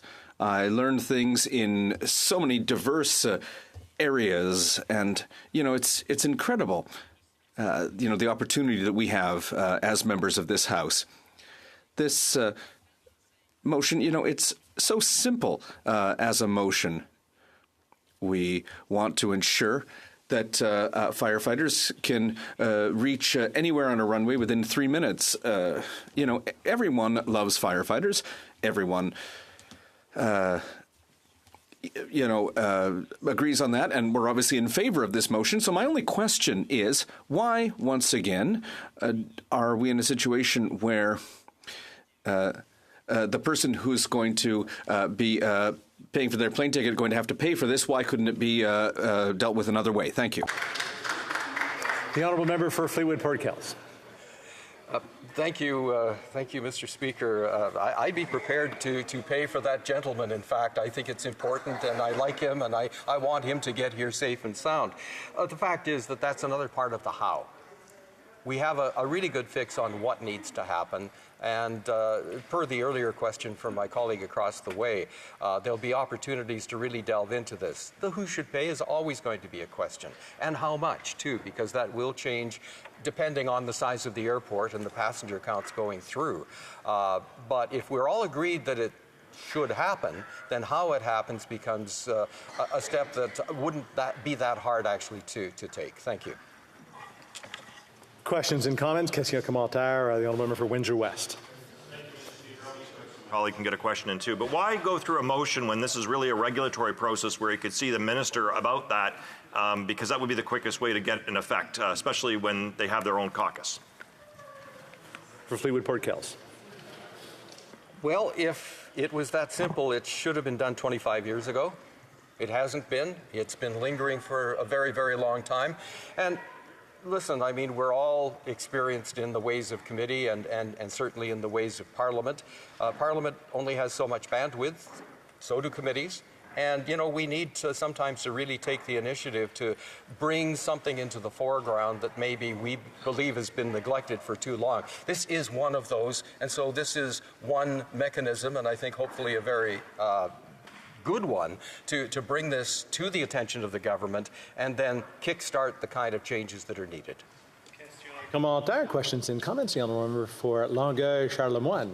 Thank you very much, Mr. Speaker. I'd like to thank my colleague for bringing forward this motion, and more importantly, for educating Canadian travelers who probably are not aware of the fact that right now there are certain airports that do not have the capabilities that they would expect when traveling, and that's part of this motion and why it's so important is to educate not only members of this House representing Canadians across this great land, but also in terms of fixing a problem. We've identified a gap, and I think any Canadian traveling would be willing to put in that little extra, whether it be $1 or $2, knowing that in the event of a fire on an airplane, on an airport runway, that not only a question of putting out the fire, but going in and rescuing. Could the member elaborate a little bit on the importance of educating Canadians about this issue? The Honourable Member for Fleetwood Port Kells. I'd like to thank my honourable member for the question and for her encouragement to take up this issue. Education is going to be a very important thing. Education, but not needlessly scaring people. I mean, this is a scary proposition. The fact is that Canadian airports are by and large extremely safe, and that those of us who do fly have made many, many trips back and forth without incident, and we'll all touch wood that that will continue. I think, though, one of the things that this gives us an opportunity to do is to draw out an old saying that, you know, being a firefighter is the best job in the world until there's a fire. Then it's the worst job in the world, or one of the worst. And I think that Canadians will appreciate that and certainly understand what we're talking about here, what we're asking our fire services, to do to meet standards that, as one of my colleagues said, you know, people would expect this to happen. And if it's not happening, we have to move it in that direction. Thank you. Resuming debate, but I also just want to thank the honourable member for his presentation as a volunteer firefighter. I appreciate his comments today. Resuming debate, the honourable member for Flamborough-Glenbrook. Thank you, Mr. Speaker. It's always an honour to rise in this House and engage in critical discussions about the policies that affect the everyday lives of Canadians. And today we're presented with a motion that calls for the adoption of the International Civil Aviation Organization standards in Canada's airports for rescue and firefighting regulations. And this potentially could increase fees imposed on passengers and shippers to cover the costs. And while safety is paramount and certainly something that unites all of us, Conservatives believe that this is an issue that deserves more study, and we will be calling upon the Standing Committee on Transport, Infrastructure and Communities, on which I happen to sit, to take that up. Because we must carefully consider and evaluate the consequences of implementing the proposed changes. And the mover of the motion just spoke about the fact that Canadian airports are exceptionally safe, and that's something we all are proud to say. But what is the signal in this motion, in debating this today? Are we saying, are we giving the impression perhaps that is lacking? Because Canada is not out of step with the rest of the world on this. Many countries, including our neighbours to the south, make necessary adjustments to ICAO standards to best suit their own unique circumstances. It's a standard practice that recognizes the need for flexibility while maintaining high safety standards. So then why are we signaling that there are perhaps deficiencies in our safety regulations? Canadian aviation regulations are designed to be robust and thorough, and they're tailored to be specific to the needs of communities and circumstances. In fact, in some areas, like aircraft rescue and firefight training, we even surpass ICAO standards by threefold, demonstrating our commitment to safety and preparedness.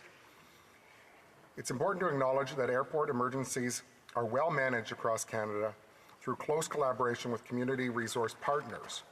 Municipal police, ambulance services, firefighting resources play pivotal roles in emergency response. Airports cannot be expected to staff for every conceivable emergency scenario. So they rely on these mutual aid partners to ensure a comprehensive response. Mr. Speaker, it's worth noting that all of our airports are already working closely with their local fire departments, actively planning, conducting exercises to ensure a swift and effective emergency response. Take Hamilton International Airport, which I'm proud to say is located in my constituency of Flamborough-Glenbrook. It is the fastest growing cargo airport in the country, and plus on top of that, it serves over 1 million passengers a year. And it's owned by the City of Hamilton, so naturally there is a strong partnership with the Hamilton Fire Department. This partnership is already in place and exemplifies the importance of a well-coordinated approach to aviation safety. We've heard this from other airports across the country as well. They recognize the significance of a collaborative approach, which is why they've expressed concerns that the proposed regulation and added costs are perhaps unnecessary, and that is why we need to study this further. It's essential to consider that these additional expenses will inevitably be passed on to travelers, and further raising the costs associated with air travel in Canada, which is already expensive on a global scale. In a country where air travel and cargo is already subject to significant fees and taxes, these costs are going to just be one more thing that's added on the backs of Canadians, and that's at a time that we're already dealing with 40-year high inflation. So it's crucial to remember that increasing costs for passengers and shippers doesn't necessarily translate to increased safety. We must be mindful of the impact on Canadians' wallets. Additionally, the regulatory changes proposed in this motion are designed to provide a one-size-fits-all Ottawa knows best approach. However, our vast and diverse Canadian landscape necessitates a more flexible approach to regulation. What works for one airport may not be suitable for another. Flexibility in our regulations is essential to accommodate these variations.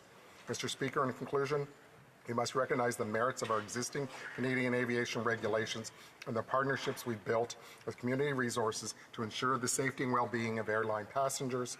Through the studies that have been conducted, the sound research that has supported it, which demonstrates the effectiveness of our current approach, and proposed changes, while may sound appealing on the surface, risk imposing unnecessary costs and red tape.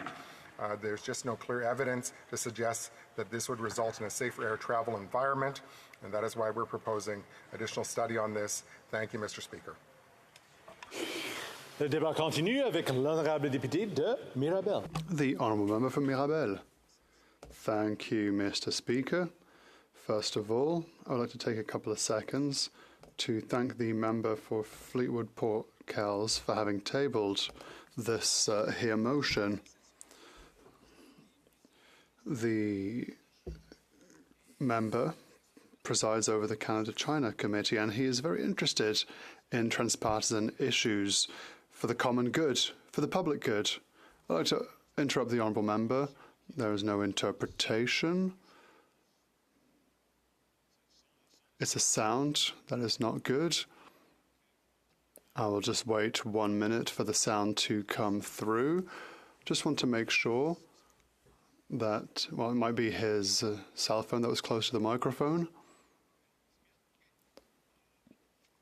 The honourable member for Mirabel. I've plugged everything off close to me. I'm disconnected for the first time from all my devices. I wanted to thank my colleague for having tabled this motion because airport security is essential. What we read in the motion is rather shocking. What we see in the motion is a statement that there are regulatory issues that are significant when it comes to emergency response in our airports. It's a question of security. It's a question of employee security. It's also a question of Canada's reputation. Canada has a reputation of being safe. What the motion asks is as follows. Regulatory standards have to be changed in Canadian airports so that airport firefighters are able to reach any part of an airport runway in under 3 minutes. These are international standards. Canada is behind on OSCI standards. Firefighters have to be able to get to the middle of the runway in under 3 minutes. Not any part, but the middle of it. Those 3 minutes are essential, and we know, especially in Mirabel, we have very long landing strips. Sometimes it takes 4 or even 5, 6, or even 7 minutes to get to the center of it. And now we're talking about airport security, and it seems that these are the kind of things that never happen, fires in our airports. I would like to remind you, Mr. Speaker, that on the 18th of October of 2022, there was a tragedy that cost the life of someone in Mirabel, a human life. There was a vehicle on fire at Mirabel Airport. The Crown Corporation, Aéroport de Montréal, what did they do? They decided not to send firefighters. They waited for municipal firefighters to arrive. So there was a second call made to let firefighters know that there was a fire. And Aéroport de Montréal, or ADM, decided not to send their own firefighters. So there's a lot of work to be done. When Mirabel firefighters turned up, firefighters who were not trained for airport matters, the individual had already passed in their vehicle. Airport firefighters, well, a lot of people don't know that there are airport firefighters in the first place, but when we need them, it's a question of life and death. They have to act rapidly, therefore. So today, I'd like to take the opportunity to commend the 31 excellent firefighters in Mirabel and Dorval airports. 9 firefighters at Mirabel. Only 9. They risk their lives, and all they want to do is do their job. They just want to save lives. So I'd like to commend them because before their safety, they put the safety of their clients. First of all, Philippe Gagnon and Alex Bertrand, Chair and Vice Chair of the Montreal Airport Firefighters Union, Yvon Barrière and Jonathan Choquette of PSAC Quebec. I'd like to commend a hero, Mr. Francis Labrie, fire officer, who was suspended. He was suspended, Mr. Speaker, for having taken his fire truck and for having tried to save a human life, Mr. Speaker. This isn't a joke, Mr. Speaker. ADM tells us that it is up to municipal firefighters to intervene inside a plane. So, in Canada, contrary to the OACI rules, that firefighters can spray an aircraft from outside, but they're not allowed to go inside. In order to be able to go into a plane, we need 300 hours of training. And municipal firefighters don't have that training and are not able to arrive on time. They don't have the resources necessary.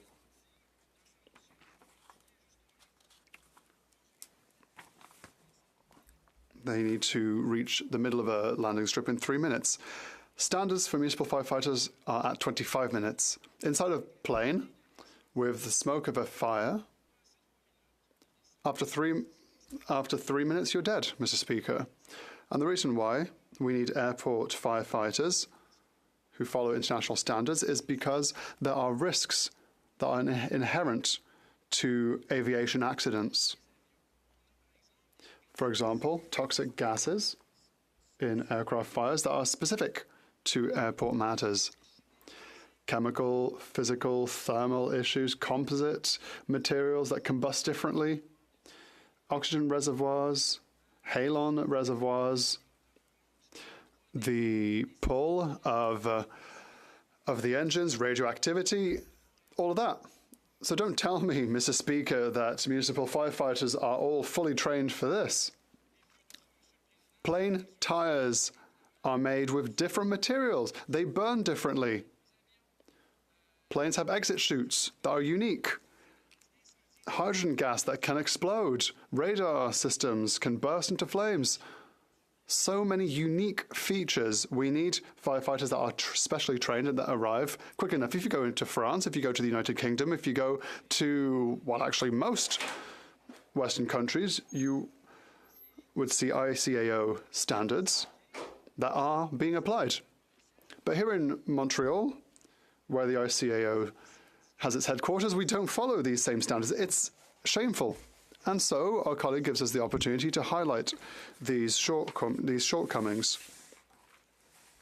CARs only compel the presence of 3 fire engines. There are no standards for the number of firefighters. ADM uses this vacuum to justify their lack of people power. At the Mirabel Airport, firefighters for the past 6 years have gotten no medical training. The Canadian aviation regulations say that this should be the case, but apparently it's a airport that does cargo, and so ADM decides to save money, Mr. Speaker, at the cost of human lives by saying we won't do medical training. We know that there are charter planes that go to Mirabel. There are piloting schools at Mirabel. We know that there are normal planes that land at Mirabel, not just cargo.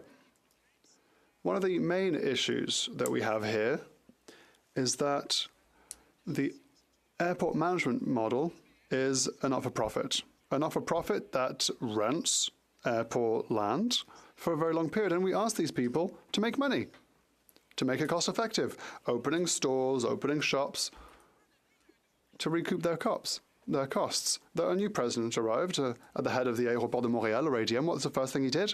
Cut the number of firefighters, cut the number of fire trucks that could intervene, cuts in training, cuts in firefighter training, and then they turn to the municipality and say, well, if there's a radioactive fire, airport firefighters will come with 3 firefighters and 3 fire trucks, and there are some cases where there's so little staff that the support truck that has all the equipment cannot even get to the plane. And they say, well, just spray the outside of the plane. In 3, 4, 5 minutes, you arrive, spray the outside, and wait for municipal firefighters so that they can go into the plane, Mr. Speaker. So I would like to commend this initiative. Why? Because our colleague tabled a motion. He didn't wait for a huge tragedy with dozens of deaths before acting. He is being proactive. Passengers, Canadians are a priority for this member, and we must act urgently. We have to amend our airport regulations, our Canadian aviation regulations, as rapidly as possible. We have to be transparent as urgently as possible when it comes to managing our airports. These are installations that are owned at the end of the day by taxpayers, by Canadians, by locals, and so we have to make sure that airport managers are responsible for their actions. Thank you, Mr. Speaker. The débat continue. Continuing debate with the honourable member for Windsor West. Thank you, Mr. Speaker. I'm pleased to rise in a motion M96. It's legislation, or it's actually motion, not legislation, that the House require that an assessment of the International Association of Firefighters concluded significant regulatory shortfalls. And basically what they're doing, Mr. Speaker, is 1, failing to specify rescue as a requirement function of airport firefighters, 2, requiring only that firefighters must reach the midpoint of the furthest runway in 3 minutes rather than all points of an operational runways within that time period, and B, another part that really speaks to about giving firefighters at Canadian major airports the mandate and resources that are necessary, and specify that the required function firefighters must in rescuing passengers and supporting that. And I didn't want to go through the whole thing here, because I want to talk a little bit about process and also how this relates to our airports and the holes that we have in the services there. And I know that you're flying tomorrow, Mr. Speaker, and we do have a decent record, a very good record in aviation, but we still have some improvements that need to be made. Sadly, Mr. Speaker, this problem has been around this place longer than me. And one of the things that I find interesting about it is this is a regulatory change that any minister can do at any point in time. And so there really isn't the requirement for this to go through as a motion. And a motion, just so you're sure, you know the process, Mr. Speaker, is not binding. It doesn't mean that the government has to follow the motion that is passed. And that's one of the reasons why you might want to look at regulation through the minister as a quicker process, a more direct process, or you could have legislation that then binds the government once it passes this chamber and also the other chamber in the Senate. So I think it's good for public awareness, and I commend the member for bringing this forward, because it is positive in that aspect. But quite frankly, the government, if they wanted to, could act on this really quickly. And there isn't really much an obstacle, because they have support, I think, of the rest of this chamber here. So good for the member for bringing through this to discuss it, because maybe his government and the minister will listen to what's taking place here today and act on it even before the motion takes place. Or perhaps the best case scenario, I don't mind it, is that the minister actually acted on the regulations and let the member have a victory lap. That would be awesome, because the intent of the motion in terms of fire safety at airports is critically important, and he needs to be clear that there is support in the chamber for that. And so I do want to also acknowledge that our critic on this, who's done a lot of work, the member from Skeena Bulkley Valley, he's our transport critic, but he's also a former mayor. And when you look at airports often in the municipalities, I was on Windsor City Council when they were offloaded down to municipalities. And so these are local taxpayers that have had to pick up basically from deregulation, which we've seen conservatives and liberals do on a number of different things, including airline safety. They tried to actually get a safety management system employed there. We were able to stop that. There's a number of different things that we continue to face with deregulation on it. And this was downloading on the municipalities. So municipalities like Windsor and others have to pick up the actual slack for fire safety. And then there's some really good things here in this motion that's discussed. A good one is persons with disabilities right now many times on these accidents and so forth is right now, as it stands, is there's very little direction about how we help and get passengers, especially those that are disabled, off planes at that time. I know for this from a fact, too, Mr. Speaker, is that we went through when this government was very lackluster when it came to NAV Canada, who is responsible for the airport towers, was looking at closing several across this country and studying them, and they included the Windsor one on that, despite that we have 5 air zones in the Windsor district area. So we are on the border, and so our air zones are not only just domestic, but they're also international, and they overlap at different layers. And I was fortunate to be invited by Mr. Chris Kenny from the Central Regional Vice President and requested the meeting from the CATSA with regards to touring my airport tower just recently, and I want to thank everybody that was there and the education that they also gave me that substantiated saving our airport tower was important, because when NAV Canada was looking at this, Mr. Speaker, they basically wanted to close that down so they wouldn't have basically people in the actual airport tower. And if you can imagine, we not only have domestic, but we also have other services like Coast Guard and the U.S. Air Services and so forth that even overlap our region, and it would have been detrimental. And losing that, especially as growing the airline industry, would have been wrong. So the first response by the government on this, by our local Liberal, was, oh, we can't do anything about it. It's NAV Canada, so they can study it, and all heck broke loose, Mr. Speaker. And so I started working with a number of different people because it came up to me, and I want to thank flight instructors at that time, Dante Albano, Ryan Lee, Patrick Lee, Craig Borowski, who is also their international airport pilots, and as well involved in the issue with the Windsor Flying Club, Karen D'Souza, Mayor Dilkins, and Rakesh Naidu from the Windsor Chamber of Commerce. And we pushed back the fact that NAV Canada was doing this, and it became a significant incident. And so we went from originally the government saying we can't do anything about it, that then the minister doesn't have the legal authority for it to get done. So what I did, Mr. Speaker, is I actually drafted legislation for the minister and tabled it here in this chamber so he could act. And so heaven, was opened up in terms of the light on this issue, in terms of, yes, the government is saying that they couldn't act, but by the way, we actually prepared and tabled the way the minister could do it right to the minister. And thank goodness at that time, Mr. Speaker, just soon after we tabled the legislation for the minister, the issue was resolved, and NAV Canada backed off, and we actually saved the airport tower. So it was a good story to tell in the sense of activism, but it also showed the vulnerabilities of municipalities and deregulation that can take place. And I mentioned the safety management systems with regards to the airport issue, because in the past, it's been the NDP that stopped the safety management systems going in the airline industry. And that is a system you might have heard from the rail systems. The rail systems have safety management systems in place, and people are wondering, what the heck is a safety management system? Well, basically, at the end of the day, as the employee, you are supposed to actually report any of the problems that you have on a daily basis about safety to your employer.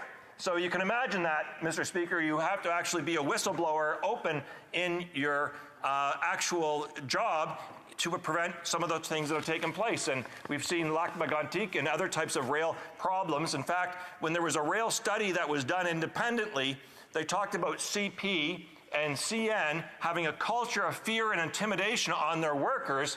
And so we were expecting, and we still expect right now, the workers to report those problems to the people that actually employ them and control their futures as employees. Now that system has failed quite significantly, and it does not empower the workers. And we've seen even other whistleblower problems in this chamber, even more recently with some of the different departments. But I want to point back to this because that's why we have to make sure that the government does never actually bring in that system for the airline industry.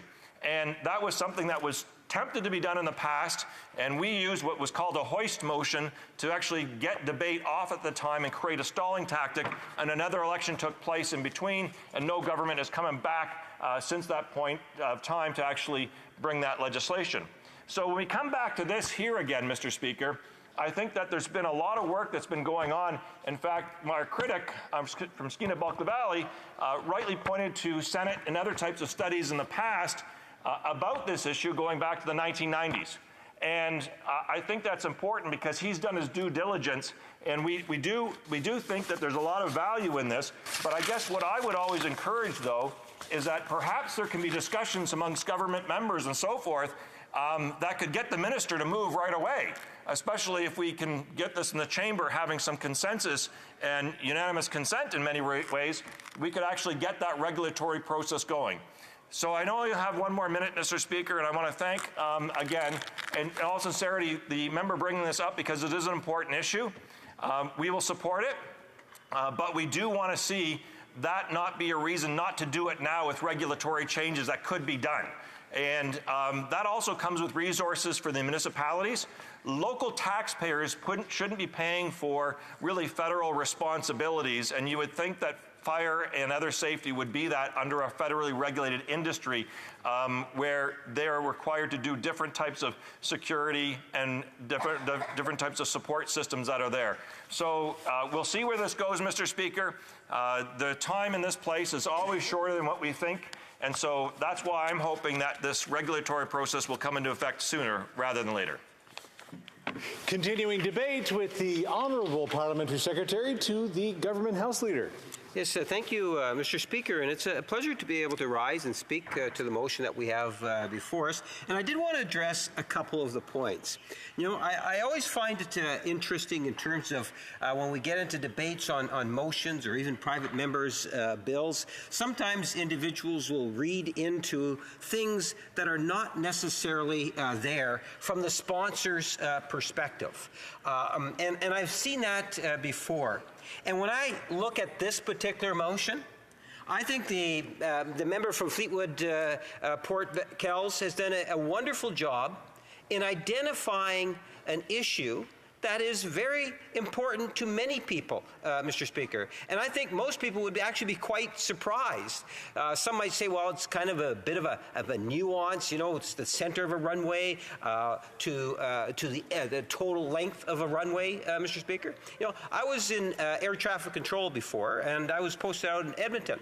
We had the longest, I believe it was the longest runway in the Commonwealth. You could actually land the space shuttle on it. And I can recall the fire hall having their drills. And I can tell you, it takes quite a while to go down a 14,000-foot runway.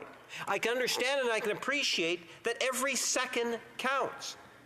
So what the member has actually done by bringing forward a motion, and we need to recognize that when you bring forward a motion, there's not very many motions that will actually pass in a life of a session, Mr. Speaker. So this issue is something in which the member has been inspired to bring forward. And I suspect it might have had something to do with discussions that we had on recognizing cancer agents for firefighters. As the government was brought aware in a very real and tangible way by another individual member inside the chamber, the former Deputy House Leader. And by raising the issue, the public, through the House and the floor of the House of Commons, became more familiar with it and ultimately passed the legislation. And today, I think firefighters from coast to coast to coast have benefited by that. Now, you take a look at what my colleague from British Columbia has brought forward. Again, deals with the issue of safety. And I think that there's, all in all, when you canvass the different professions, and you say, well, what are the professions that Canadians really respond positively to? I would suggest to you that the firefighters, they're close to the top. I won't tell you where the politicians are, but the firefighters are close to the top, Mr. Speaker.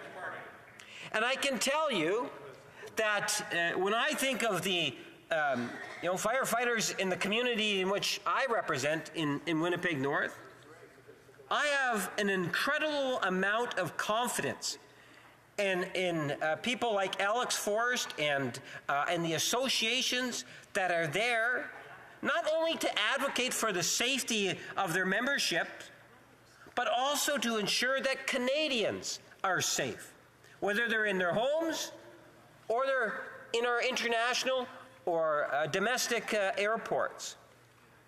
I did not know, to be honest with you, I had no idea that a firefighter that's at the airport comes to a plane is not allowed to go into a plane.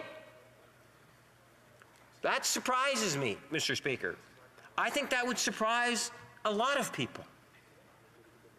The other point that's raised in here is the fact that we have fire halls, and the location of those fire halls is also important.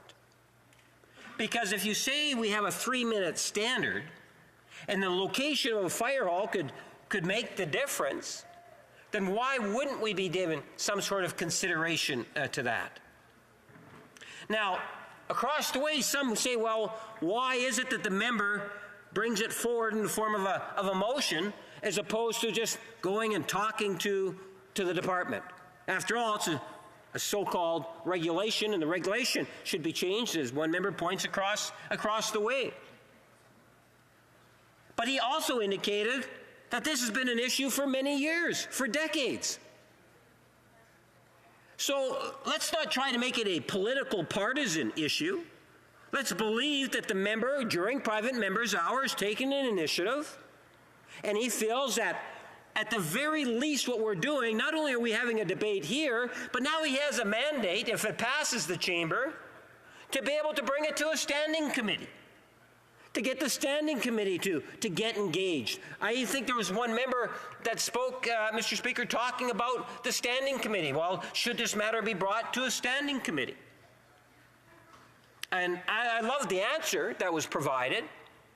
You know, here what we're doing is we're setting, well, this is the goal. People need to be aware of this. That's what this motion does, is it makes all of us aware of a very important issue. How it's actually implemented, you know, the standing committee could assist in that. Now members that want to pick up the ball from where the member has brought it to date, can ultimately now bring it to a standing committee. And that standing committee can work out the different ways in which it could actually be implemented. And if at some point in time, unlike the last 40, 50 years, it's determined that, yes, this is something that could be done. We've got a standing committee that's also taken a look, and through the standing committee, there's been invites to have professionals, whether they're firefighters or municipalities, come forward to make presentation. I think now there's a greater likelihood today that we'll actually see the change as a direct result of the initiative from the private member.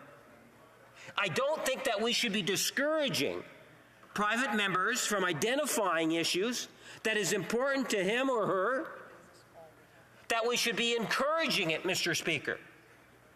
Because through that, we get the type of changes into the future that can really make a difference. And that's what I respect about the member's motion. As I say, as a member of the Canadian Forces and sitting in the tower out in well, it's no longer there, Mr. Speaker, but at that time, it was a few years back. I don't want to date myself.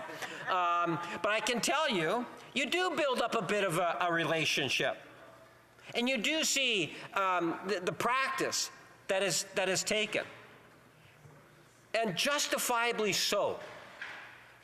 Our firefighters take their job seriously, Mr. Speaker. And they are very quick to respond. And there is a standard that we are talking about in terms of 3 minutes. And maybe it is time that we try to raise the profile of this issue to the degree in which we can see some specific action. And if that means at the end of the day that the municipalities and Ottawa need to work together, maybe even bring in the provinces. Our airports are economic engines. They provide so much to our communities, and they need to be safe, Mr. Speaker. And that's why it is that ultimately when I would see these the fire trucks going out onto runway 29 and 11 back at the Lancaster Park, Mr. Speaker, I saw firsthand the types of responses. And I must say, they actually did, at least in the military, even more than that in terms of by having those, by going out, Mr. Speaker. There's also other types of benefits that are there, not just the direct, but also the indirect. So I hope that members will, in fact, support the my colleague's motion with the idea that the issue has now hit to a point in time where we'll at least have some sort of discussion on how it can actually be done, and then work with ways in which we can improve the issue of safety at our airports. So I thank the member for bringing the resolution forward. Thank you, Mr. Speaker. I was just thinking, most of us can't clear our throats in 3 minutes. I don't know how a fireman gets out to the halfway point of a runway in 3.5 minutes. Continuing debate, l'honorable député de Barrie-Innisfil. Thank you, Mr. Speaker. And I'm really pleased to be rising on M96. As you know, Mr. Speaker, and many people know, I spent 30.5 years as a firefighter. I'm actually an aircraft rescue firefighter trained firefighter. I spent a week up at Base Borden. Trudging through the AFFF, which I'm now finding out is a cancerous material. You know, it was interesting because where I worked in Markham, we had Buttonville Airport. There was no active firefighting capabilities on site, and all of it was done through the municipality in Markham. And I remember responding to several incidents, aircraft crashes that had occurred, some known, landing gear coming up and not able to land, and some landed on top of buildings there. So it was an interesting. I actually enjoyed being an aircraft rescue firefighter, to be frank, because you know, the training that was involved, understanding about the different aircraft and some of the emergencies that could occur, including making sure that means of egress was the #1 priority, protecting the exits of those aircrafts that were in trouble. Now, I never dealt with multi-engine aircraft. I did deal with multi-engine aircraft, but I never dealt with large aircraft like you would see, for example, at Pearson or Vancouver International Airport. So, you know, the M96, and I want to thank the member for bringing this forward. I think it is good intention. There is none of us in this place who I believe want to limit or diminish the value of safety, not just for the passengers, the pilots, the crew of an aircraft, but also for those firefighters that are intended to respond. I have 3 minutes, okay? But I'm not sure, Mr. Speaker, that M96 is the way to go about it through a motion, quite frankly. There are a lot of stakeholders who need to be involved in this process, not the least of which is the International Association of Firefighters, who I spoke with this afternoon, but airports as well, and the Airports Council. There are other stakeholders that need to be included in the process. For example, Pilots Association, ACPA, the Air Canada Pilots Association, the Airline Pilots Association, they all need to be involved in this process of understanding regional airport authorities, what the full impact of what this motion proposes. And this would be better off, in my opinion, Mr. Speaker, to go through the process of the committee. And I actually heard the member from Winnipeg North talk about that, but that way we can get all the stakeholders together. How does this affect municipal agreements? Because there are many across this country where airports, local regional airports, have an agreement with the municipality. What are the impacts in terms of cost? What are the impacts in terms of personnel? Those are the types of discussions that we should be having with this. This does identify a problem, and I can tell you, Mr. Speaker, that in my time of being here and every time I've met with the International Association of Firefighters and the Barrie firefighters, they come advocating for improved responses at airports. So there's no question that this is an issue. In fact, the regulations haven't been addressed since the 1990s, so it's time that we have this discussion. But furthermore, Mr. Speaker, the government has within its power the ability to initiate the type of regulations that are required in order to increase safety at airports. The minister, in fact, can do that with one swoop of the pen if he wanted to. So I believe, and I will have some more time, I understand, Mr. Speaker, to speak more about the logistics of this at the next intervention. But I believe, as I stated, and I'll make this point again, that all of the stakeholders need to be involved in this process, and that would include the firefighters, the Airports Council, regional airport authorities, the Pilots Association, and there is a whole list of others. And the only way that that can be done, Mr. Speaker, is through the process that's in place, and that is through the Transportation Committee. Making sure that we get it there. Let's have a fulsome discussion about it. Let's look at the implications. I don't want to take away from the good nature of what the member is proposing here, because I believe it is in good faith, but it needs to be studied in its entirety to understand what the full impact is going to be, Mr. Speaker, on airports, on municipalities, and certainly our country and safety as well. Thank you. So when we return to this, the honourable member will have 5 minutes remaining in his time. The time provided for the consideration of private members' business has now expired, and the order is dropped to the bottom of the order of precedence in the order paper. In accordance with Standing Order 38, a motion to adjourn the House is deemed to have been made and seconded at this time. Therefore, the question is that this House do now adjourn. The honourable member for Calgary Rocky Ridge. Well, thank you, Mr. Speaker. It's a pleasure to rise tonight on adjournment business and talk about a question that I put to the government last June. I asked the government about interest rates, and I pointed out the devastating effect that interest rates are having on Canadian home buyers and homeowners. And I asked them when the Prime Minister would take the advice of other liberals, including former Finance Minister John Manley, who asked them to take their foot off the inflationary gas pedal, stop pouring gas on the inflationary fire so that there is less pressure on interest rates so that we can avoid a crisis among mortgage holders and mortgage payers, and also get some relief to home buyers that amid this affordability crisis. So the response I got, Mr. Speaker, was really quite disappointing. The parliamentary secretary at the time didn't even make any attempt to answer the question. I'm not even sure if he heard the question, because his response was totally unrelated to any of the elements that my question contained. He talked about small business loans. He actually said something that's false, Mr. Speaker. He said something. He actually should probably be brought to the House and made to withdraw his statement, because he falsely claimed that opposition parties voted specifically against the CEBA support program for small businesses during COVID. That's an untrue statement. That's a fact. So he should actually apologize and withdraw the remarks. They were unparliamentary. They were false.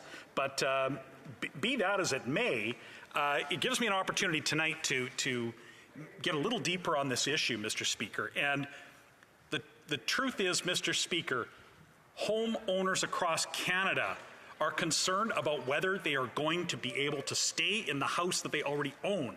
Mortgage payments are more than doubling for most mortgage customers when their mortgages renew.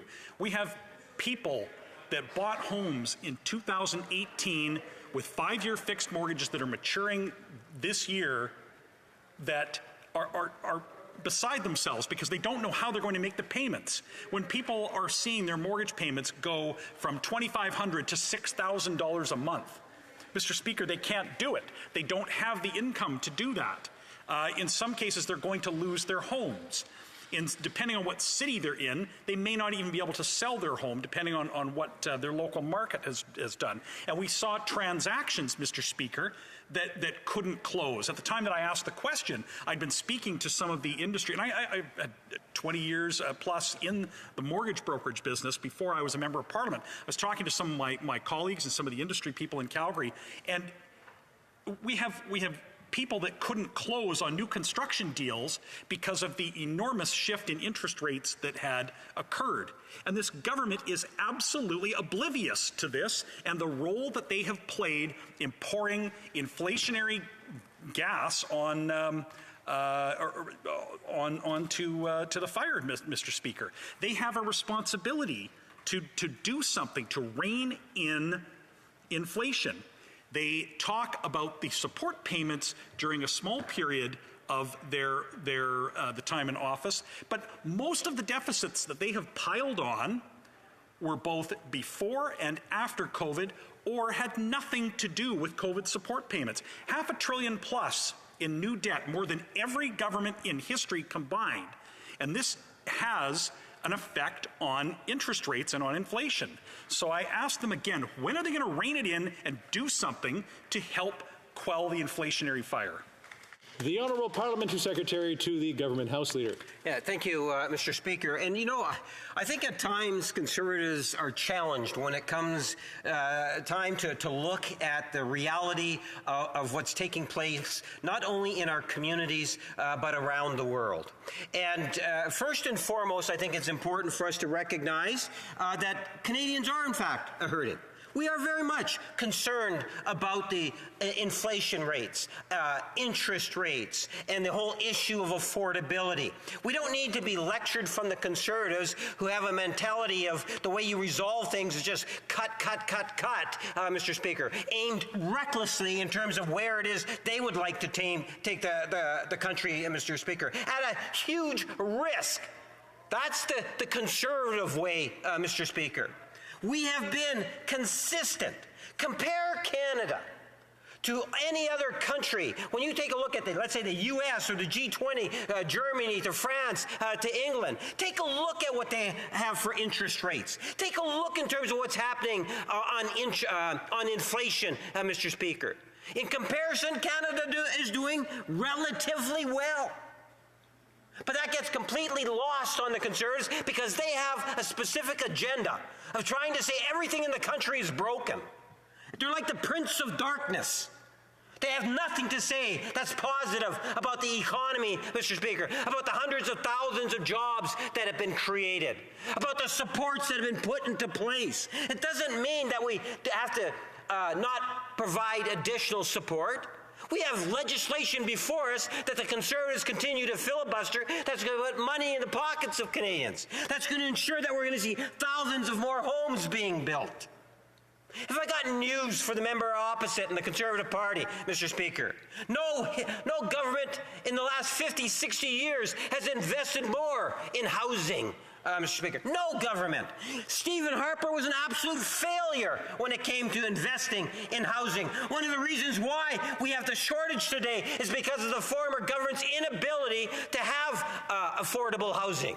It was this government that came up with a housing strategy that ultimately has led to the repair of millions of dollars, thousands of homes in terms of affordable housing. It's this government that has supported things such as infill housing through nonprofit agencies, but not only nonprofit agencies, we're working with provincial entities to ensure that we can improve Canada's housing stock. Compare that to Stephen Harper, Mr. Speaker. Yes, we have seen substantial growth, and through that growth and through the pandemic, it has made some very difficult times for a lot of people. But let's put it into proper perspective, Mr. Speaker. Put it in a context which is fair. That is something in which the Conservatives are not.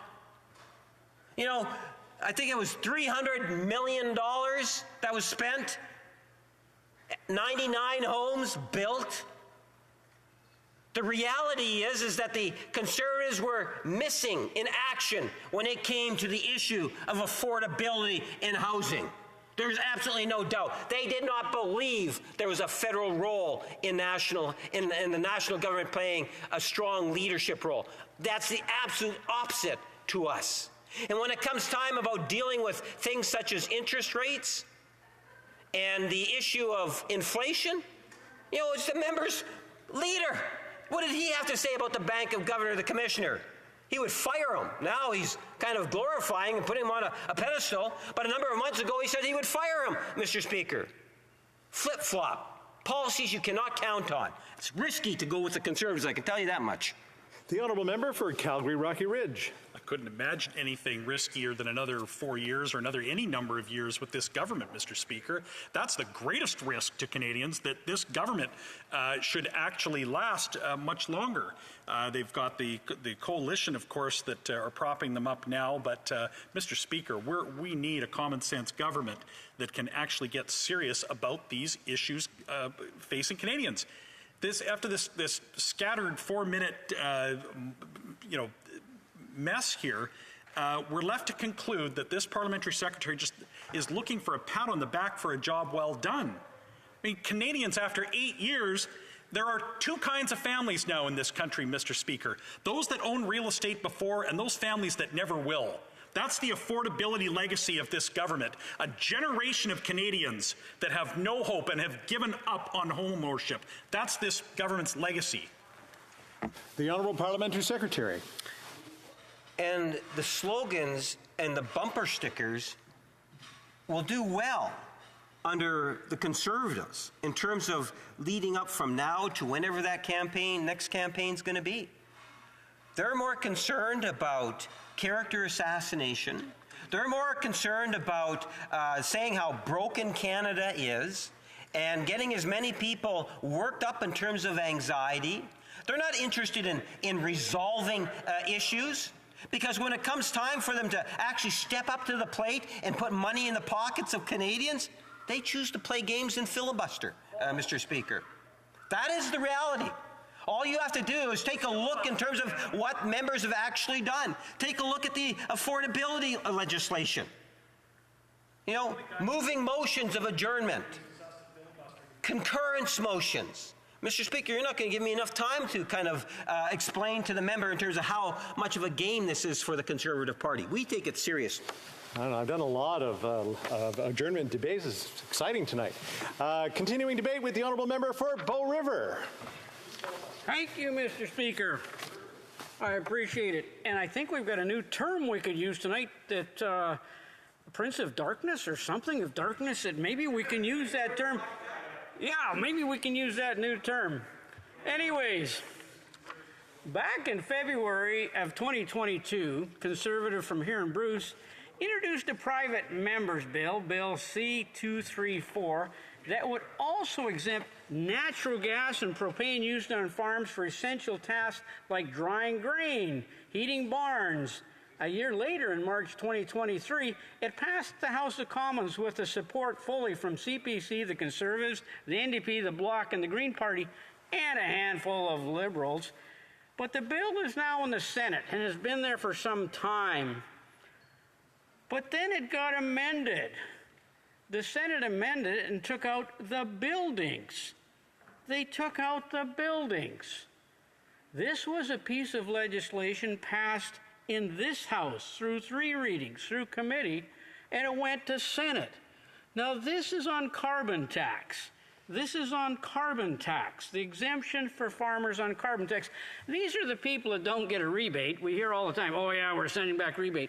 If you look at these farm operations, and I've talked to many because my riding is a rural one, and I've talked to many, including last weekend in a meeting I had in a small community in Enchant, they don't get a rebate, but they're paying huge carbon tax. So this bill has now amended, and I've got the utility bills from one of those people, and on their buildings, it was $15,000 on carbon tax. This would have been exempted. Now this bill is sitting in the Senate amended. And if you understand the process, for it to get out of there amended, it has to come back here and go through the process.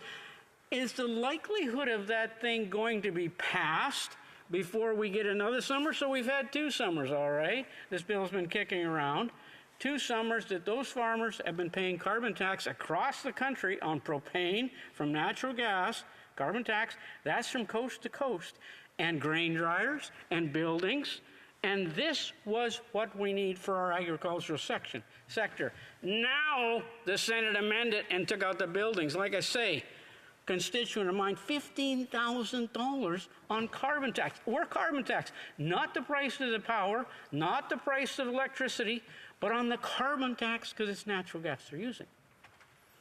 So it's going to come back here. The delay in the cost of the agriculture section because of appointed prime minister senators making this amendment to it.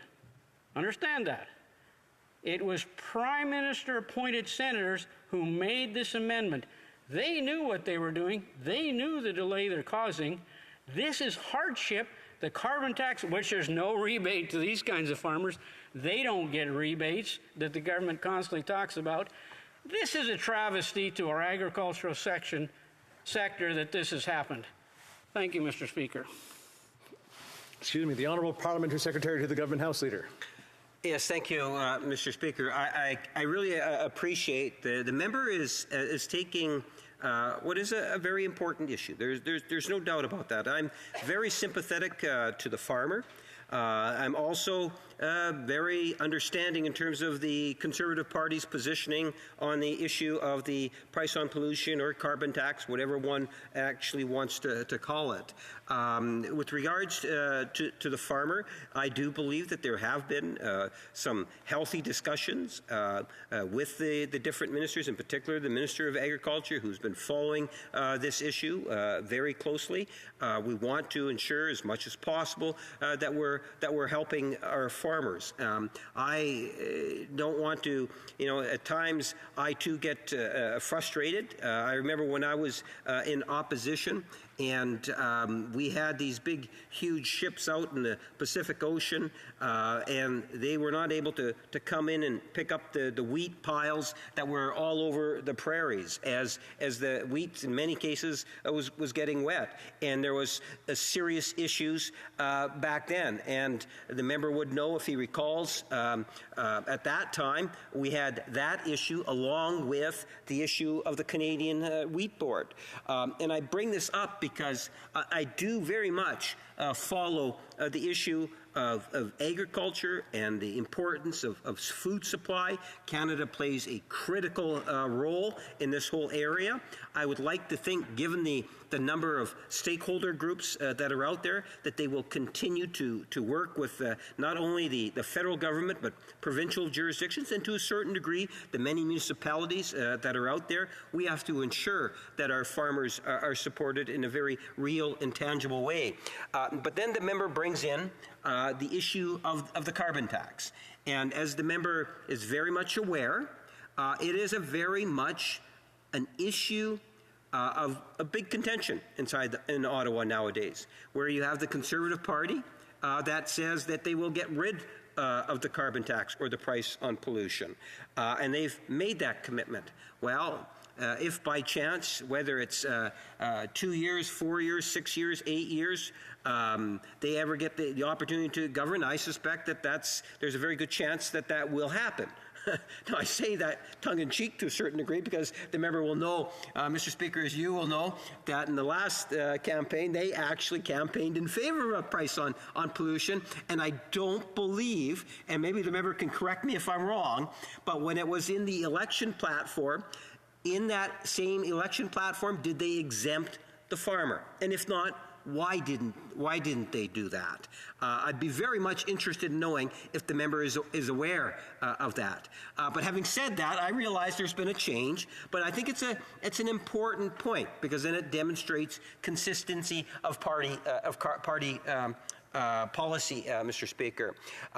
The member knows full well in terms of the government's position on the price on pollution and the carbon tax. We will continue to provide rebates. I think that we should continue to have dialogue with farmers and see how it is that government can continue to work with our agricultural community to ensure that they are able to continue to grow and prosper. And you will find the agricultural community as a whole are some of the greatest environmentalists that we have in the nation. Many of the techniques and ways in which they cultivate land, I think that we lead the world in many different ways in terms of the environment also. Thank you, Mr. Speaker. The honourable member for Bow River. Thank you. And to my colleague, I know he's from Winnipeg, and I know that used to be the grain exchange center of the world. So it's part of the heritage of the prairies, and I understand from Winnipeg. The challenge that we have, and I'm very pragmatic about this one, because in my riding with 70% of the irrigation, and the costs are huge, and the amount of money that's paid on carbon tax, and not the recognition that the value that irrigation brings to the amount of crops that we can produce in this country and the variety. We grow more potatoes than PEI these days in my riding, and we grow 65. We're the only sugar plant left, and we grow sugar beets because of irrigation. But farmers tell me on a regular basis the carbon tax is so hard on them. So we lose from our communities hundreds and hundreds of thousands of dollars, up to millions and millions, that leaves our community. And that hurts our communities because those farmers are not able to buy what they could buy if they didn't lose it on the carbon tax. They can't support our rural communities. They can't volunteer for things that they would have donated before. So it's a piece pragmatic for me that those who produce the best and highest quality and variety of foods because of irrigation, they're paying the highest price for carbon tax. And I think that exemption needs to be understood, and I think you've recognized in it that there should be more conversations about agriculture. Thank you, Mr. Speaker. The Honourable Parliamentary Secretary. Yes, thank you, Mr. Speaker. And I do appreciate the manner in which the member is actually presenting the case. And that's why I genuinely believe that we have to support, when we think of the agricultural sector, there are many strong advocacy groups and just farmer personalities. And they are always very happy, I have found in the past, to be able to share their opinions. And we all, or many of us recognize that we need to do more in regards to the environment.